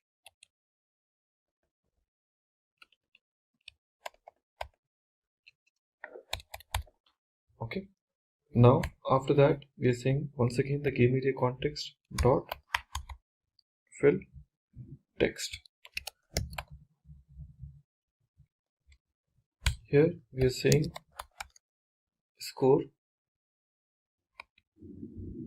colon, and here we say plus player score, whatever it is, with game area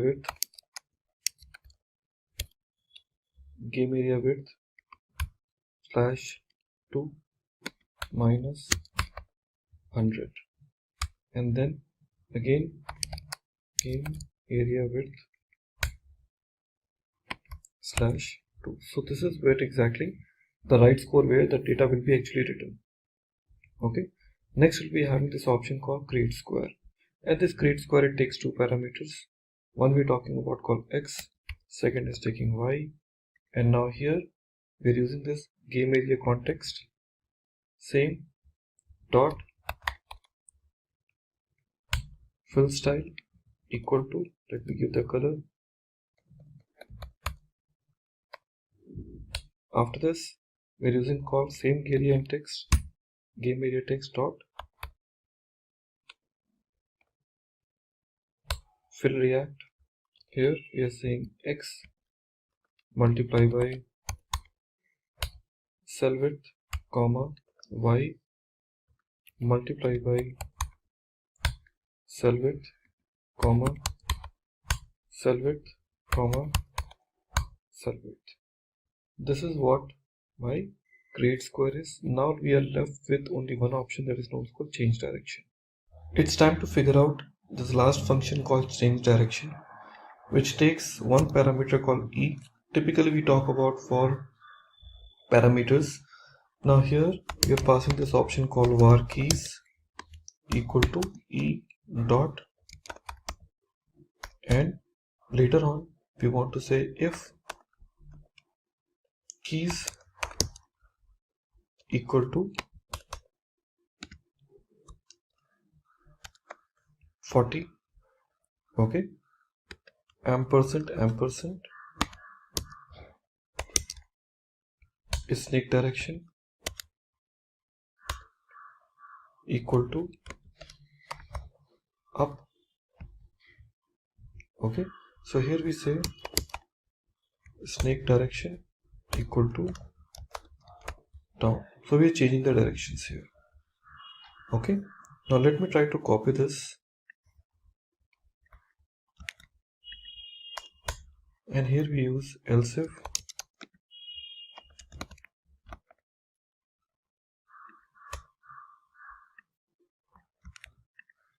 four times, okay.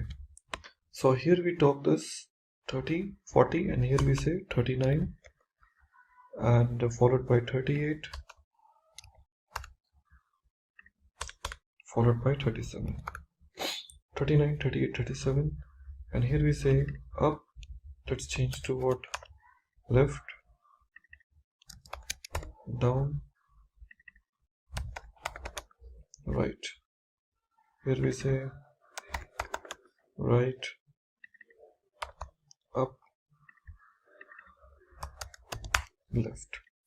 So three options we have changed, and last but not least here I will just use window dot on key down equal to change directions, and window dot on load, okay, equal to initialize. That's how exactly we want to use now. And this function what we have defined in initialize, okay. So in this initialize we are having this game start dot on click and all, so we have a call start game now.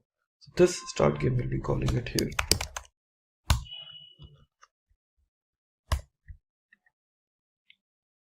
okay. So in start we have a call snake, we have a call snake dot push, and after that we are calling this function called what, create food, clear interval, and here we say timer equal to, here set clear interval, and here change game area slash speed size. That's how we want to use it. Okay everyone, so our code is almost ready. So we have this complete JavaScript code ready with me. Now it's time to basically use within my HTML just to check how it may behave. So in my HTML page I have written this normal speed, number, game speed, value, button, start, we will call game start. After that we have a call canvas where we written id equal to call game area, dev class equal to relative, and that's it. And here we have a call script src equal to app.js. So that's it what we have written now. Finally we would like to see how it may look if I try to use in my browser. Let me try to refresh. Okay, I really do not see any changes in my code, okay, despite I'm having this, because the CSS content is actually missing, okay, because then only my code will really look better, because if there is no CSS it won't really make good towards my application, okay. And I also want to have certain images, but those images we will take it a little later on. Let me go back and try to bring CSS into this picture now.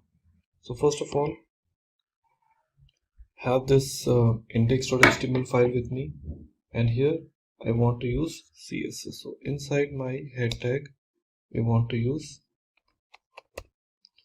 link rel equal to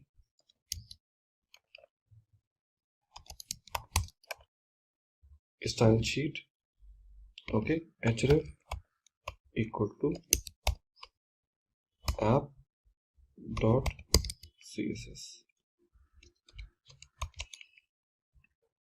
Okay, now here in my CSS we want to offer certain details.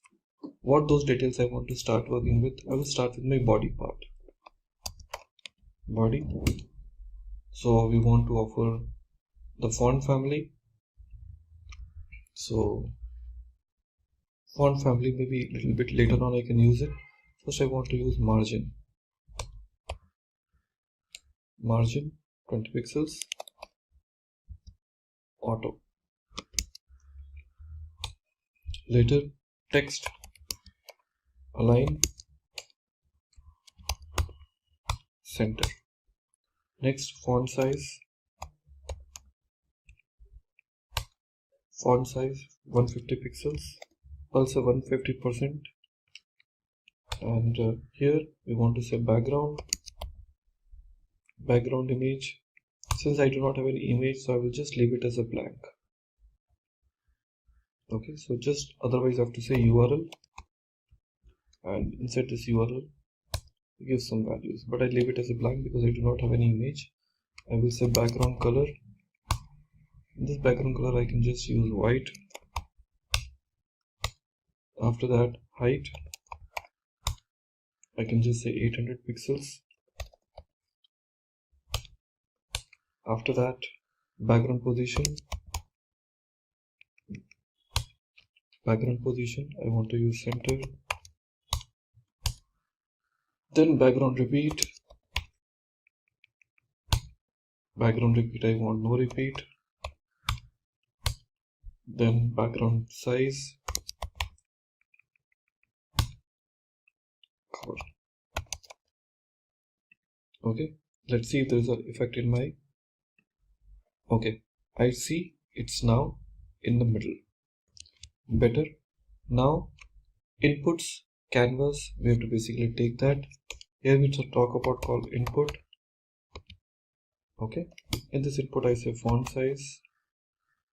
Font size may be optional, I can make it, but let me say font size 100%. Then text align center. Then padding I want to say 5 pixels and 7 pixels. Okay, looks better now. Well, here after that I can use canvas. In this canvas I want to say the background color. I just say white. After that border radius I can say 20 pixels. Then shadow if I want to use it, so I just say box shadow.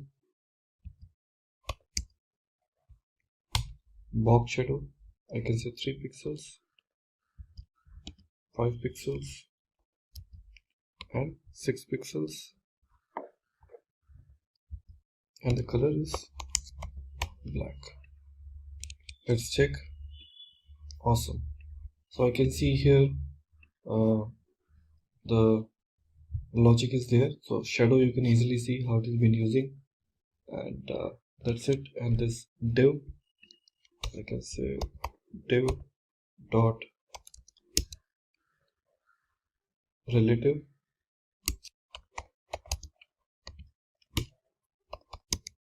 position absolute top. Here I'm saying using 760 pixels. Left 120 pixels. That's it. So this is where exactly I program. Now when I say start, okay, so there may be some error here.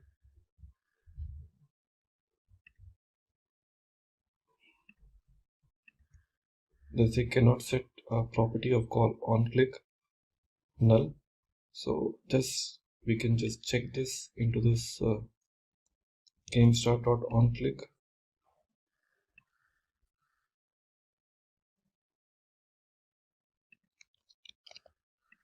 let's check. Anyways, we just try to fix that issue in while. But anyways, we have our created CSS, and now going forward we'll be implementing rest of the logic within my code. Okay everyone, so we have changed some names here because there was some value was mismatched, so we have basically changed those values with your properties. And now when I try to relaunch my application by this index.html file, so now in my index.html file when I try to add, so it's just as usual, same. Let me say start, and here you can see game start. When I go up, you see like it's starting right now. Okay, isn't this an amazing game right now, friends? Okay, that is the same game what you used to play it earlier. Okay, where you can just change the direction, go up, and you can see the score title being placed here. That's it. So this is where exactly the look and feel of your game has been taken. And you can just increase the speed. Suppose if you just put a value called what, 0, it by default set whatever value you want to take it with the start. Now you can see based on that the speed can be justified and the example can be developed. Okay, you can see the start button is disabled because right now the user is still going on. Unless the user game is finished, this one is not going to work. Fine. So like that you can see, and automatically this will be positioned. There is one called food. That is how we have used it in my example now called app.js. You can see we are using this example name called food, create food. So in create food of the specific interval time, this will be automatically created and the snake will eat and increase the size of the code. Okay, that's it. And now the CSS has been given. If you want to add certain image, certainly you can add it. Otherwise, this is the first game which we can see how it is running and giving you the better example. This video on React.js helps you build 2 fun applications using the library. As you all know, React is a widely used JavaScript library to build user interfaces for applications. This video will make you realize why it is adopted so widely.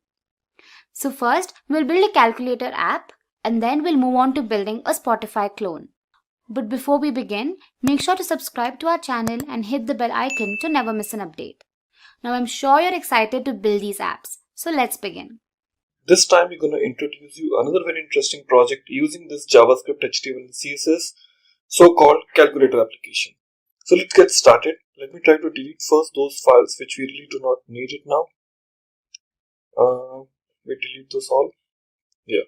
Now I'll be creating a new folder now and give the name called calculator app. And in this calculator app, once again we need some new files which is called index.html, and we also need one more that is called app.css, and another one that is called app.js. So these 3 files required. Now first of all, I would start with index.html file where we'll be creating a template of my code. Now let me go and create this template, and here I have got body with me. Let's start with the first tag here that is called h1, and this h1 we are giving the name called calculator app. So that will be my h1 heading. After that we'll start working with the div tag. Now within this div I have to create lot many classes. I may not have lot many CSS classes, but we can give some classes here. So we can say class equal to container. Okay, so within this div tag we're going to create a table now because I want to organize it. So I'm starting with the table. Within this table, a tr tag, and within this tr tag I need a td. Now in this td I need few things: call span equal to 3 as the value, and here I want to offer the text box input type equal to text. Okay, input up to text, id equal to, give the name called result.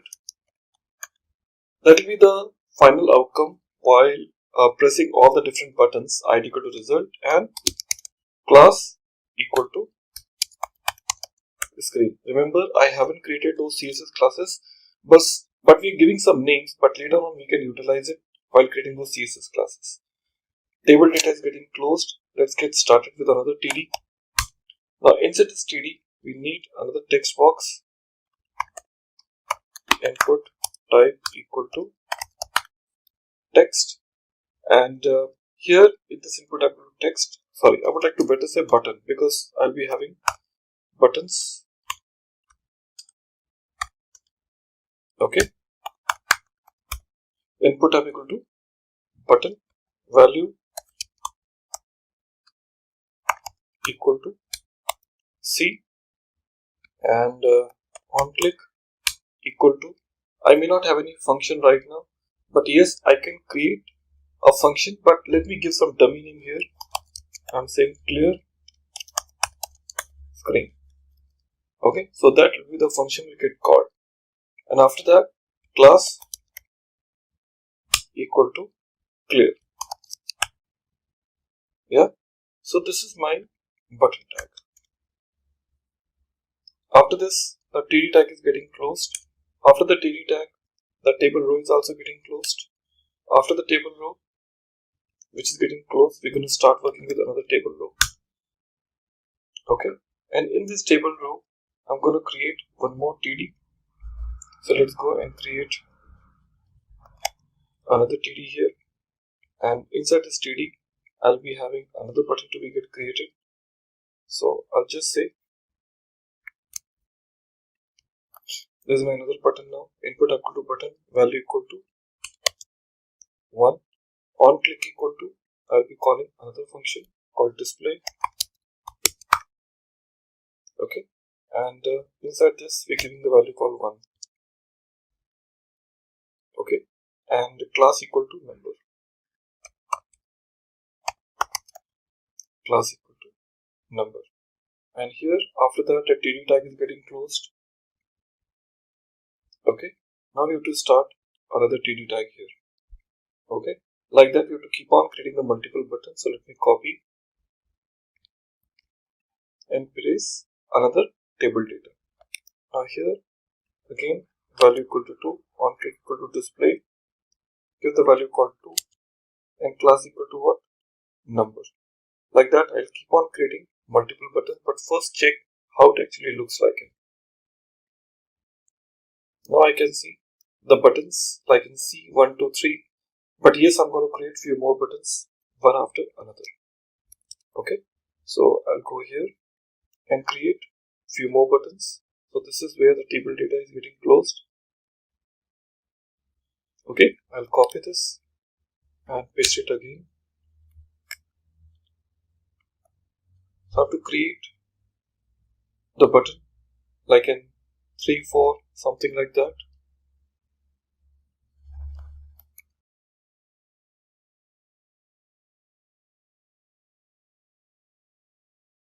So after this 2, we're giving the value called 3. Yeah, I'll give the value called 3. So value equal to 2, value equal to 3, display 3. And then afterwards, just giving the value called forward slash. And here also we're going to give the value called forward slash. And here class equal to operator. Operator. After that, we have to give the value called 4, and then followed by 5, 6, 7. So here we give 4, 4, 5, 5, 6, 6. After 6, we're giving called minus.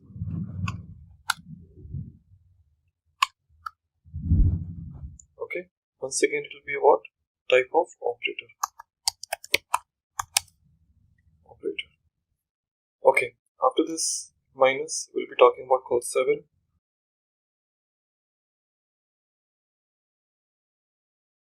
Then we have to have 8. Okay. 9.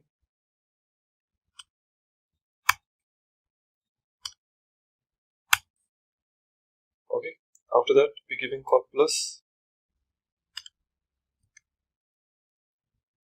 and display plus class equal to operator.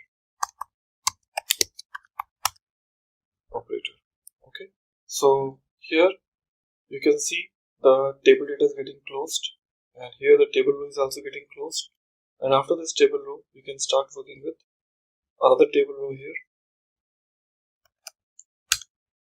and after this table row we can start working with again td. Let me have this again. Inside this I'll be giving the option called decimal, which is value equal to dot, and here we give the value called decimal.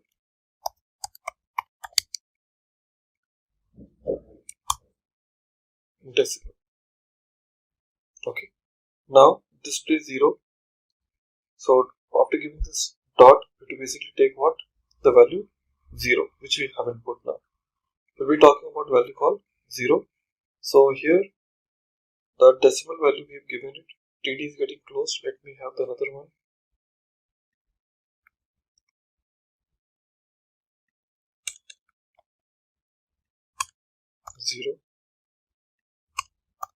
Zero.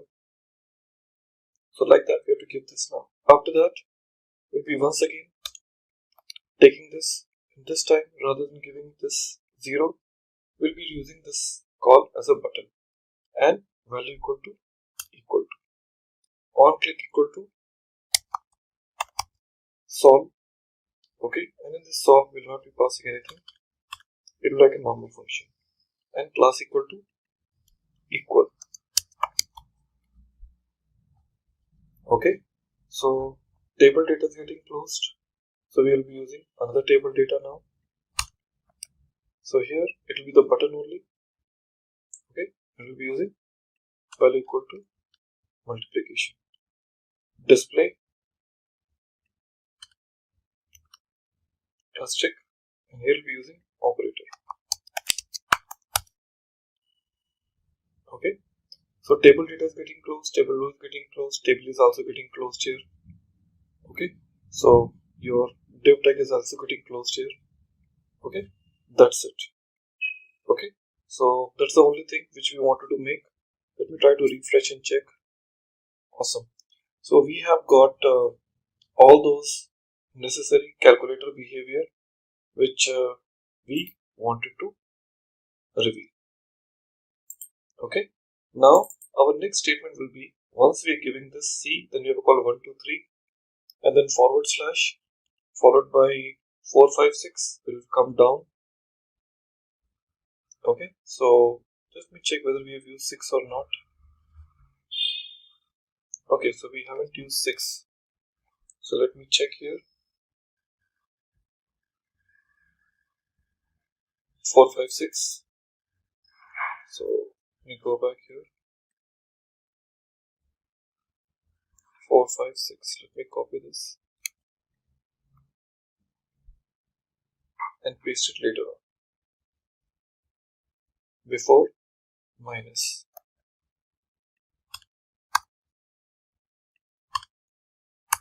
Six equal to number.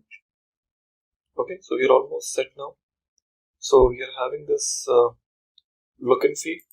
In this we are giving 1, 2, 3, 4, 5, 6, and after this we have a call minus and then plus related behavior. So we are all set now, and after that we'll be basically applying the CSS as well as the JavaScript look towards my code. Okay, thank you. Well everybody, we're all good to go now, but I just want to first check whether my this outlook is looking properly or not. See, what my expectation is, after 1, 2, 3 forward slash, I really want to bring 4, 5, 6 to the next, and then 7, 8, 9 and again forward slash, but I can think this is absolutely unorganized. So after this, when we say this forward slash which we have used after hyphen, okay, your TD is getting closed here. Okay, so here the TR I also want to close here. Okay, and after this TR I also want to start another TR here. Okay, so that I can put them into the another level now. So under this tr I can use this td now. So after this minus, after 4, 5, 6 minus, once again I would like to start another table row here. Okay, so that it let's go to the next row. So here after td we're closing this tr and starting another tr now.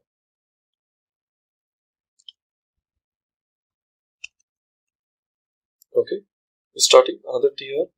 After that we talk about 7, 8, 9. Okay, plus,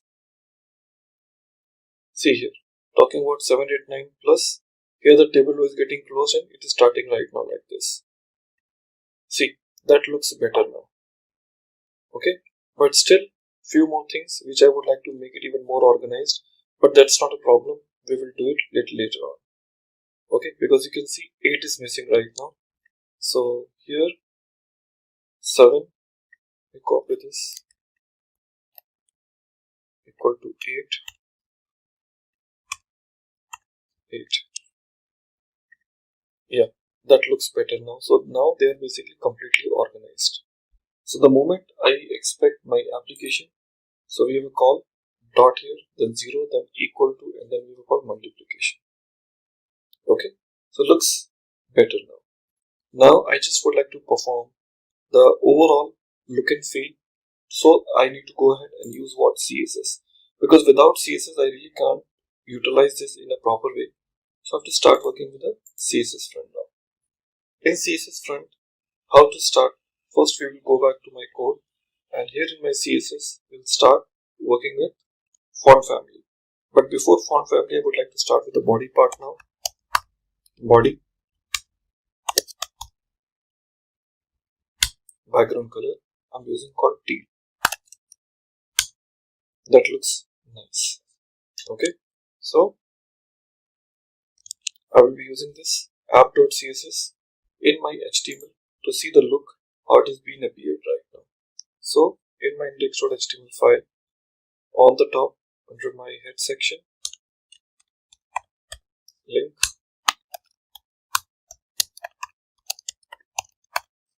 style sheet,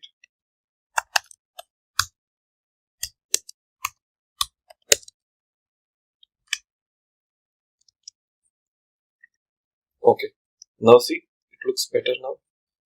Going forward, in my CSS we want to use some h1 color too. So here we would like to use with the h1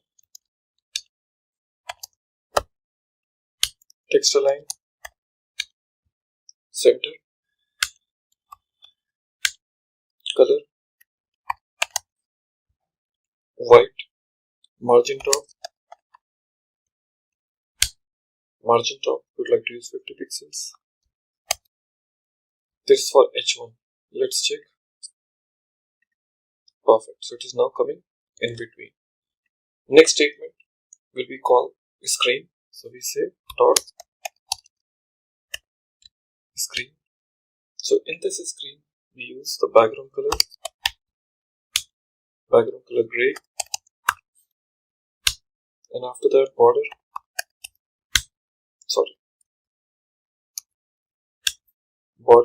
solid, black, and with 2 pixels. After that color white, font size medium, next width we are using this 100%. Then we talk about cursor. We'll be saying what the default cursor is. Okay, then padding we would like to say 10 pixels, and then margin say auto, then margin bottom that I'll be using 10 pixels. So is the proper alignment. Okay, That's how exactly we want. That's for a screen where the exact outcome will be visible to me. And rest of the details will be showing you one by one. Now we'll be talking about called input. Okay. Input type equal to button. For input type equal to button. Okay. Input type equal to button of type what? Hover. The moment I hover on my button, I say background color change to what? White, or else I can say white smoke. Okay. And when the button is active, what I want, let me copy input equal to button, and here I say active. In this color should be orange red.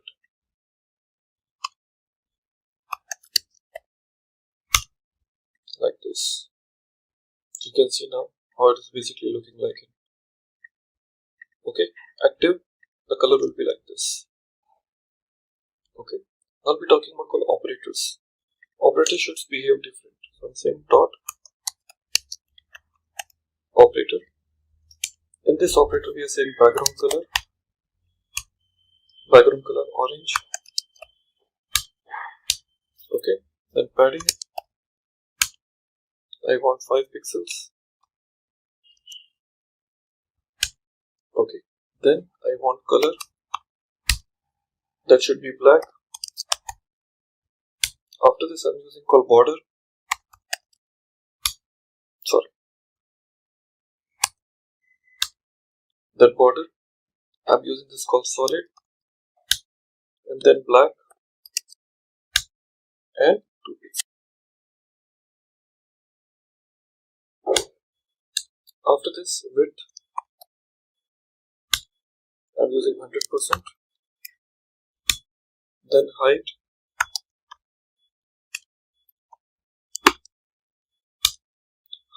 we're using 40 pixels. Then cursor, it has to be pointer type. Okay, that's it. Let's check. Perfect. So they should turn back to what? To your orange color. And you can see the moment I take my cursor on, it turns to white. Perfect. And now those who are type number, I also want to change them. So for number,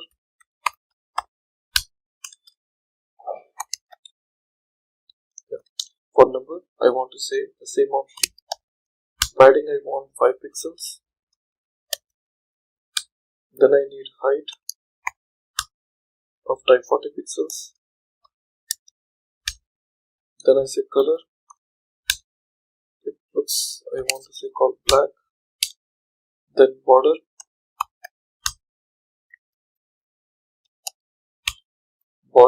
I want solid. Black and 2 pixels. Solid, black and 2 pixels. Then width, I would say 100%. And cursor, once again, point. That is for number. Let's check. Awesome. So they looks nice. Now we left with few other type of options like a dot and equal to. Okay, that I'm talking about called decimal. For decimal, I need to have a different options with me. Okay, so let me try to copy this, paste it, and I say for decimal. So for decimal, background color will be light blue, padding 5 pixels, color black, border solid. Okay, black 2 pixels, width 100%, height 40 pixels, fine, and cursor pointer. Perfect. Okay, looks nice, but I have changed the color to light blue now. Now I talk about clear. Okay, now come back and say clear. Okay, in this color, Background color is I'm changed to light salmon. Padding 5 pixels, color black, border same, width 100%, height 40 pixels, fine. So cursor, pointer, fine, margin, auto, and margin bottom 10 pixels. Let's check. Perfect. Now it looks beautiful. Okay. Now here, after giving these details, we're talking about called equal part, dot equal. So for dot equal also, I'm just copying the same.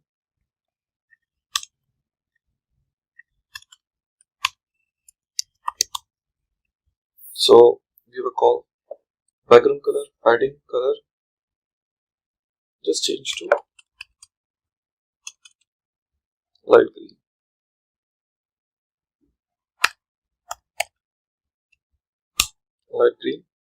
And after this, since it is equal, so we say padding 5 pixels is okay, color black, fine, border, fine, width 100%, height 40 pixels, color and cursor pointers, just I don't need to. This is for dot equal, and I want for container.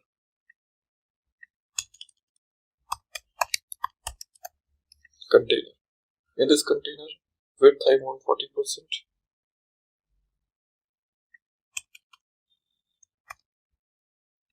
width 40%, background color white,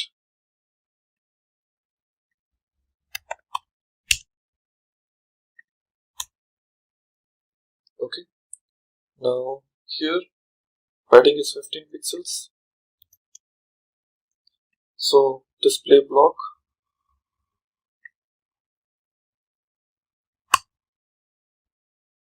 so first of all we have call width, we say display block, which we're taking margin, okay. In margin we are saying 100 pixels, auto, okay. Now align self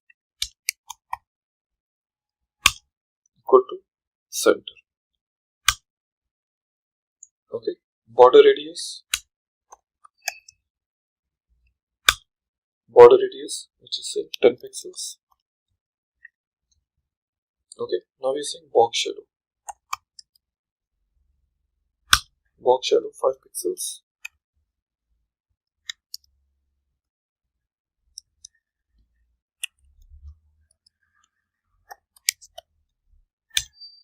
black, and padding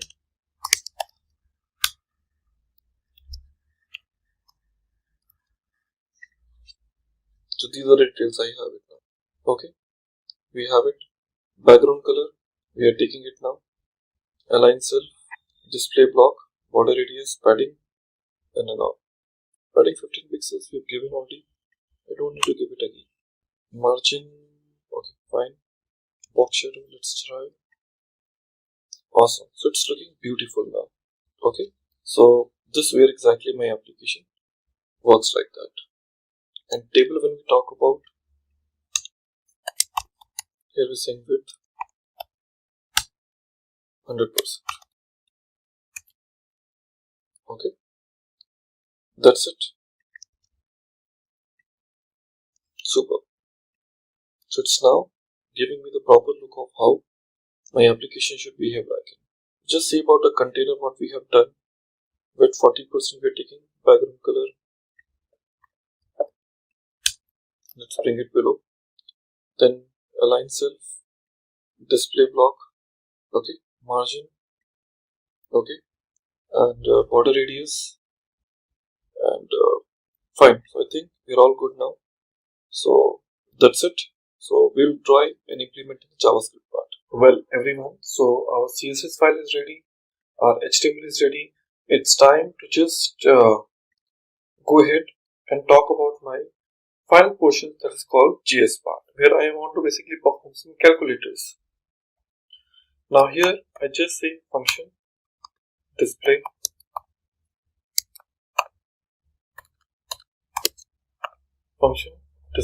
which takes var as in parameter and say document dot get element by id. Here I'm saying result, okay, dot value, okay, plus equal to var. Whatever value we are adding it, just it basically try to apply calculation on the top of that. Okay, that is the function. After that, we have another function available here called function solve. Here in the solve, we just use the value called let x equal to document dot get element by id result, okay, dot value,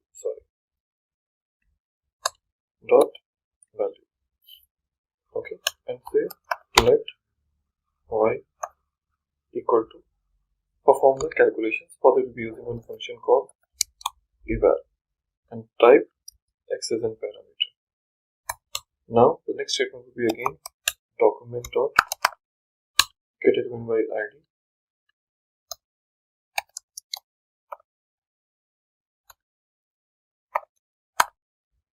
result dot value equal to y.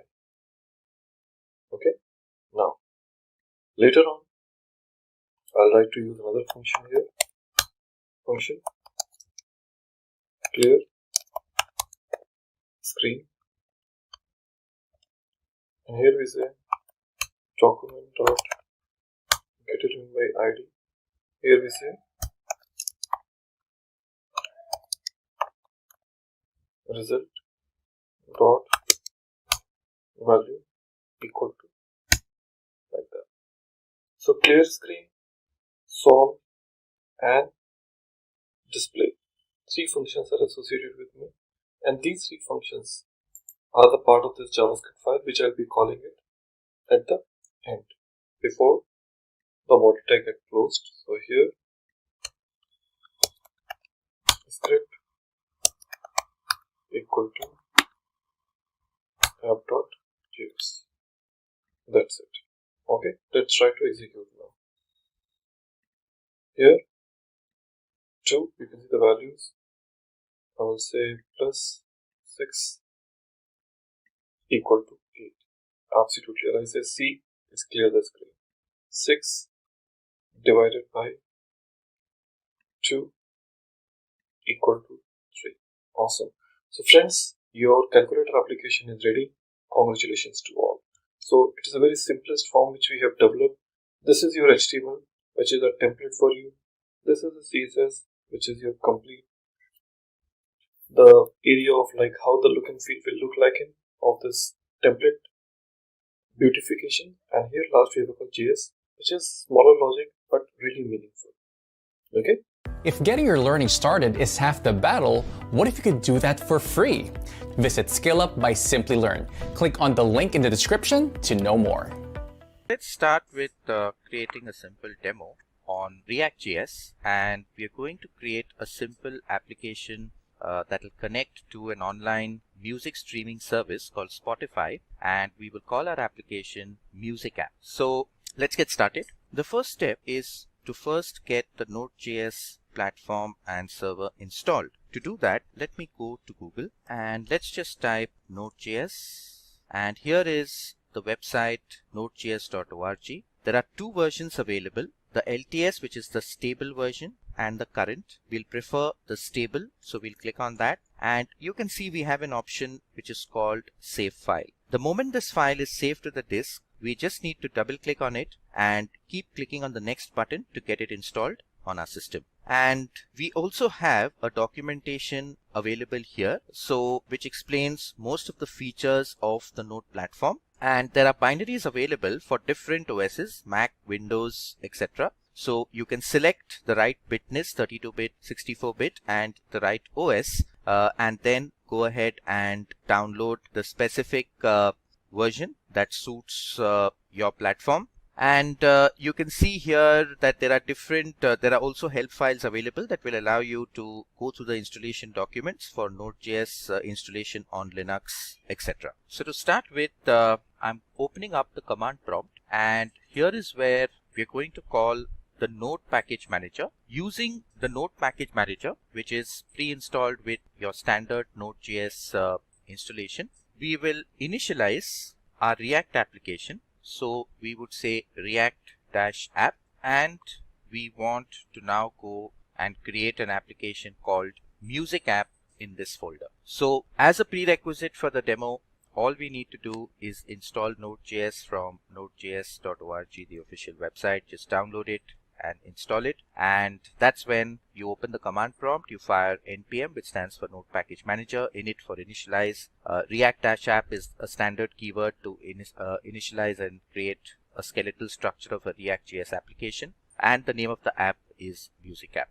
So we'll hit enter, we'll give this some time, and you can see it's started downloading the core React.js libraries, and it is attempting to create our application. So it's installing all the prerequisite packages and scripts that are required to initialize and create a new React.js application called Music App. Now, once this application is created, all we would require is an online editor. So you could use an offline or an on-premise editor as well. So any editor of your choice, it could be Atom or Sublime Text or WebStorm. And for this demo, we're going to use Visual Studio Code, which is a free editor available by Microsoft, and you can just Google for Visual Studio Code. Again, this is not Visual Studio Professional Edition, etc. that we use for building our C# or MVC based applications. This is a lightweight editor for building JavaScript based full applications. So while this installs, let's go and take a look at Visual Studio Code. So this is the Visual Studio Code editor, and this is the editor that we've installed directly, downloaded from visualstudiocode.com and installed it. And all we need to do is open up this folder that would be created with all the prerequisite files in it. We just say file open folder, and we would open that folder within our Visual Studio Code editor. So we'll give it a while until that application gets generated, and once it's created, we will again implement the component based design and architecture and the data flow between the components. And we'd also look at connecting to a live data source, which is a JSON set of characters that we would consume, which is a RESTful service. The set of music tracks exposed as a RESTful API endpoint by Spotify, which is a premium streaming service. We will connect to that, and we will look at accessing some of the music tracks on that website. Okay, so we've got the application created here. So let's minimize this, and we'll open up our editor. All we've got to say is file and open folder, and let me go to the React.js demo folder. So this is the music app that got created, and that's exactly what we're going to open up here. So we'll navigate to that folder. It's called Music App. We'll select it and have it opened in our application. So you can see here we've got a Node Modules folder. This has all of the pre-installed packages that make up the React.js library. We've got a folder called public, which will have the index.html file. That's the root file that will launch. So this is the single page application that we typically create in React. You have a single page on which we're going to load multiple components. So that's the index.html, and then we could go and create our folder structure. Currently, if I open the source folder, we can see a single app.js file, and that basically is the file that has the source code in JavaScript for a single component, which we are interested in adding on to our page as of now. So we just have one component, which is the default root component. That's the app component, and it has its corresponding CSS file. And then we've got a public folder with the index.html file, which is going to be the root HTML file that launches when we run our application. So let's go right up here, and let's add a link to an additional file. So I'm going to link to another style sheet. Okay, so we'd say relationship is equal to style sheet, and the type is going to be text and CSS, and we will reference a file called reset.css, and this is a file that we'll look at adding up later on. It doesn't exist at this point in time, so we will connect this, and that's purely for styling purposes, so that we can have all of our CSS styles defined there. Next thing, I'll right click on the public folder. We'll create a new file. We'll name this file as reset.css. So that's going to be the CSS file that will have all of the CSS styling that we're going to apply. And I'm going to use a ready code snippet for the CSS code. So let me just, all I'll do is I'll just go and pick up a ready CSS file that I can just go and use. If you look here, I have a set of CSS files that are created that we're just going to use within our application, and that will avoid us spending a lot of time on the styling, so that we can focus on our core concepts, which is actually learning how component-based architecture works and how do we set up components and have data communication between them in React. So here is a file called reset.css. Let me just fire up Notepad, and I'll just open up this file, copy up the text here, and I'm going to just paste it within my reset.css. And if you look at the code, very simple. It's all about styling. So we've got article, aside, etc. all HTML5 tags set up as display blocks, so they take up the entire width of the page. We've got some padding, margin, and font size, etc. defined. We've removed list styling for the unordered and ordered lists, specifying the line height for the body tag. So basically just styling up tables, and so nothing to do with React here. It's just about simple CSS that we've added up, and now we need to actually go in and dive into creation of the components that we need. So let's right click on the source folder. So I'll select the source folder. We'll right click there, and that's where we're going to create a new folder which is called components. Okay, so this is the components folder now that's going to hold all of the components within it. Within the components folder, let me create another new folder, and I'm going to call it app. And this is exactly how we are expected to structure all of the code that we have. Now, I already have a CSS and an app.js, which are the root components that were added by default. And all I'm going to do is I'm going to move them within this folder called app. Okay, so there is a proper segregation of responsibility, and all of the code that deals with a particular component is all added into respective folders, and this really improves the maintainability of the application going forward. Now we'll need some images, and I'm just going to make use of some set of images that I've downloaded from the web, and here are the set of images that I have. So I'm just going to copy all of them, and we'll come to our music app, and we'll go into the components and app folder, and that's where we're going to add all of the files, and you've seen all of those image files getting added. So these are just icons and images we're going to use for our music tracks inside our application. Now let's move to the app.css file, and this is where we've actually got so the app.css file is the file that's going to style up all of the style rules that we've added into the root app component, and this is what we'll have to revamp. So I'll just get rid of this code, and we'll probably add something for the body tag, the HTML tag, and the root element.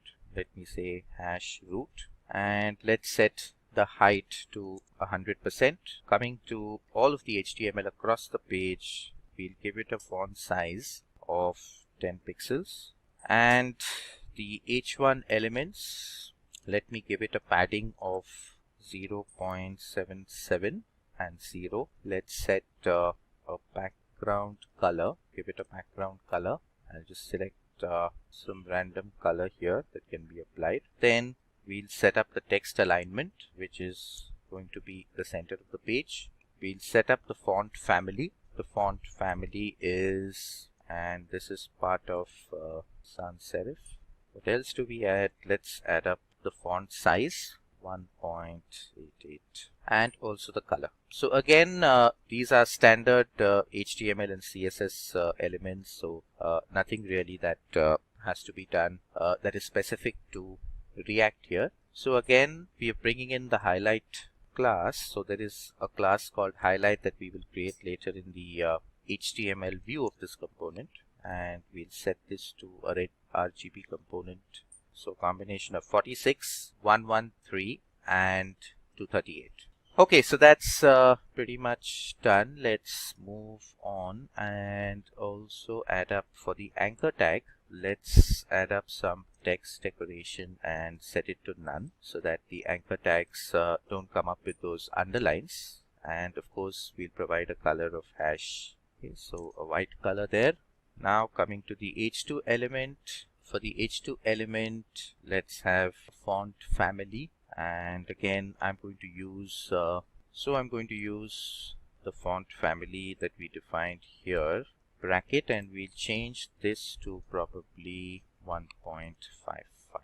Okay, now coming to the app tag, let me just save this and create a copy of it. There was some content that I did delete, and I can simply go and make use of it. So I've just undone all of the deletion. So this is something that I can, if I can use something, I can just probably use it from the tag below. So let me start with a height here, and let's say the height of the header is 100% of the app, sorry, not header. Padding 0, 17%, 10%, 17%.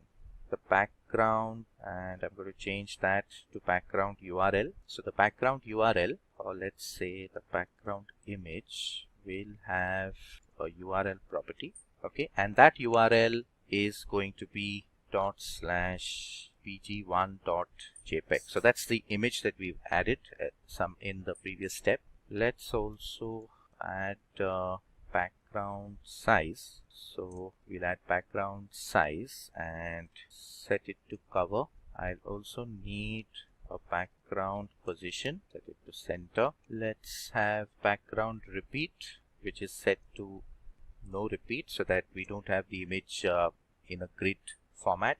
And then I would need this, so get rid of it. Let's take up the font family. We'll maintain the same font family. Let's use font weight. The font weight is going to be 500, and the color is going to be hash, so that's a white color. Then we come to .app.playlist. So that's going to be another class that we are going to use.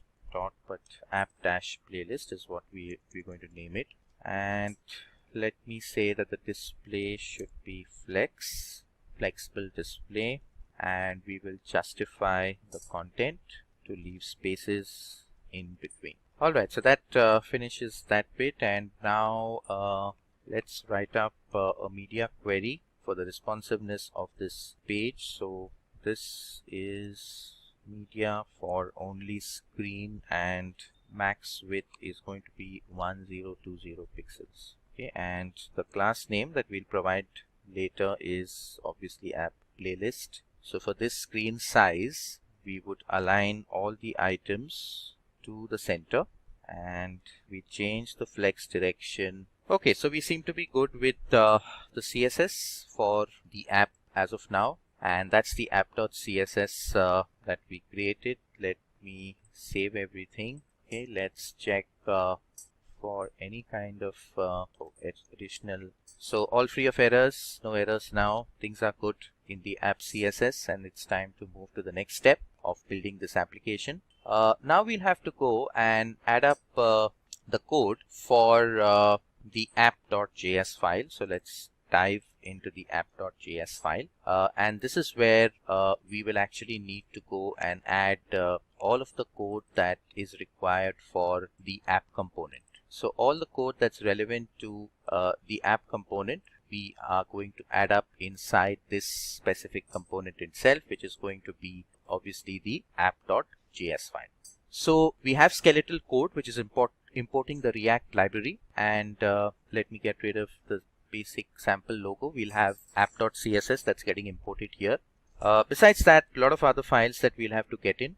So let me import playlist And these are the components that we'll create as we go forward. And we are going to get this from the playlist folder, and the component, the file is going to be called playlist. So we'll add that. Then we'll have to go and also import search bar. So what we're basically doing is we're going to split this app into different components. There's going to be one component that manages the playlist of all the tracks. One component will act as the search bar. So that's the search bar component that we're going to add. So searching for tracks will be managed by this. We'll have another component that we'll create that will get imported into the root app component, which is search results. So this is going to display the record set with the set of results as an outcome of the search criteria. So search results / search results. And finally, we'll go and import Spotify. That's the Spotify service from. So we'll create a utility folder which will hold the code that connects us to Spotify. So that's what we are adding up next. So all of the imports are done. One component that manages the search bar. So that's search bar, search results. Let me correct the spellings there. That's search results, that's Spotify, and playlist. So that's done. Now let's move on to the class that we're going to create here. So let's create a class app that goes and extends React.component. So that's going to be a React.js component. So that's a constructor. We discussed about props or properties and state management, and that's what we are implementing. We are using the super keyword as a best practice so that all the properties are initialized in the constructor, and also we pass the values up the chain to the super class, which is the root component class. Now we're going to initialize a variable called state that's going to manage the state, and we are interested in tracking our search results. So we'll have multiple results, so we'll store that as an array. The playlist would have different names, so we'll just call ours new playlist. That's the default name. And we will also store a list of tracks, which is going to be playlist tracks. So playlist tracks is going to be our list of tracks, and let's close this block. Okay, and this too is going to be initialized within the constructor, so we'll add it here. And now we need to do the binding. We discussed data binding, so let's look at creating a search variable which will hold this dot search dot bind and bind to the context of this very class. So we are passing this pointer. Then we'll create another variable called add track, which to this dot add track dot bind, and all this functionality is what we're going to add going forward. So right now we're just setting up the bindings. Then we'll have capability to remove a track, so we'll say remove track. So remove track equal to this dot remove track dot bind, and let's fix that. So, and all of this too is going to be initialized as part of the constructor, so that's where we're going to add it. Then we'll need to update the playlist name. So we'll need functionality that will help us to update the name of the playlist. So functionality that helps us to update the playlist name. So this dot update playlist name is equal to this dot update playlist name dot bind, and this is the pointer that we'll pass. I need to save the playlist, so this dot save playlist equal to this dot save playlist dot bind and pass this. And then I would also need to remove the track that has been searched for from the playlist. So remove track search equal to this dot remove track search and dot bind.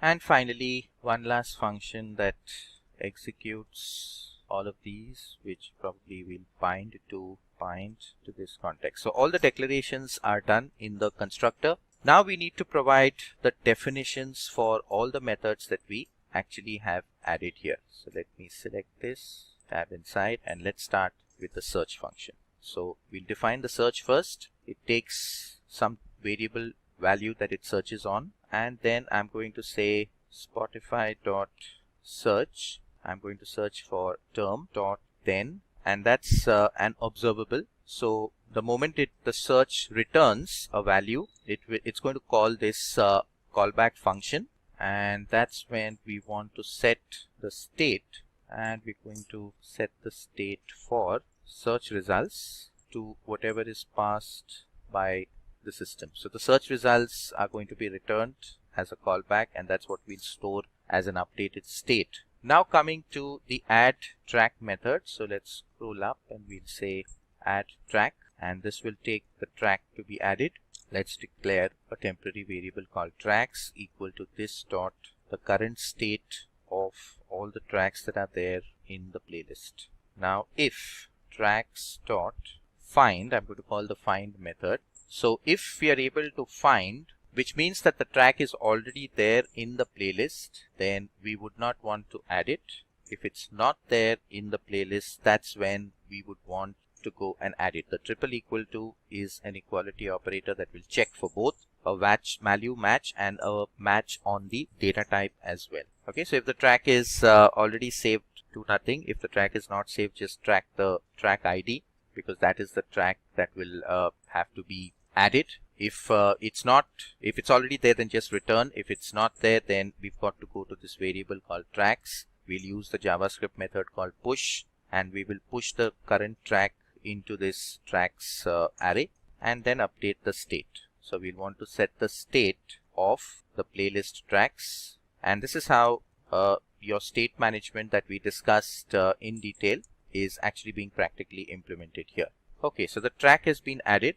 Now let's talk about the remove track. So that's the remove track function, and that's the track that we want to remove.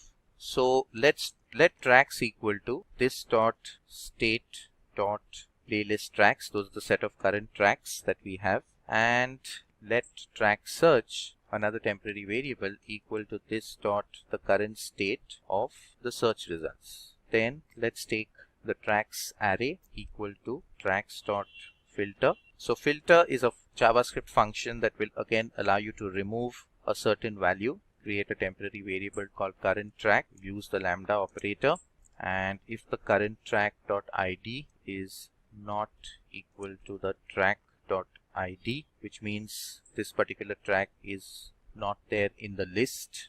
Okay, so you need to remove that, and again I have a method called as unshift, which will actually get rid of the track in the array. And then we've got to, so we'll search whether that track is existing in the tracks array. If it is, then we simply want to remove it. If not, we do nothing. So we set the state. We need to update the state of the playlist because a track has been removed. So the playlist tracks will have to be updated with this tracks array. Okay, then we go for remove track search. That's the next method. That also will take a track as a parameter. Okay, here we are going to say let tracks, which is another temporary variable. We'll give it the current state of search results, and then we are going to say tracks equal to tracks dot filter current track dot id not be equal to the track dot id. And then this is where we would want to say this dot set state, and we'll pick up search results, and let's go and assign that to track. So that's the updated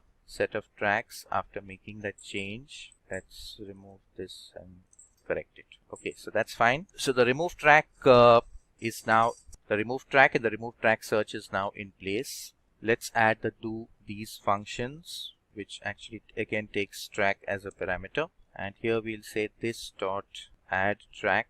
Okay, so it adds the track and then it removes the track from the search criteria. So the search component, which is managing searching of the tracks, that will go and remove it from there after adding the new track. So that's a combined operation we want to execute.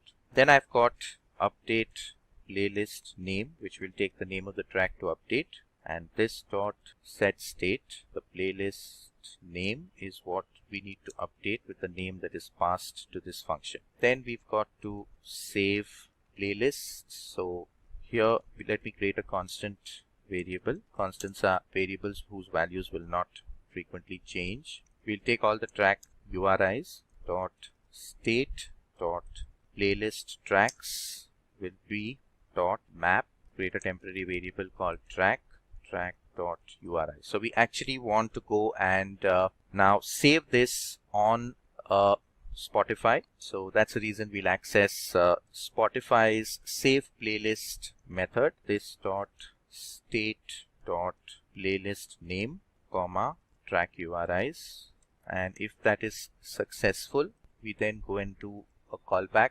So that's the callback anonymous function where we're going to say this dot set date, and the playlist name that we want to create on Spotify will be called new playlist. So that's the custom name that I want to provide, and the playlist tracks, define that. This closes here. Okay, so that's for the update on Spotify. Now here is where the render method is going to return the HTML. Now this HTML is the view, and React simplifies this by having the JavaScript and the HTML in the same file, so you can actually go and access the variables you've declared in the script directly in your HTML view and synchronize and bind the data together. So it helps from a maintainability perspective. So even though everything is in the same file, it's well classified and differentiated into different code blocks. So we'll add the anchor tag and we'll say href is HTTP localhost. So that's the default server port on which this application will run. Okay, and we want to give it a custom URL name of musical file. So the h1 terminates. We'll then say div class name equal to app. Within that, this is how we're going to inject our search bar. That's going to be the search bar component injected here, and on search, so that's the custom event, we will call a method called search. So on search, we bind to a method called this dot search. Then we'll open up another div. Here we'll have class name equal to app dash playlist, and if you remember, that's exactly the CSS class name that we referred to in the CSS file.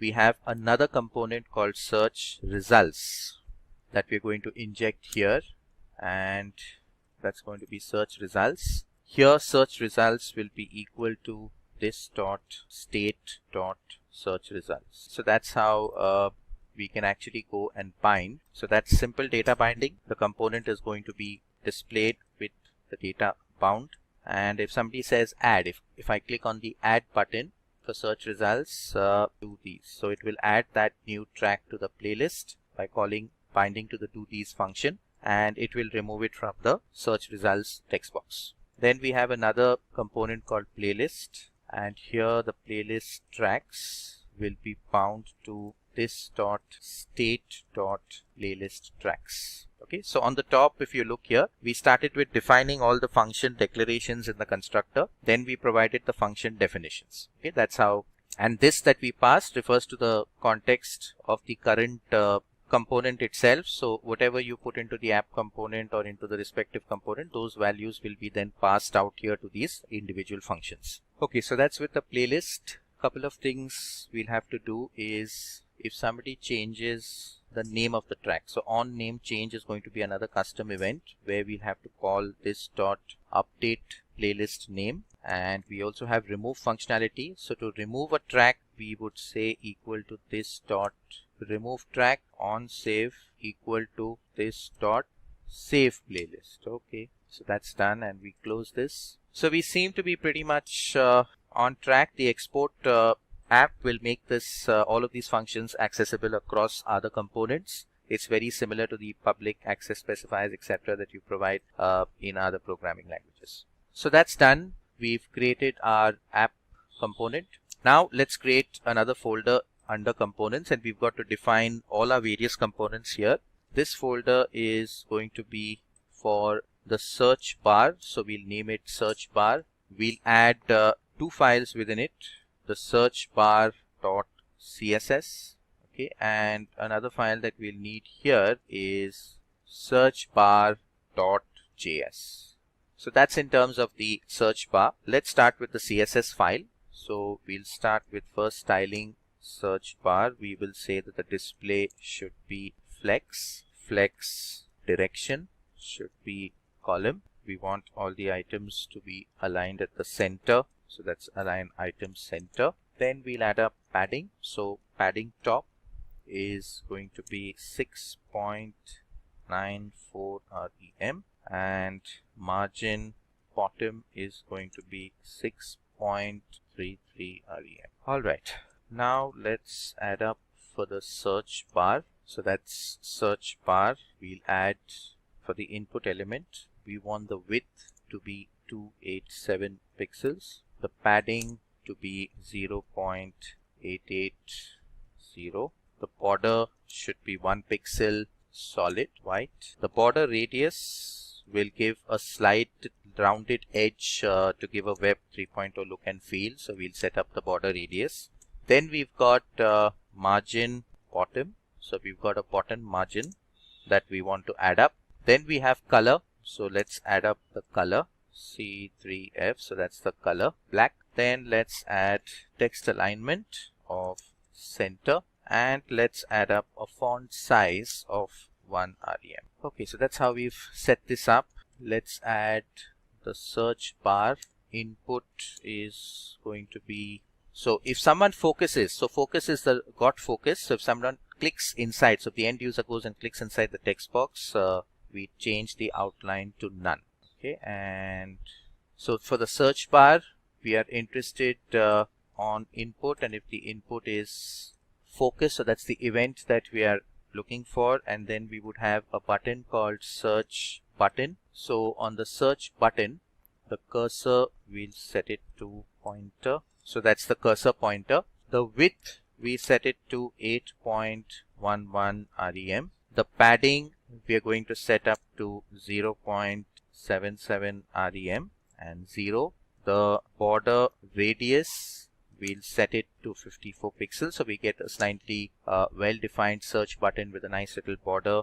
Let's also add background color, #1db954. So that gives me a color. Then I've got my text alignment. Let's set that to center.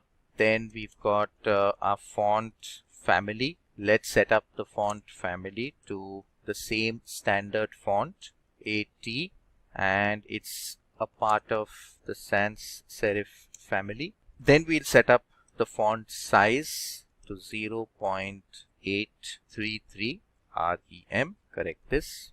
And finally, we will need transition. So all of these are basic CSS properties. So that will add a slight transitional effect with a delay of that many milliseconds. So transition, background color, we've provided. What else? Let me scroll up. Let's also provide a border here. So we'll remove, in fact, let's remove the border. We would not want a border on the button, that would look odd. So I'll get rid of the border. And color, we'll specify as per our standard color that we've been using. Okay, so that's the color we've specified. And then I've got font weight of 500. Finally, we'll take the search button, and on the search button, we will register for the hover event. So if someone takes their mouse over the button, that's the hover event. In that case, if we hover around the button, we would want the background color to change. So it will appear to have a slight little glow there. A mouse pointer moves over the button. Okay, so that's the opacity and the RGB combination. So that completes the CSS file for the search bar, and we obviously now need to go and get the code in for our search bar component, and that's exactly what we are going to do next. So let's start with setting up the code for the search bar. First thing, let's go and import React from React. Next thing we would want to do is import the search bar .css file. Then we define our class called search bar, which extends React.component. We define our constructor, and we go and pass these parameters to the base class. We also define the state. We'll just need one variable here, which is the term to search for in the search bar. And then let's say this dot, we'll define a function called handle term change, which is going to be equal to this dot handle term change dot find. So that's going to be the first function. Then a function that will do the searching for us, which is this dot search. So that's the search function, and we'll have it bind to this. Then we've got this dot handle enter. So the moment we enter into that search text box, handle enter dot bind this. So the functions are ready. Now let's go for the first one, which is handle term change. We'll pass it a system defined keyword of event, this dot set state, and for the term we will use the event keyword. We will get the value that is there inside that text box the moment the search term the user has entered changes. So the search criteria changes, we trap the updated value. Then in the search function, we will update the local property props.on search. Okay, so we'll access the on search and pass it the updated term, and then we got the handle enter, on which we're also going to pass the system defined event keyword. So if there's any data flowing along with the event, we're interested in it. In this case, the data is the key code that the user is pressing, and if it is 13, that indicates that's the ASCII key code for the enter button. So if the enter is hit, then the user is completed entering the search criteria and we need to start searching. And that's where we write our render method that's going to render the HTML view, and we return the complete view here. So that's the view now that we want to return. Let's say div class name equal to search bar. Then on the input text box, we will use placeholder equal to enter song, album, or artist that you want to search for. On change, on the on change event, the moment the term changes, we connect that to handle term change. We already have a function that manages that. And the moment keys are pressed and released, so on key up is where we would want to connect to this dot handle enter. Okay, and this is brace bracket that I'll have to put up here. So in the render function, we're going to return a value. I shouldn't forget to export the search bar. Okay, so that's what I want to export. So we've exported that. Okay, so at the end of this, what we've done is we've written our render method. We've written our div tag. Here is where we'll go and close the div tag. We've added an input, and here is where I'm going to add a button, provide a class name called search button, and the moment the end user clicks on the button, we're going to connect it to this dot search, and we close the button tag. Within the button tag search. So that completes the render function. So in the render function, again, let's run through all of what we've written. We started with extending React.component. We then added a constructor, passing props to the super class constructor. We created state. We set it to a value of term and null. So the state currently we defined as term. Then we said handle term changes, search, and handle enter should be functions that we want to add. Then handle term changes we defined, search we defined, and handle enter we've also defined. Then we used render. Render we said is going to return to us the HTML that we've specified. Okay, we dumped all the HTML that we want this component to return to us. So on change and on key up are both two functions that or two events that we connected to, where we called handle term change and handle enter. Then we added a button where we registered for the click event and connected it to this dot search. So all the three functions that we had actually written. So two things we've completed now. In the app class, okay, if you look at the app class, we've actually defined a set of functions here that deal with the playlist and adding applications, etc. Adding tracks, removing tracks. Then we've created the search bar.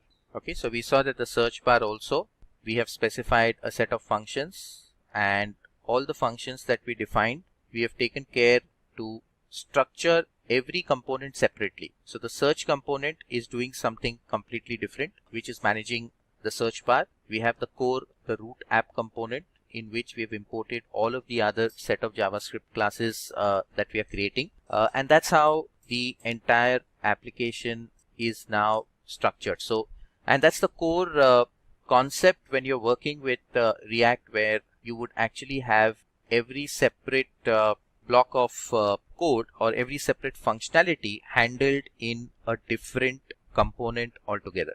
So we've completed the search bar component as well. So 2 components done and 2 components good to go. So we've got to start up on the next set of components that we will need to build.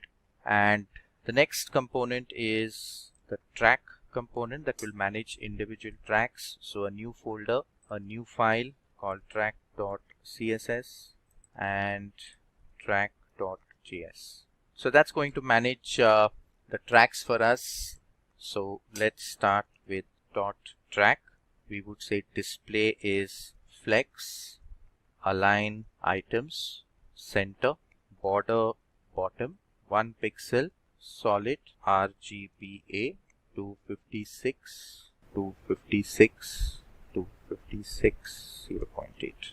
That's the opacity. Then let's come to track action. So we'll use all of these classes when we write up the HTML view. We'll add a padding here of 0.5. We'll set up a font size of 1.05. Set up a transition color of 0.25s, border of 0 pixel, and a background color of RGBA 0000 color hash. So that's the color that we continue to use. Then we bring in track, another class, track action, and if we hover over this class, we want the RGB values change to 265, 265, 265, 5 is the last parameter. So that's the hover. Then we have track information. So track information is the next class that we're dealing with. We'll add the flex parameter first, display flex, and then flex direction is going to be column. Let's have justify content set up as center, and let's have height as 180 pixel. So that's track information. Let's have another track information and the h3 tags nested inside that.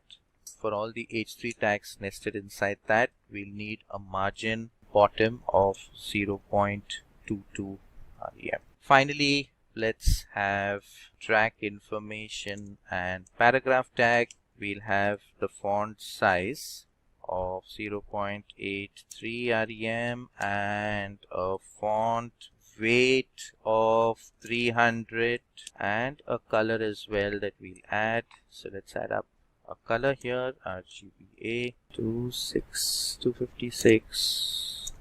256 and 0.8. Okay, so that's in terms of the CSS. And let's move to the track and we'll move into the JavaScript file. So let's move into, so let me take what we added in the search bar. I'll go to the track.js. This will change to track.css. Okay, the constructor, this will change to add track. So add track, change this to add track. This is remove track, change this to remove track, get rid of this. And that's going to be the add track function. And here we are going to say this dot props. So we'll modify this dot props dot on add, this dot props dot track. And then we have the remove track. So that's going to be the remove track function. This function is not required. So this dot props dot on remove, and this is the track that we would want to go and remove. we'll add up another function called render action. So this is going to be a function that we are defining called render action. And in this, we'll just check if this dot props dot is remove. If this dot props dot is removal, so in that case, we would want to return. So this is a view action method that we are adding, which is going to go and add this button with a class called as track action that we've already written the CSS for, and this button will actually get added via this render action function, and this dot remove track is what it's going to map to. Let's close this. This is going to bind to this specific function. So that's the closing button tag. Okay, so the closing button tag is what we've added there, and the binding is what we have done to this dot remove track. And we will terminate this here. So now the render action, let's also have the return here, and we just add up the button, and this is going to add track. So you can look at how the component is completely dynamic in nature. So we have two buttons that are going to be added. This button with a hyphen is going to remove the track. This button with a plus sign is going to add the track. And you can actually see how simply it was done in a render action function. So the render action function actually helped with checking that if on the value of the props, and if the user, depending on the action performed, you will actually be able to remove a track or add a track from the existing playlist. Okay, and then the class name here is now going to be track. The class name for the enclosing div inside it. So let me get rid of this. The class name for the enclosing div here is going to be track dash information. Within it, we'll add h3. We'll bind to this dot props dot track dot name. So the name of the track is going to get bound here.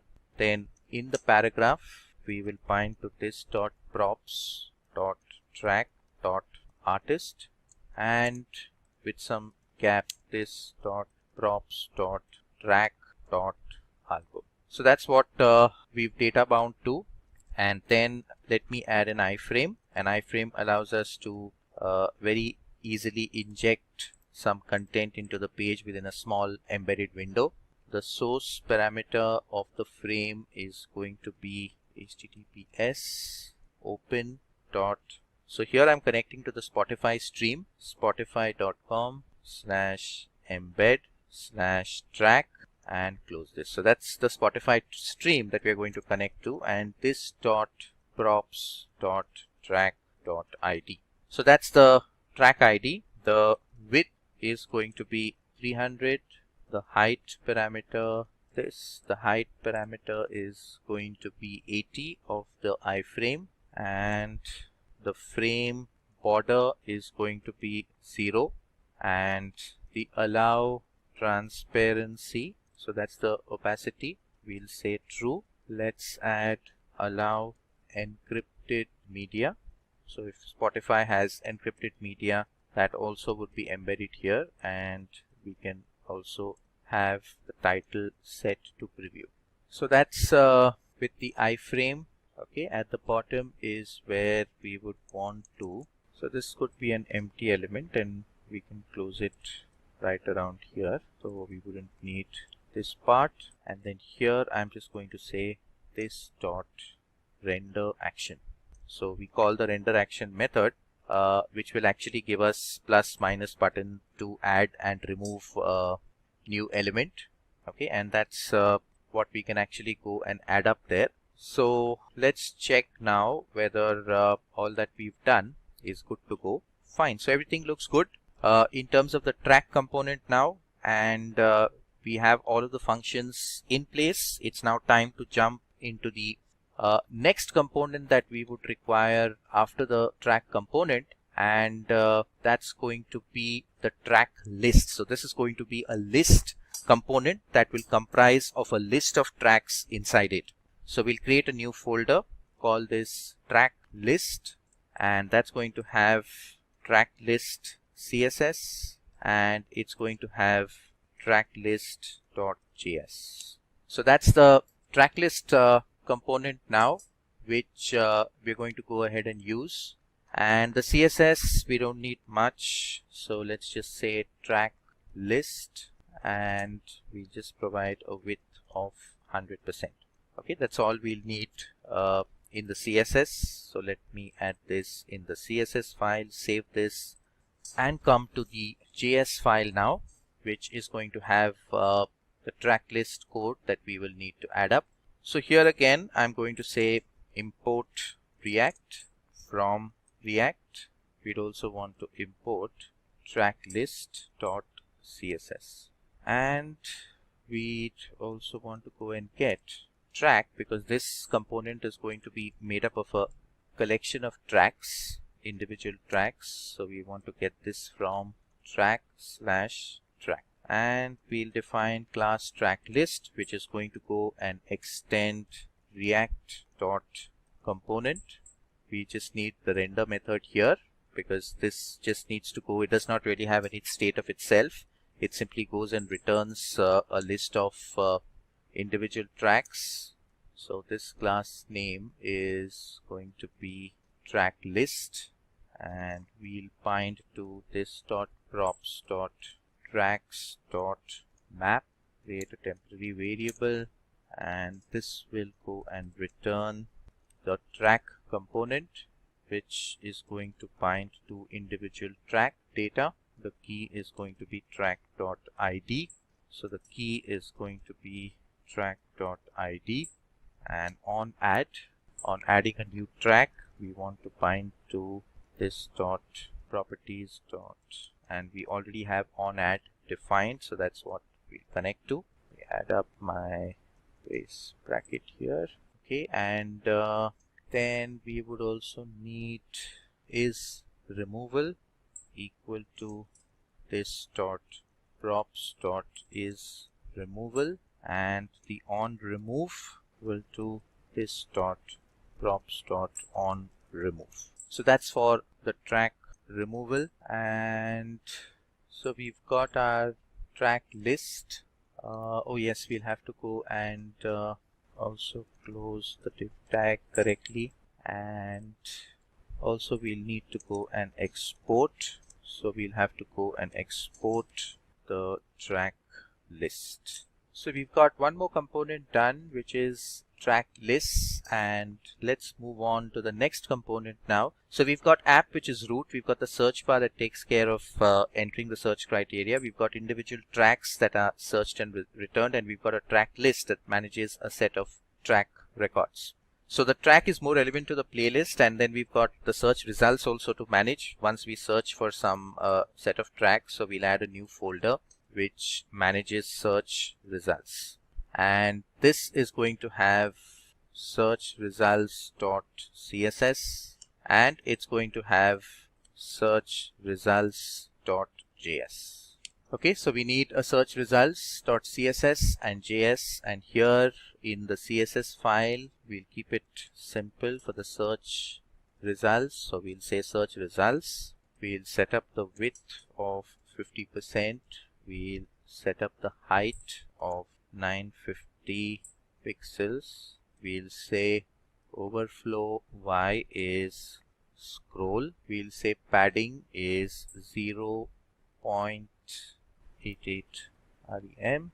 Background color will be RGBA 95 23 23 0.7, and we will use the box model. So we'll provide a shadow, dropping shadow of 0, 4 pixels, 2 pixels, 2 pixels, hash.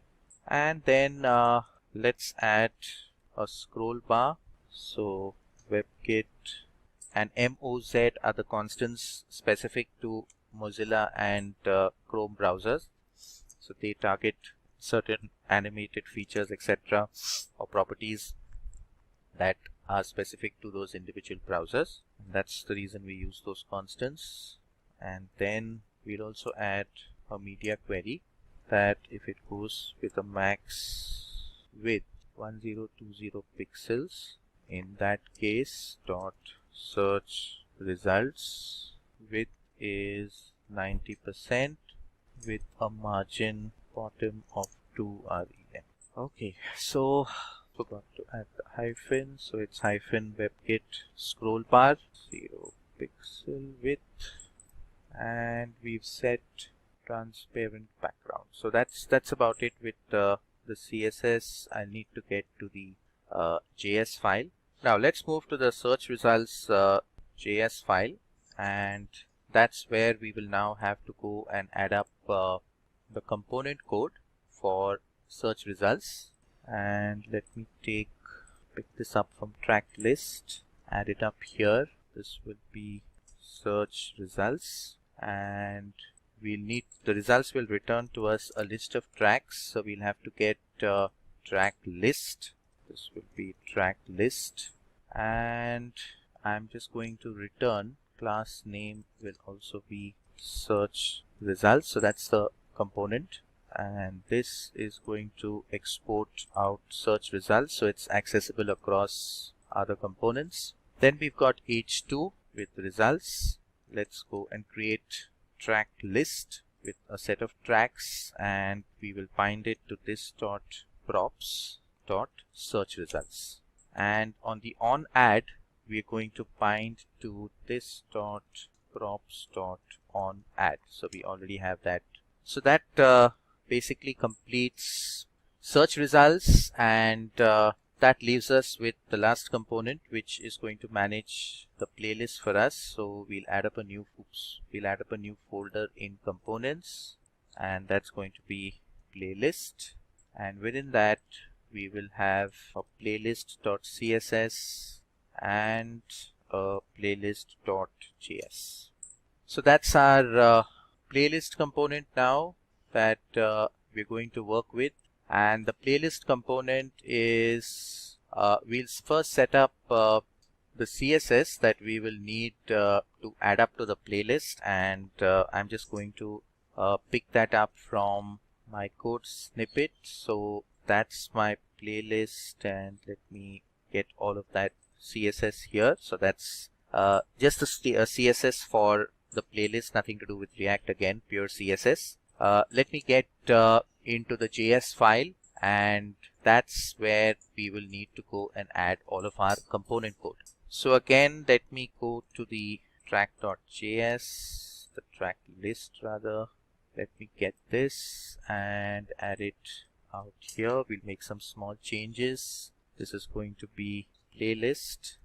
I need to import the track list because the playlist is going to contain a list of tracks. This is going to be playlist, and let me here, this will be playlist, and we'll leave this for later.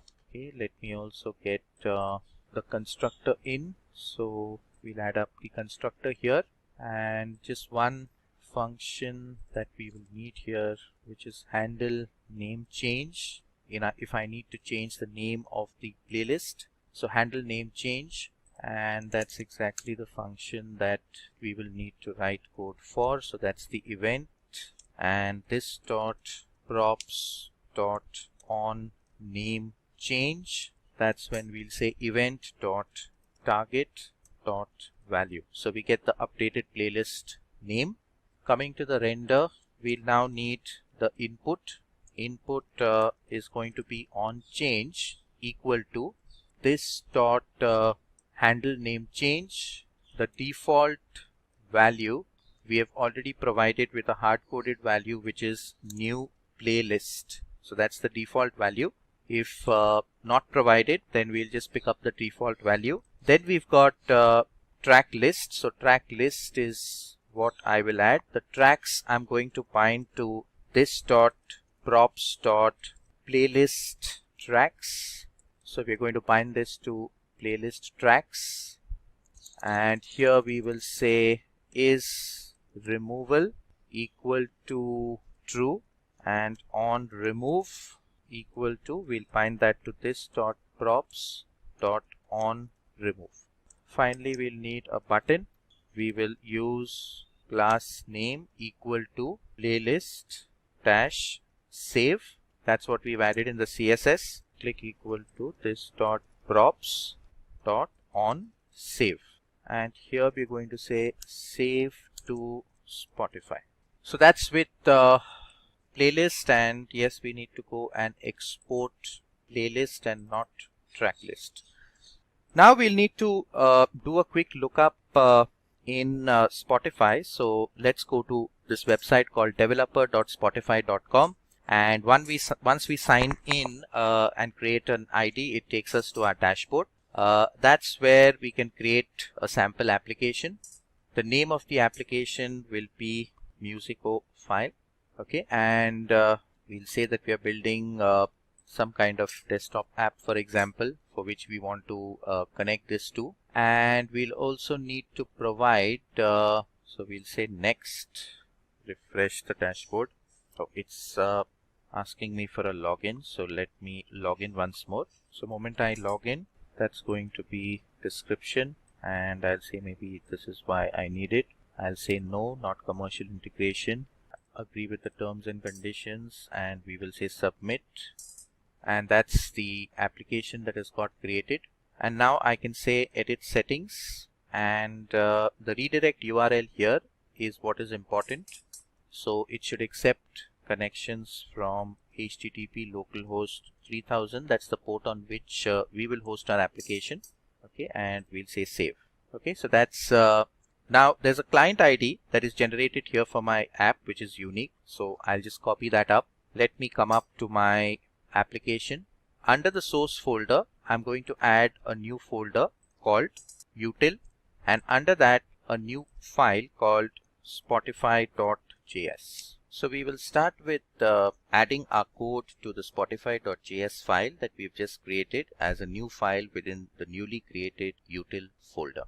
The first line of code is going to define a client ID variable that equates to the client ID that we will generate on Spotify. So this is going to be the Spotify generated client ID, which is a unique ID associated for the developer to connect to the Spotify API. And we will look at the source of that as we go through the demo. The next variable that we'll create is the redirect URL, or let's call it redirect URI, and that will equate to localhost 3000, which is the port, and we'll create another variable called the access token. Let's also create another constant variable called Spotify, and this will work like a function expression. So we'll equate it to a function called getAccessToken, and we will say if access token is true, then return the access token. Now let's declare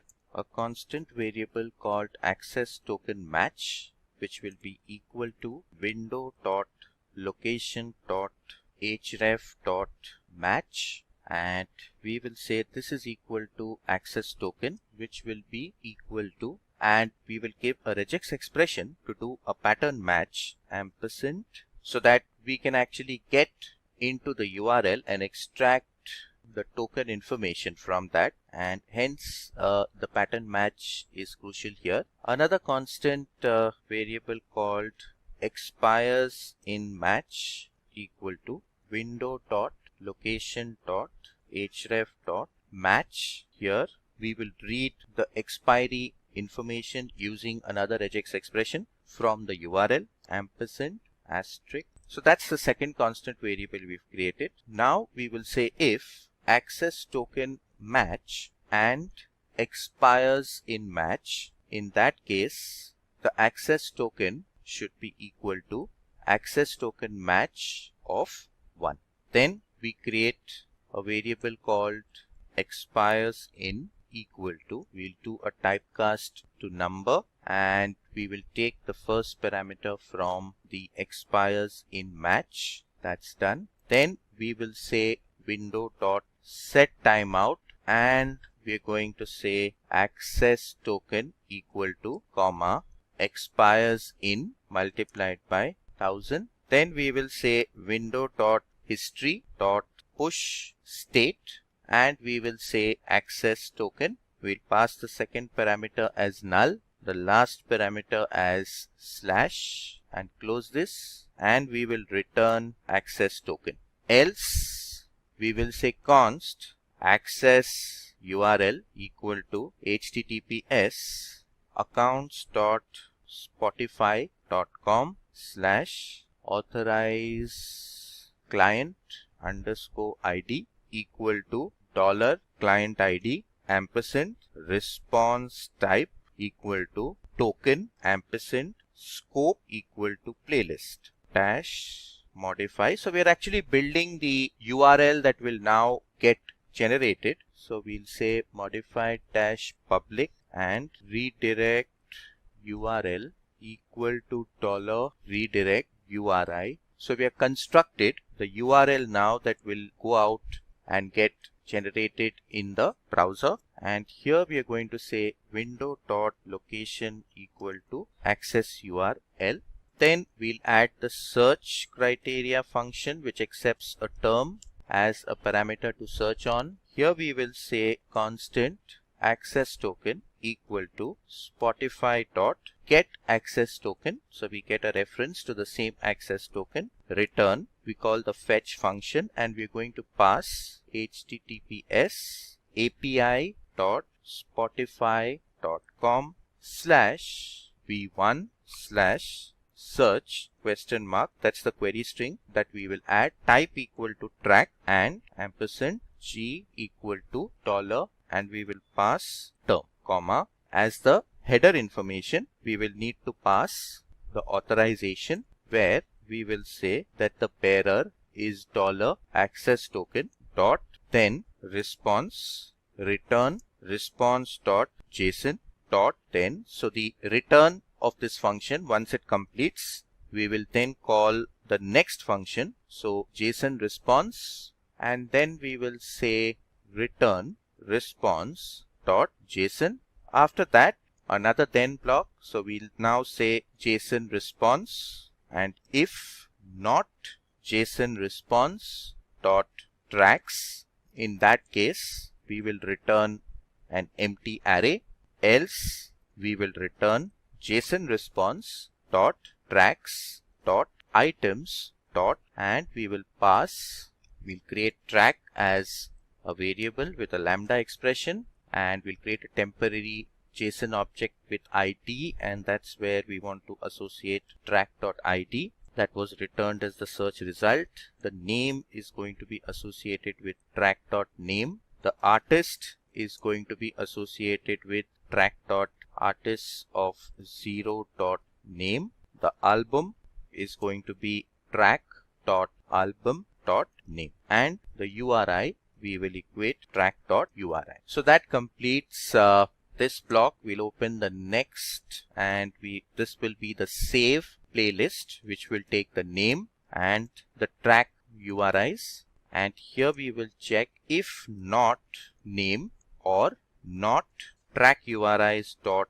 length. In that case, we simply return out of the code, and then we declare a constant variable called access token, which will be equal to Spotify dot get access token. So we get a reference to the access token. We then declare headers. Authorization bearer is going to be $access token, and we'll create a user ID, and now we will return the fetch result, where we will pass https api.spotify.com/v1/me. So that's the URL, comma, headers will be the header information. Then we call the then function, declare response as a variable, use the lambda expression, and access response.json. We use the then block to declare JSON response. Here we say user ID equal to JSON response.id, and then we return fetch https api.spotify.com/v1/users/$of user ID playlist. So this is how we've constructed the URLs manually. Here we will assign headers to the headers variable. We'll assign method as post, so the data is sent as part of the body and not as part of the URL. And as the body, we will say json.stringify to convert this parameter name, and then we will generate a response variable to response.json, and then we'll create JSON response with the lambda operation. We'll create a constant playlist ID which is equal to JSON response.id. We will return fetch https api.spotify.com v1 users $user id / playlist / Again, we are constructing the URL. So playlist ID will be replaced here. Then we will say tracks and close this comma. And here again, we will say headers would equate to the headers variable. Be constant headers, and this close here. Okay, everything fixed now. So here we are going to say headers should equate to headers, and the method is going to be post, and the body is going to be json.stringify URIs track URIs. And we close this, we close this block, we close this block, and we close this block. So that completes our code. Of course, one more thing we'll have to do, which is export this class out. So export default Spotify. And that completes the code for the Spotify.js, which is part of our utils class. So let's move on now to the next step. So here is the client ID that we'll have to exactly match. So I'll copy this client ID and provide it here. So that's the client ID that we actually need, and we could also store it out here. So that's the client ID, and that's the redirect URL that we've also defined there. And we just create an access token. If the access token is true, we return access token. So the access token is something that we are going to do a match from the moment we try and connect with this particular URL. And you can look here that this is the access URL that we are trying to connect with, okay, with the client ID and postfixed with the redirect URL, right? And then I've got a simple search function which returns an observable. So we try to fetch data using the search term that we provided. Okay, we try to fetch data using the search term provided. If we are successful, we get a response of the data, and accordingly we'll iterate over the JSON response and get a list of tracks out of it and do a mapping of this JSON object to the track ID, name, artist information, album name, etc. And here just like a data access layer, very similar to a data access layer, we've got a save function which will save this data to Spotify as well. So I've got a save playlist and I've got search. So these are the two functions which will go and connect to the Spotify service by using this client ID, and it will allow me to access that information in terms of returning a stream of JSON data, and will then allow me to go ahead and push that JSON data into our application. So now we'll actually need to start up the application. So I'll go to the terminal, and rather let me go to view and bring out the terminal. So this is the integrated terminal that's there in the tool, and it just opens PowerShell from which you can actually fire your commands. So I'm going to say node package manager npm start to actually start up this application. So that's going to do a full compile, and so we will fire this up, give access. So I'll need to grant access to that port 3000.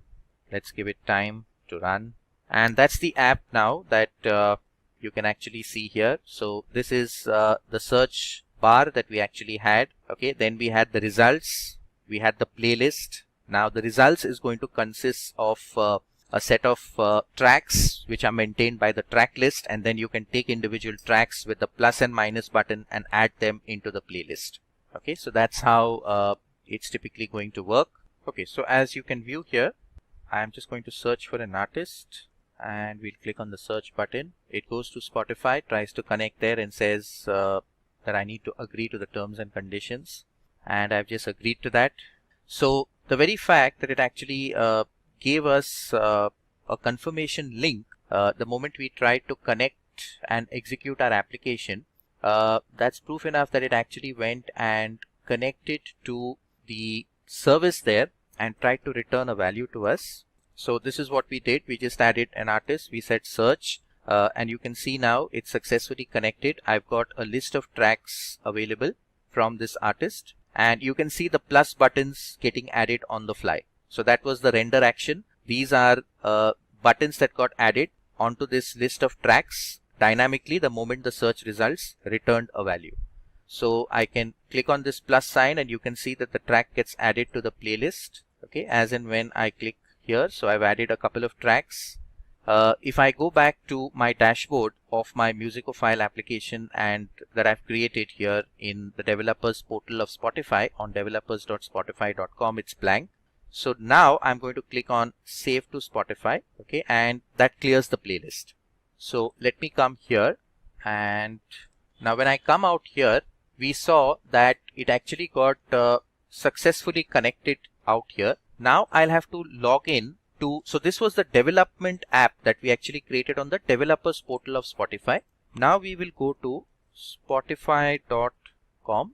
So I'll just go to the Spotify website, and it says, do you want to launch the web player and all that? So let me click on that. So it just launches, and can you see here, this is the new playlist that just got added, right? And there were 4 songs that had actually added to the playlist, and you can see here those 4 songs have got added out here.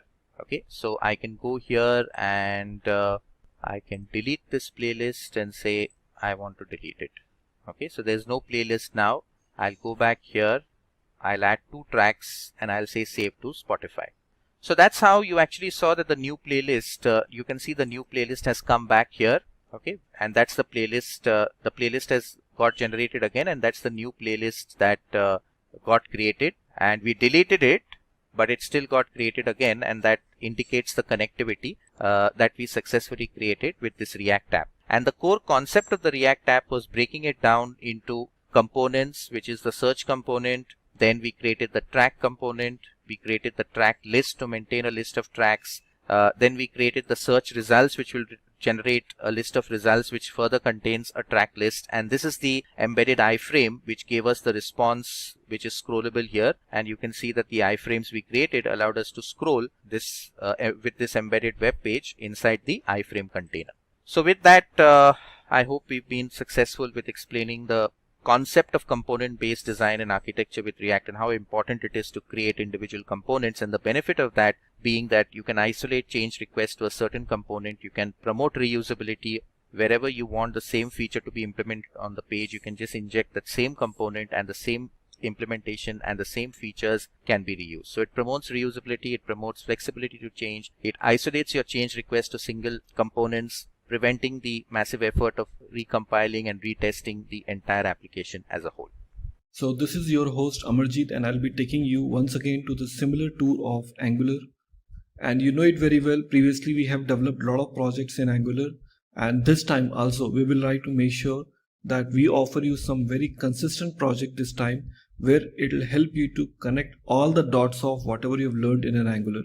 So this particular session will be more specific towards the project, so stay tuned with me, because this time we'll be offering you a lot of beautiful GUI which can combine together to understand how Angular can be best suitable for the front-end application. And to make it happen, you understand, like in this particular project, we'll be having a basic Angular setup ready. So you know it very well. To develop an Angular application, we have used a similar technique called downloading the Angular CLI version, and we have used ng-new, and the name of the project is project. And this particular project does nothing, have only one single component name called app, as you can see it right now here. Under the src you have got app folder, app component.html, and here you see app component.ts. So that is one of the very basic component Angular can hold in. So this HTML contains a very simple message called welcome, and component.ts contains nothing special. It is just holding one title.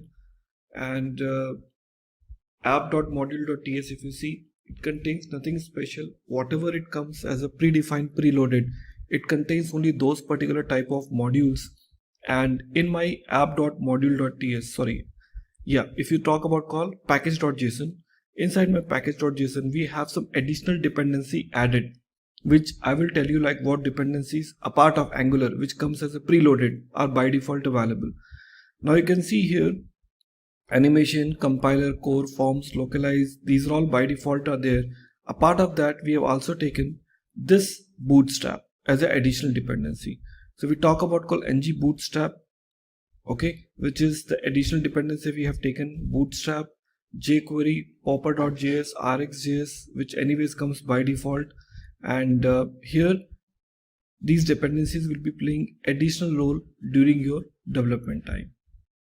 Okay, rest everything gonna be remain same as it is, but yes, these additional dependency like in jQuery, popper, and your say tslib, and you talk about like in bootstrap, okay, jQuery, these libraries are additional to those, the one which comes as a by default. Okay, so once you have those additional dependencies added into your project, do not forget that in your angular.json you need to have additional declarations to be get added. Okay, as you can see now under the scripts part, okay, under the styles part, you see the under the styles we have kept our bootstrap.min.css, and under the scripts we have kept all those necessary dependencies with regards to our JS called demo, chart, pie chart, pie demo, you talk about bootstrap, you talk about jQuery. So these are the additional dependencies we have kept under the scripts part, which is there under your angular.json. Okay, and under the styles we have got bootstrap, through which we can directly include these bootstrap related stuff directly into my project. So that would be the first thing which we'll start with. Okay, so if I want to start my application, I will certainly say npm space start. Let me say npm space start. So it is launching my application. Okay, please use sudo.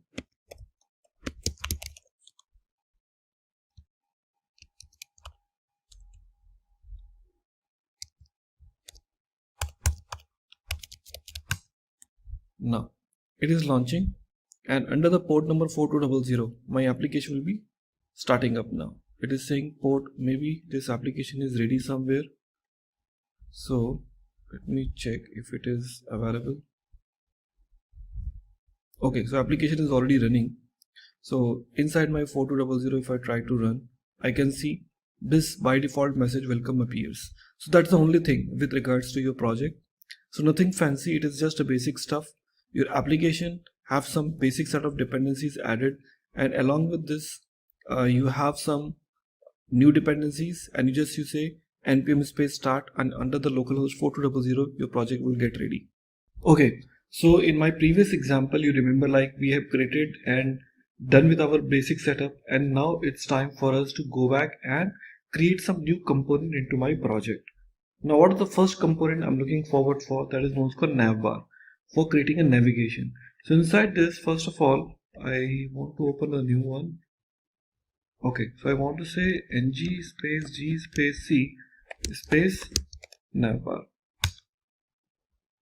So let the new component get ready. Okay, so we have got navbar component ready with me. So this is what my navbar is, and inside this navbar I want to add some additional dependencies inside my HTML. Okay, so here I may have a lot of tags associated with me, but here I want to start with my body tag. Okay, so this is what I want to start with my body tag. Okay, and here onwards we want to start all my development. So within my body tag I will be writing a lot of other tags too, but first of all let me try to have some additional dependencies to be get added here. So I want to add the div, and here I would like to have some additional dependencies to be get added. As you can see right now, it is for jQuery, it is for your Bootstrap, it is a scripts. Okay, this is for charts, this is for chart areas, data tables. So these dependencies are very much required in order to start your basic development. Okay, and I want to continue developing this example by adding some new logic one by one. Okay, now what logic I want to add it now? So I will be using Bootstrap as a basic code. Okay, so first of all I want to use the body with some body class equal to, I want to give this name called sb hyphen nav hyphen fixed. That is actually the Bootstrap class which we're associating with your, and here after that we'll be starting with my div tag. So after body, here see this is the sb hyphen nav hyphen fixed which we have used. Now I'll be using some nav tag now, and inside my nav tag I want to say class equal to sb hyphen top nav space navbar space navbar hyphen expand, okay, space navbar hyphen, we want to use a dark theme, so I'll be using navbar hyphen dark and space bg hyphen dark. So this is the first thing we are using it now. Now inside my nav, okay, we want to use few more important details, like I'm saying like anchor. Okay, so with this anchor I want to say a, before href we want to say class equal to navbar hyphen brand, okay, space navbar, or else we can say href. We can use this, just add this single quotation and just say href equal to index.html to go back, and after this we'll be also using this img tag also. So we just use this img src equal to, we'll be using some logo, okay, which will be there under the assets.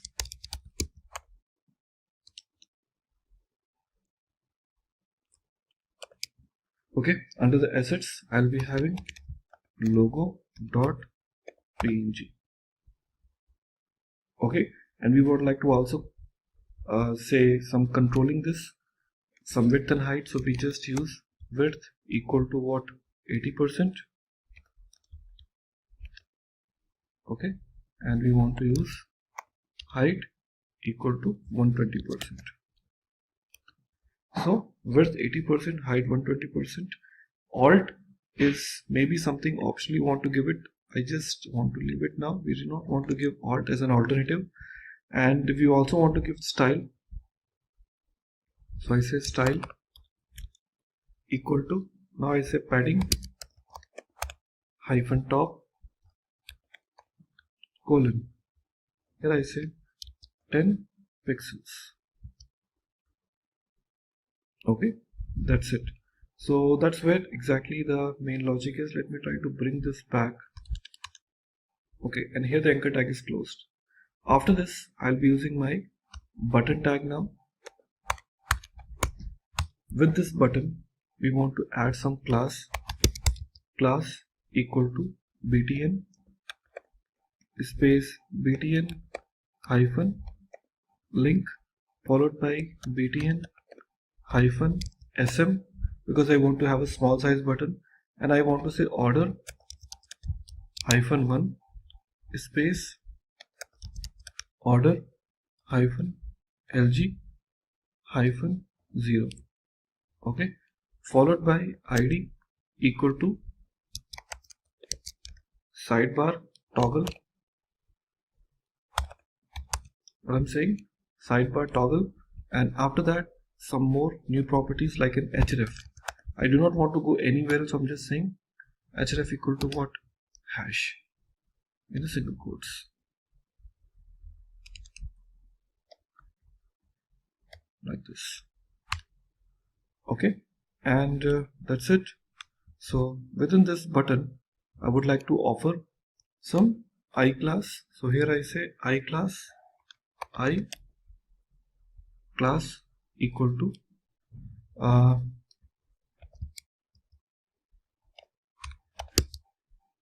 okay, fa hyphen bars. Okay, this is a special class available, and that's it, which is there. Now here the I class is getting closed, and here the button is getting closed now. Okay, so this is the first part of my code now. Okay, now we talk about called navigation or navbar search. So here I'm starting with my navbar search. Okay, so inside my navbar search we would like to offer some more new number of fields, so-called form. Okay, so I start with my form. Now with this form I may not say action for a time being, so I'm just removing this action from this. Instead we are saying form class equal to d hyphen none space md hyphen inline, okay, hyphen block hyphen block. Okay, so md hyphen inline hyphen block. After that you have to say just form hyphen, and here you say inline because I want to go ahead with the inline form, and also ml hyphen auto space mr hyphen 0 space mr hyphen md hyphen 3 my hyphen 2 space my hyphen md hyphen 0. So this is what all about our form, but within this form is not yet closed. It is just a first portion of the form class. Along with this we'll be also offering the div class. So we just use div. Here I say class equal to input hyphen group, and now inside this input hyphen group I want to use input class, input type equal to text, and here I say class input class equal to form hyphen control, We would like to add few more classes here. First it is form control, type equal to what type? It is a type text, and now we say placeholder equal to search for. Okay, this is a property for me where I want to use it, and a part of that search for we're giving it. So since it is giving, so we do not need to give double quotes. Search for is single quotes is okay now. And now area hyphen level equal to search. 1 second, let me try to make it. Okay, search here, and followed by a few more properties. So the first property I'm trying to use it. A part of this area search, we say area hyphen, okay, described by, and here we give the value called basic hyphen add on to. Okay, so this is how we are trying to add it now. After this, what next? After this we would like to use another div tag now, div, and here we say class equal to, inside this class we may offer few more details. Okay, like I can say input group, input hyphen group hyphen append. Okay, that is a div class, and inside this div class I would like to use also another button. Here we say class equal to btn space btn hyphen primary. Okay, type equal to what? It is a button. So that's it. And after that, within this button, I would like to use I class equal to fas space fa hyphen search. Okay, that's it. So this is how we are making it first, and now we'll be going ahead with the next level. Okay, so let's get started with the next point now. So we have finished our div and div form. Now let me try to organize it properly. Okay, now the div and this part is getting close, and now we would like to talk about our navbar part. Okay, so here I'm starting with the nav part. So here exclamatory, and here I give the name for navbar. Just to tell you, like, this would be the navbar related stuff. Here I'll start with my UL tag now. So inside my UL, I say UL space class equal to navbar. Okay, so we have a call navbar hyphen nav. Okay, space ml hyphen auto space ml hyphen md hyphen 0. So that is for my UL. So within this UL, I'll be having some li class also. So we have got li. Within this li, I'm saying class equal to. Now, what are the details I want? I say nav hyphen item. Okay, nav hyphen item space drop down.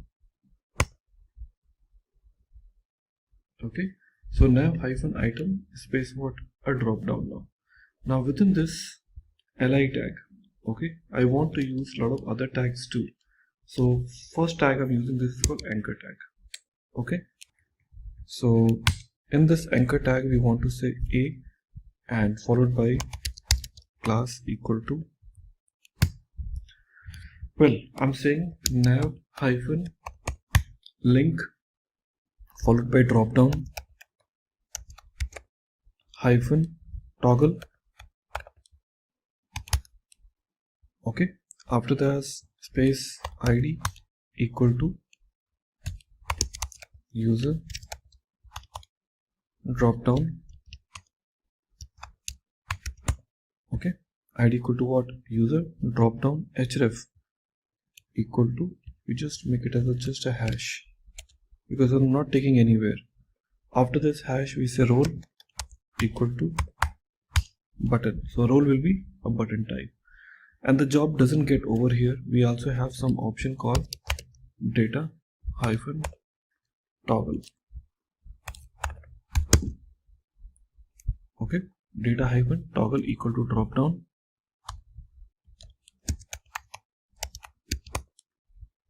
equal to drop down space. We also want to use some area has pop-up. Okay, you can see there's a property called area has pop-up. So I just say true. Yes, exactly, it does have. And we also want to say area hyphen expanded. You see now area hyphen expanded. We're also saying false. A part of that, we also want to use some image within this. So image. So in this image we want to say src. Src will be under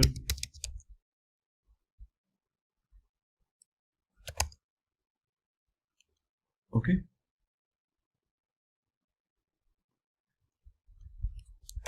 Assets. Under the assets it will be under id dot png. There's already, sorry, jpg. There's already one value available inside this id png. Alt we don't want it as of now. If you want, you can add it, otherwise I'm just leaving it blank. I'm just using this option called style equal to, now border hyphen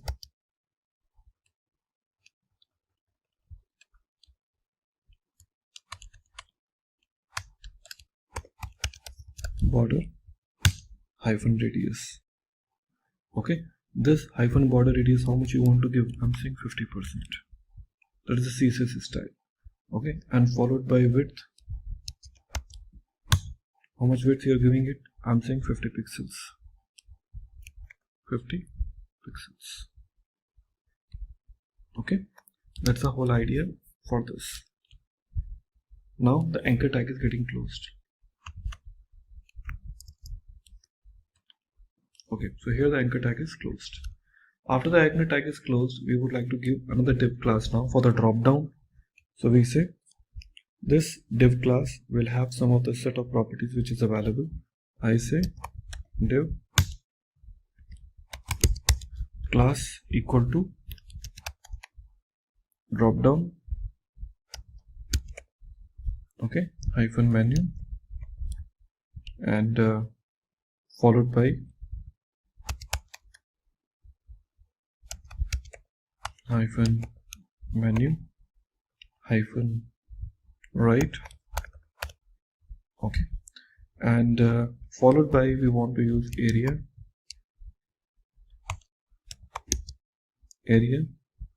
hyphen, you can see this option called label by, okay, equal to, give the option name called user drop down. I'm just giving the value user drop down. Value has been given. Now within this div tag itself, we'll be adding some more values. What those values will be? I'm saying anchor tag class equal to, now there is an anchor tag class equal to drop down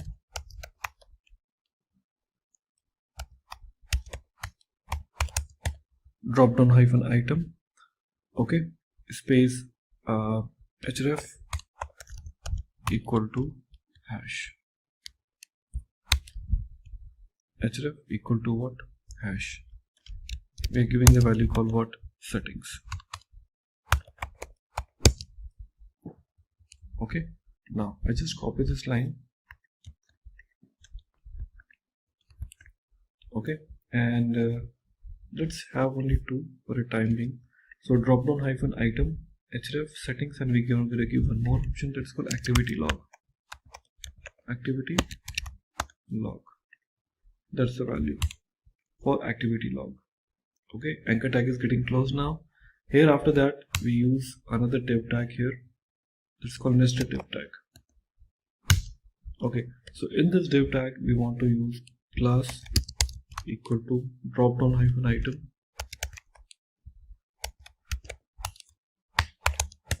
drop down hyphen item, and I would say better drop down hyphen divider,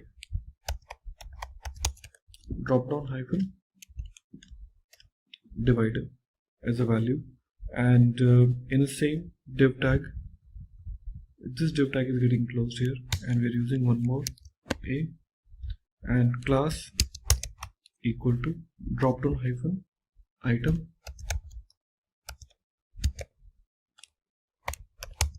drop down item href equal to, give the value, the one which you want to give it. I'm saying hash. Okay, href equal to what? Hash. Let me close this.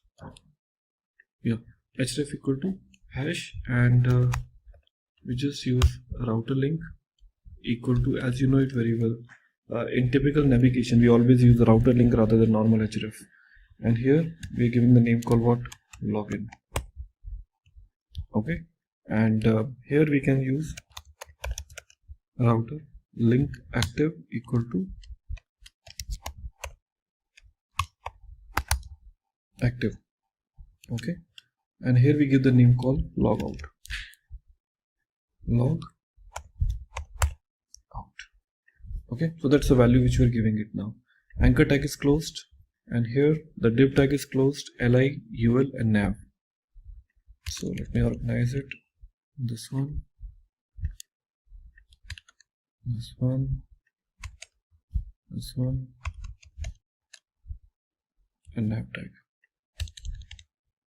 Let me format this.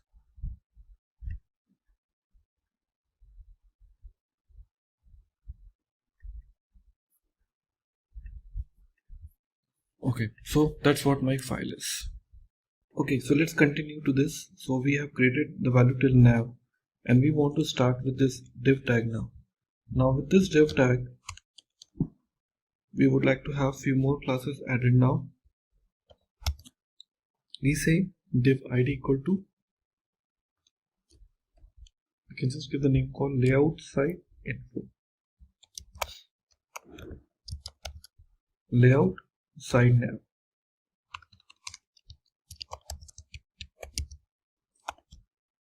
So this is the first value we are taking it now with this layout side nav. A part of this we would like to use another div tag now, and inside this div we would like to offer the id equal to layout side nav, whatever name we have used it, underscore nav. That is our second div tag we have it now. Now within this we want to use the nav. Okay, with this nav we want to say class equal to sb hyphen side nav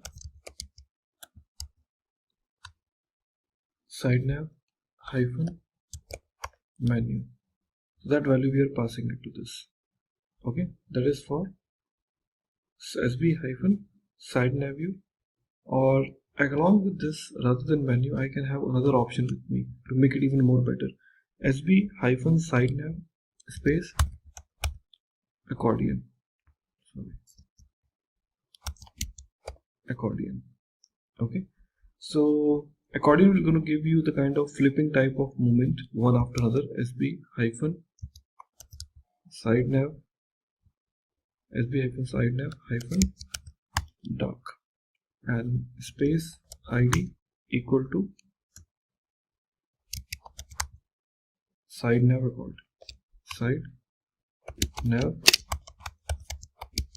accordion. So this value we are using it now with this nav. So within this nav we would like to bring another div class now by saying div, and inside this div we will say class equal to I would say sb hyphen side nav hyphen menu. Okay, now within this div tag we want to use another div tag now. So you might be thinking so many div tags. Yes, that is why we want to make it more organized. We say div class equal to nav. Okay, now within this div tag we would like to use another div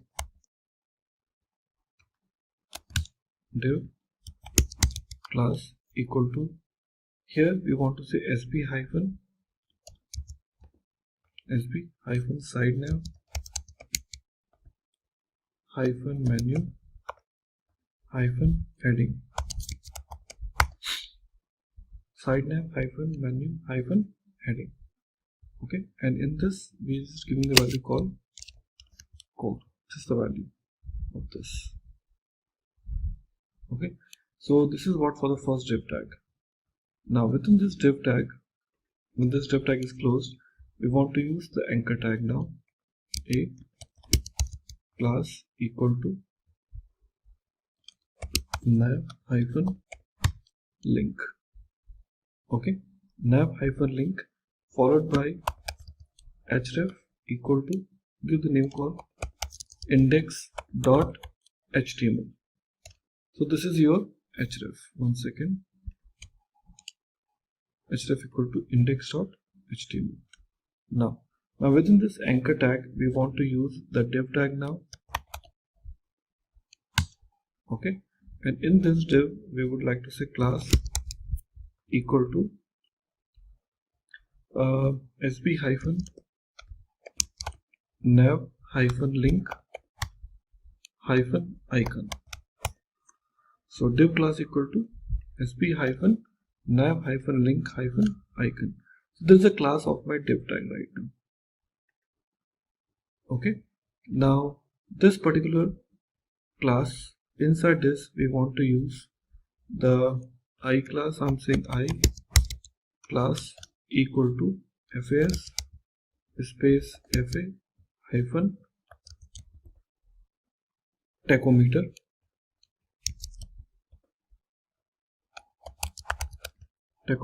hyphen alt. Okay, and we are closing this. So I tag is getting closed, the div tag is getting closed. Okay, and within this I'm giving the value called what? Dashboard.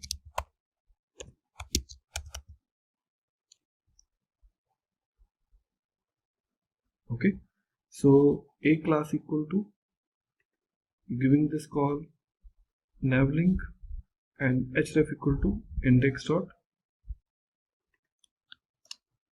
html, and here we have the div tag which is getting closed now, and here the anchor tag is closed, and after the anchor tag is closed we can use few more div tags inside this. Okay, let's see about which of the div tags are now left with. Here we start another div tag. Now inside this div we say class equal to sb hyphen side nav. Okay, sb hyphen side nav hyphen menu hyphen heading, and now we want to use one tool name called interface.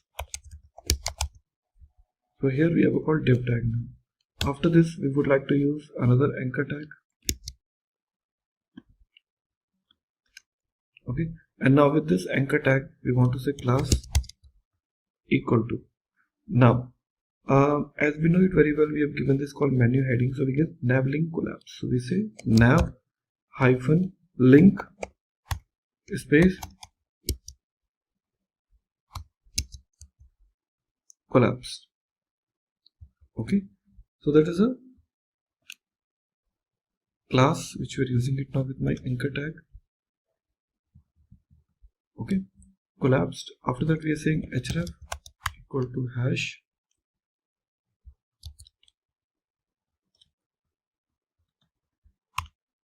href equal to what? Hash and data hyphen toggle equal to collapse. So that is the value we are giving it to my data toggle now. After that we are giving some more values here.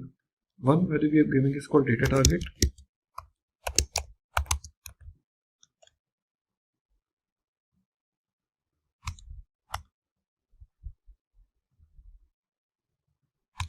Data target equal to, here we are giving this id by saying collapse layout.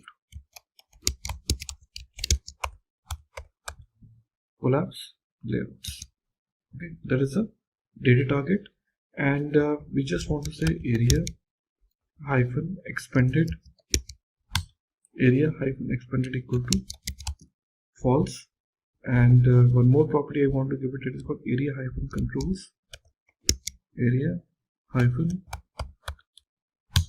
controls. Okay, equal to collapse layout.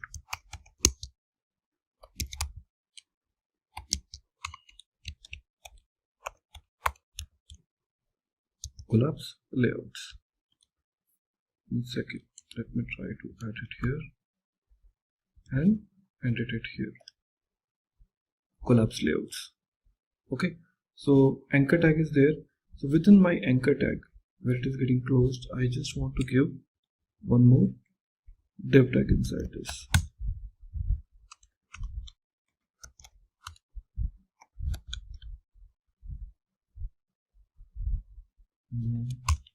Yeah, so here we have got div. So within this div tag we want to give some additional property to this div. So we know it very well what type of details we are talking about. So we say div class equal to sb hyphen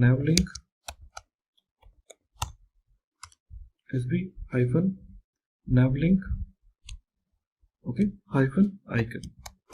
there is another class we're using it now, and sb-nav-link, that's the first property we have taken. Let me close this, and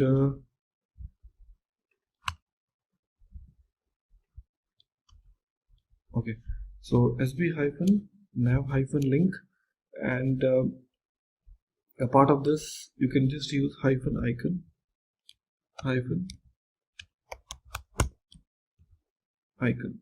Okay, within this I can use I class. So here I'm using I class equal to, so which class we want to use it? I'm saying fas space fa hyphen angle, okay, hyphen down. So this is your I class which we are defining it right now. Okay, closing this. So I tag is getting closed along with the div tag now. Okay, and anchor tag is anyways getting closed.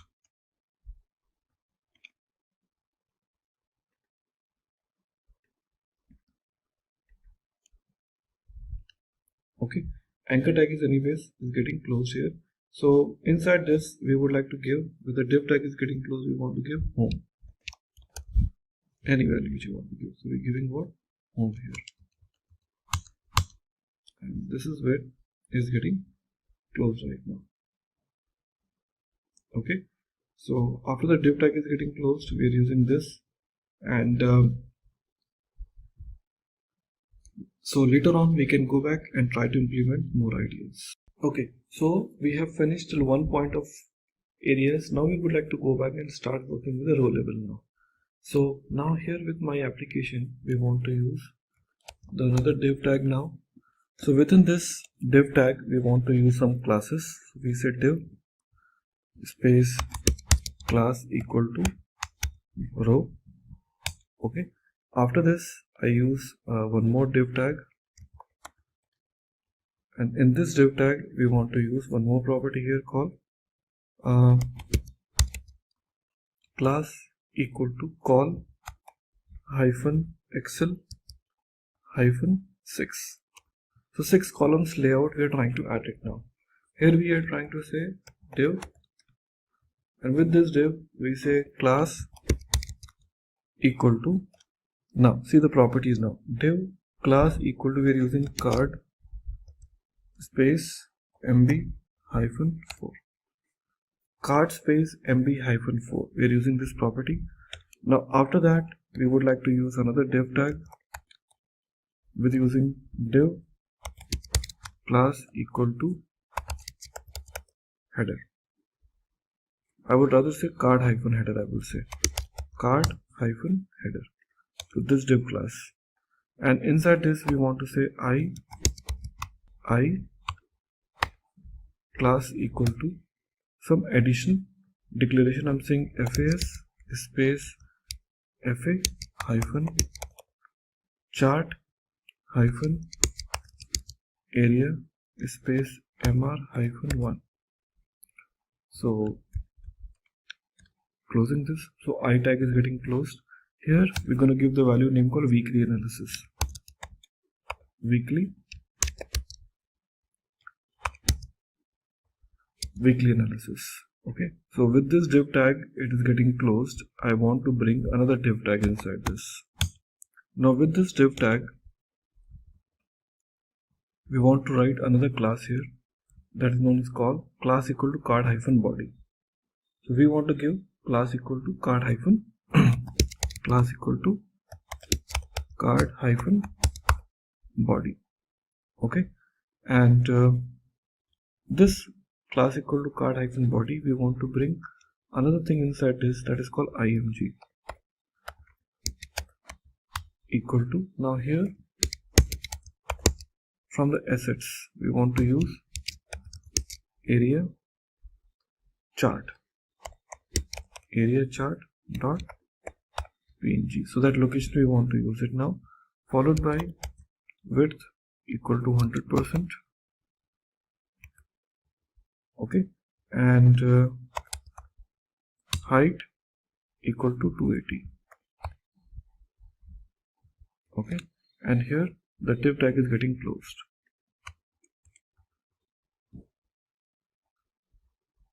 Okay, so we're talking about this div tag, and there's another div tag is getting closed below this.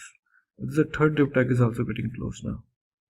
Okay, so we total have 3 div tag is getting closed, and we would like to use another div tag now.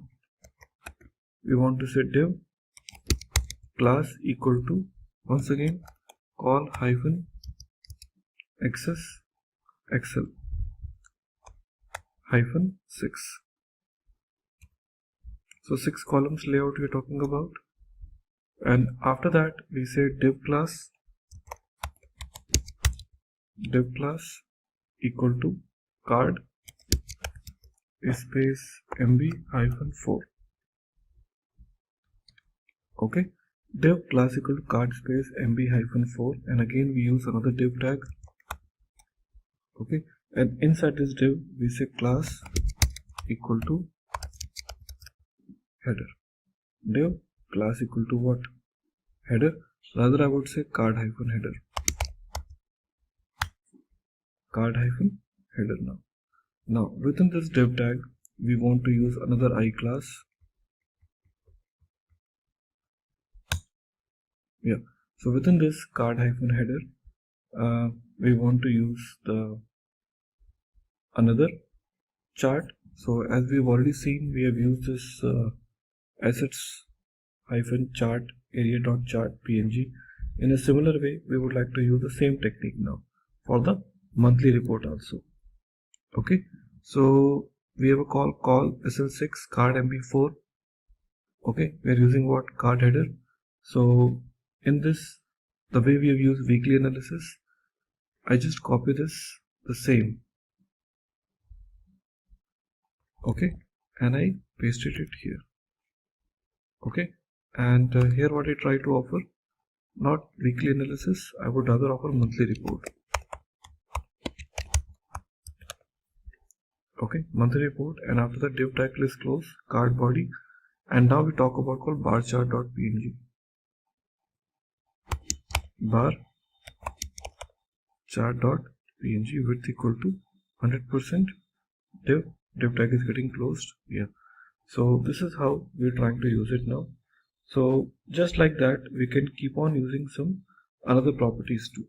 Now here we want to use one more div. Okay, in this div tag we feel class equal to, now let's provide another property here. So we say div class equal to card, okay, space mb hyphen 4, and other details too. We were on this position called card hyphen mb hyphen 4, and follow to this we want to use another div tag by saying div class equal to card hyphen header. Div class equal to card hyphen header. So that is another div class we are using it now. So inside this div class we want to use another I class equal to, here I am using once again fas space fa hyphen table space mr hyphen 1. Okay, that's the position we are using it right now. Okay, and after this I tag, here we define this option name called employee data.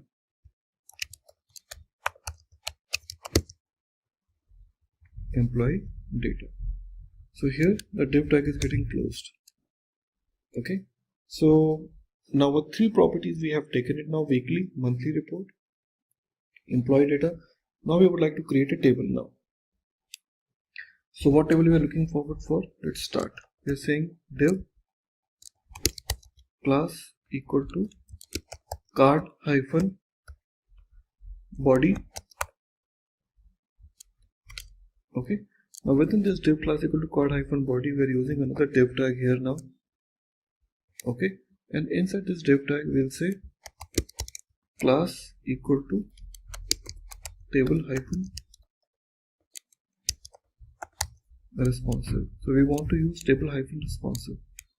Fine. Now after this we want to create a table. Okay, within this table, okay, we would like to create table head in multiple things, but let me add some classes here. I'm saying table class equal to, we want to use table space table hyphen bordered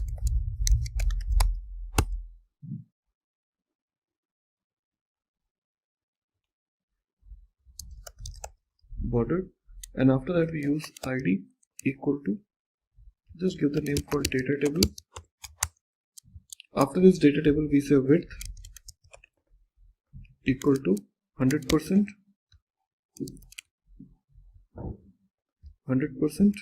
and also we want to use cell spacing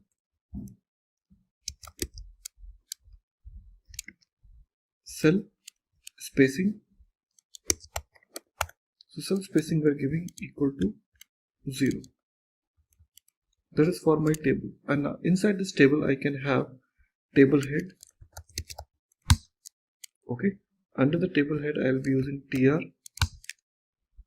so tr under which you'll be having th, which is called table heading. So we're giving the first property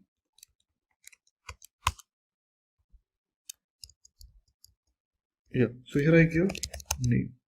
Like this, I just copy this and take few more property. Name, position. Here we give call office, then age, then we give start date, and one more, and that is one is called salary. So these are a part of table heading. tr is closed, t head is closed. Now we would like to use t body. Now inside a t body we want to use tr, which is your table row. Under this we want to use what? td, that is called what? A table data. So here we can give the name. So the first value we are giving is called tiger. Next one, let me copy and paste it. So that is the first value. Second is known called position. So we are saying system architect.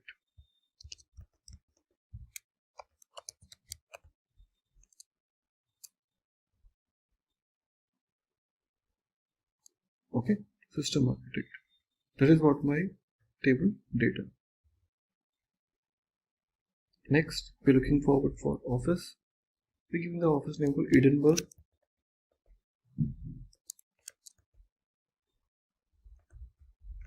Next, it is asking for your age. Let's give the age called 61. Next is asking for the start date. So we just give /04/25. Any date we can give it. Last, which is asking for the salary, you can just say $, any random value I've given it now. Okay, so this is the first table row is basically closed. Like that we can have multiple records with me. I copy this and have another and have another. So as my number of records you want, you can basically have it now. Okay, let me quickly change the name.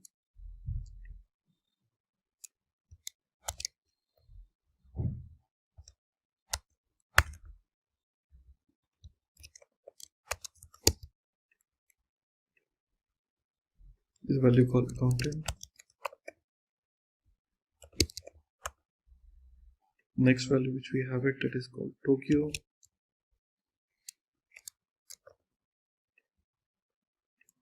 Age 63.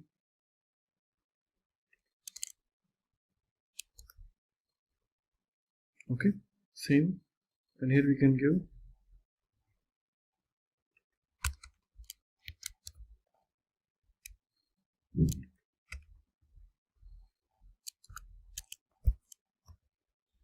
okay, and here you can change the values later on if you want, but for the display purpose it's okay. Okay, so here the multiple things are getting closed. Your T-body is getting closed, your table is getting closed, your div tag is getting closed, your div tag is getting closed, and after this we have got one more, that is the other. Okay, after closing the last div tag, we would like to also close the main.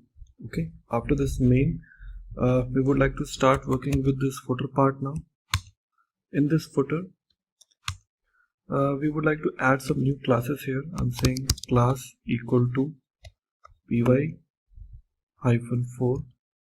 space bg hyphen light space empty hyphen auto. Okay, followed by we can use the another div tag, and inside this div we can use class equal to container hyphen fluid, container hyphen fluid. Now there's another div tag. Okay, inside this div we want to use what? Class equal to d hyphen flex, okay, space align hyphen items hyphen center space justify hyphen content hyphen between space small. Okay, now inside this div we would like to use another div. We say div class equal to text mounted text hyphen muted. Okay, and we would like to offer here, let's go copyright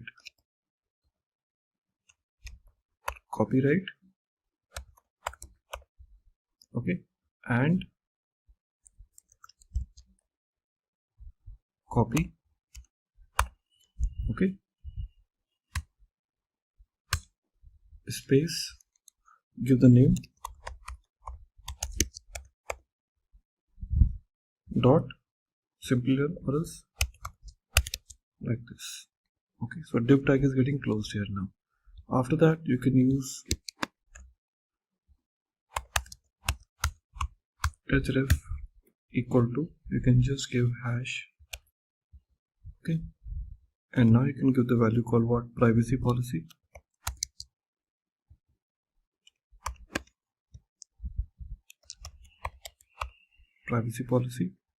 Okay, and here in privacy policy you can just give ampersand. Okay, and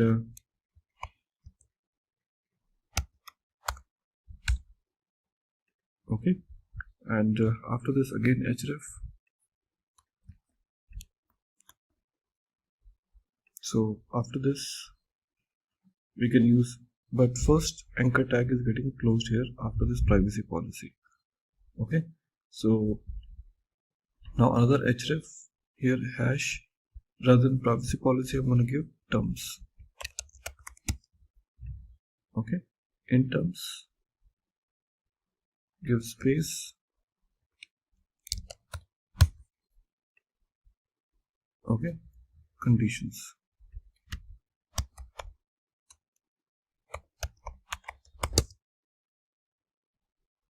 Okay, terms and conditions. You don't need this now, and that's it. So div footer is also getting closed, div tag is also getting closed, so footer is also, and there's another div tag is getting closed, and after that another div tag is getting closed. Okay, and that's it. Body will be closed post that. Okay, so there are a lot of space. Let me try to remove. That's it. So now let me format it.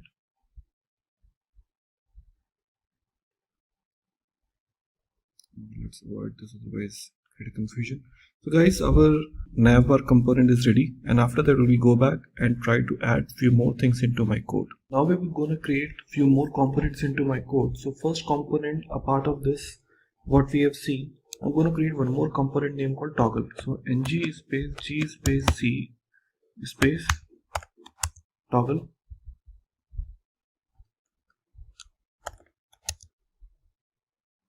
Okay. A part of that, we want to create few more components here, that is known as the routes. So ng space g space c space routes. Okay. So this component is ready. Along with this, as we know it very well, like there are certain components which we have created. We also would like to create few more components into my application. Okay, by saying ng space g space c space let's say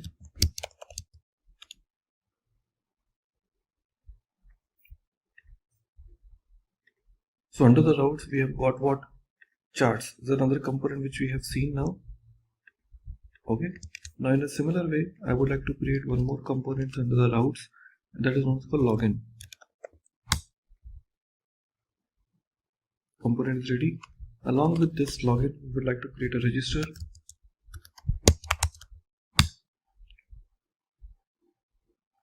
And along with this, we would like to also go back and create one more component here, that is known as called password. So charts, login, register, password. So 4 components are ready now, and they're all inside what? They're all inside under the routes now. Okay, so these all components are now ready with me, and we'll be basically making all those components associated inside my routes part. Clear now? So which component used what, that we have to basically consider it now. So since they're all of the components now, so under my app.routing.module.ts, we have to basically provide a routings here now. So here we know const routes equal to blank. So let me try to say path. Okay, path colon. If nothing is being given, so the by default component will be what? Component will be navbar component. So this navbar component automatically comes up here. After that, if path is of what? Static. Component is what? Toggle component. Okay, and here we are saying path match colon full. Okay, along with this we're giving one more path colon login. So here component colon login component. Got to put comma. Component C small. Okay, now like this. Next we talk about called path colon register.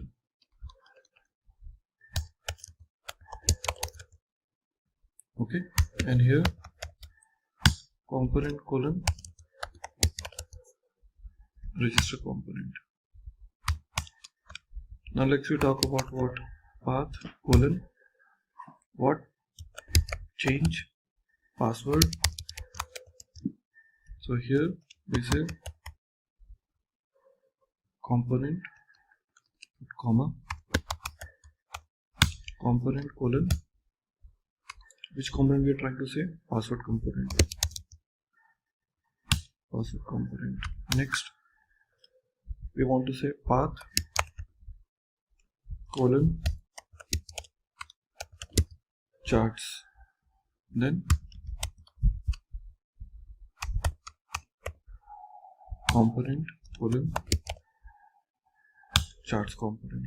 So these are the components are now available to me. So these components are now all set, and later on we'll be combining all the files together in my system one by one. Okay everybody, so our all components are now all ready. So you see, like we have got navbar, which contains all the necessary tags whichever is required for my application.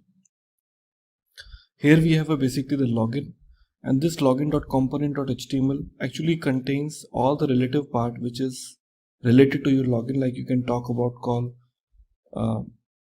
email, you talk about call password, you have a call remember me and forgot password. These type of details are available inside your login component.html now. So this is basically the code, okay, which contains your login related stuffs now. So it contains only few properties, like you talk about like email address. It contains what a password and only the buttons through which user can log in through. Followed by when I see my password. So this password file that is called password.component.html, it contains the details regarding to your password so that the user can give the password details, or in case if the user has or want to change the password, so we can give the details like, okay, you can enter your email ID address where I can send the password to you. So here we have this email address. We haven't implemented your I would say any kind of sending the email to your registered email ID. That logic hasn't been implemented, but it's just for the demo, like how exactly you can bring this password forgot condition inside your system now. So this is what the password, and here we have a link for the login, and here we have our registration. Followed by, if you think about called register contains that register.component.html, and here if you see, there are few details which I'm expecting from the user, like in first name, last name, email, password, confirm password. So these are the quick fields which I'm expecting from the user to enter. And here it's a button for confirming a password, and this is what exactly the links which are available for the login, okay, and for the login.html file. So this is a simple registration form which is available to me, and that is last which is available for me. That is called toggling part. In toggle part, we are just offering the details with regards to your how, in case if you want to toggle, you can change the settings, okay, based on between the settings and activity. Okay, so these are the links which are available through which you can change all different type of toggling part, whether you would like to enable or not enable. This is something which is related to your page. In case if you click on that link, so 401 page, 404 page, 500 page, which will be available to us. Now let's try to run the code and check how the final application really looks like in. Okay, so now I'm trying to run my application by saying npm space start once again.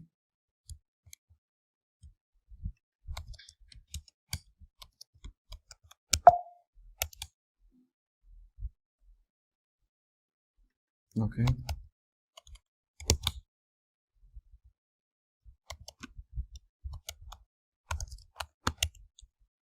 okay, and now I'm trying to say npm space start. Let the project start now, and we'll see how it really looks like in. So it is compiling all the files.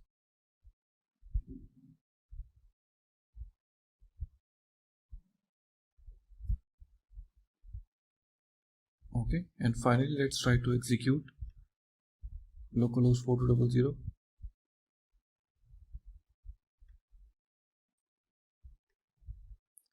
Let me see what is an issue right now.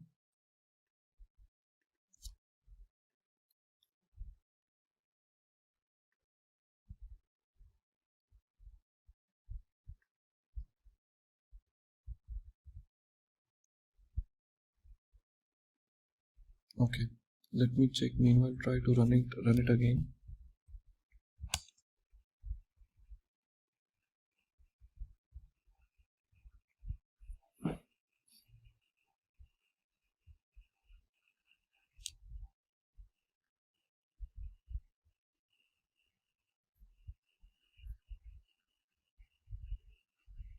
Okay, now I finally I'm into my current project right now. So it was the wrong location where it was available. So I just need to say npm space start and let the project run.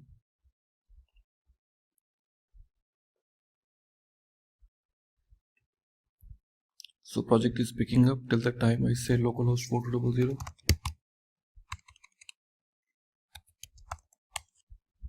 And beautiful. Guys, this is how exactly your project really looks like it. Isn't it amazing right now? See how beautiful your project really looks like it. This is what exactly the dashboard you have it. And this is the nav bar which is available to you.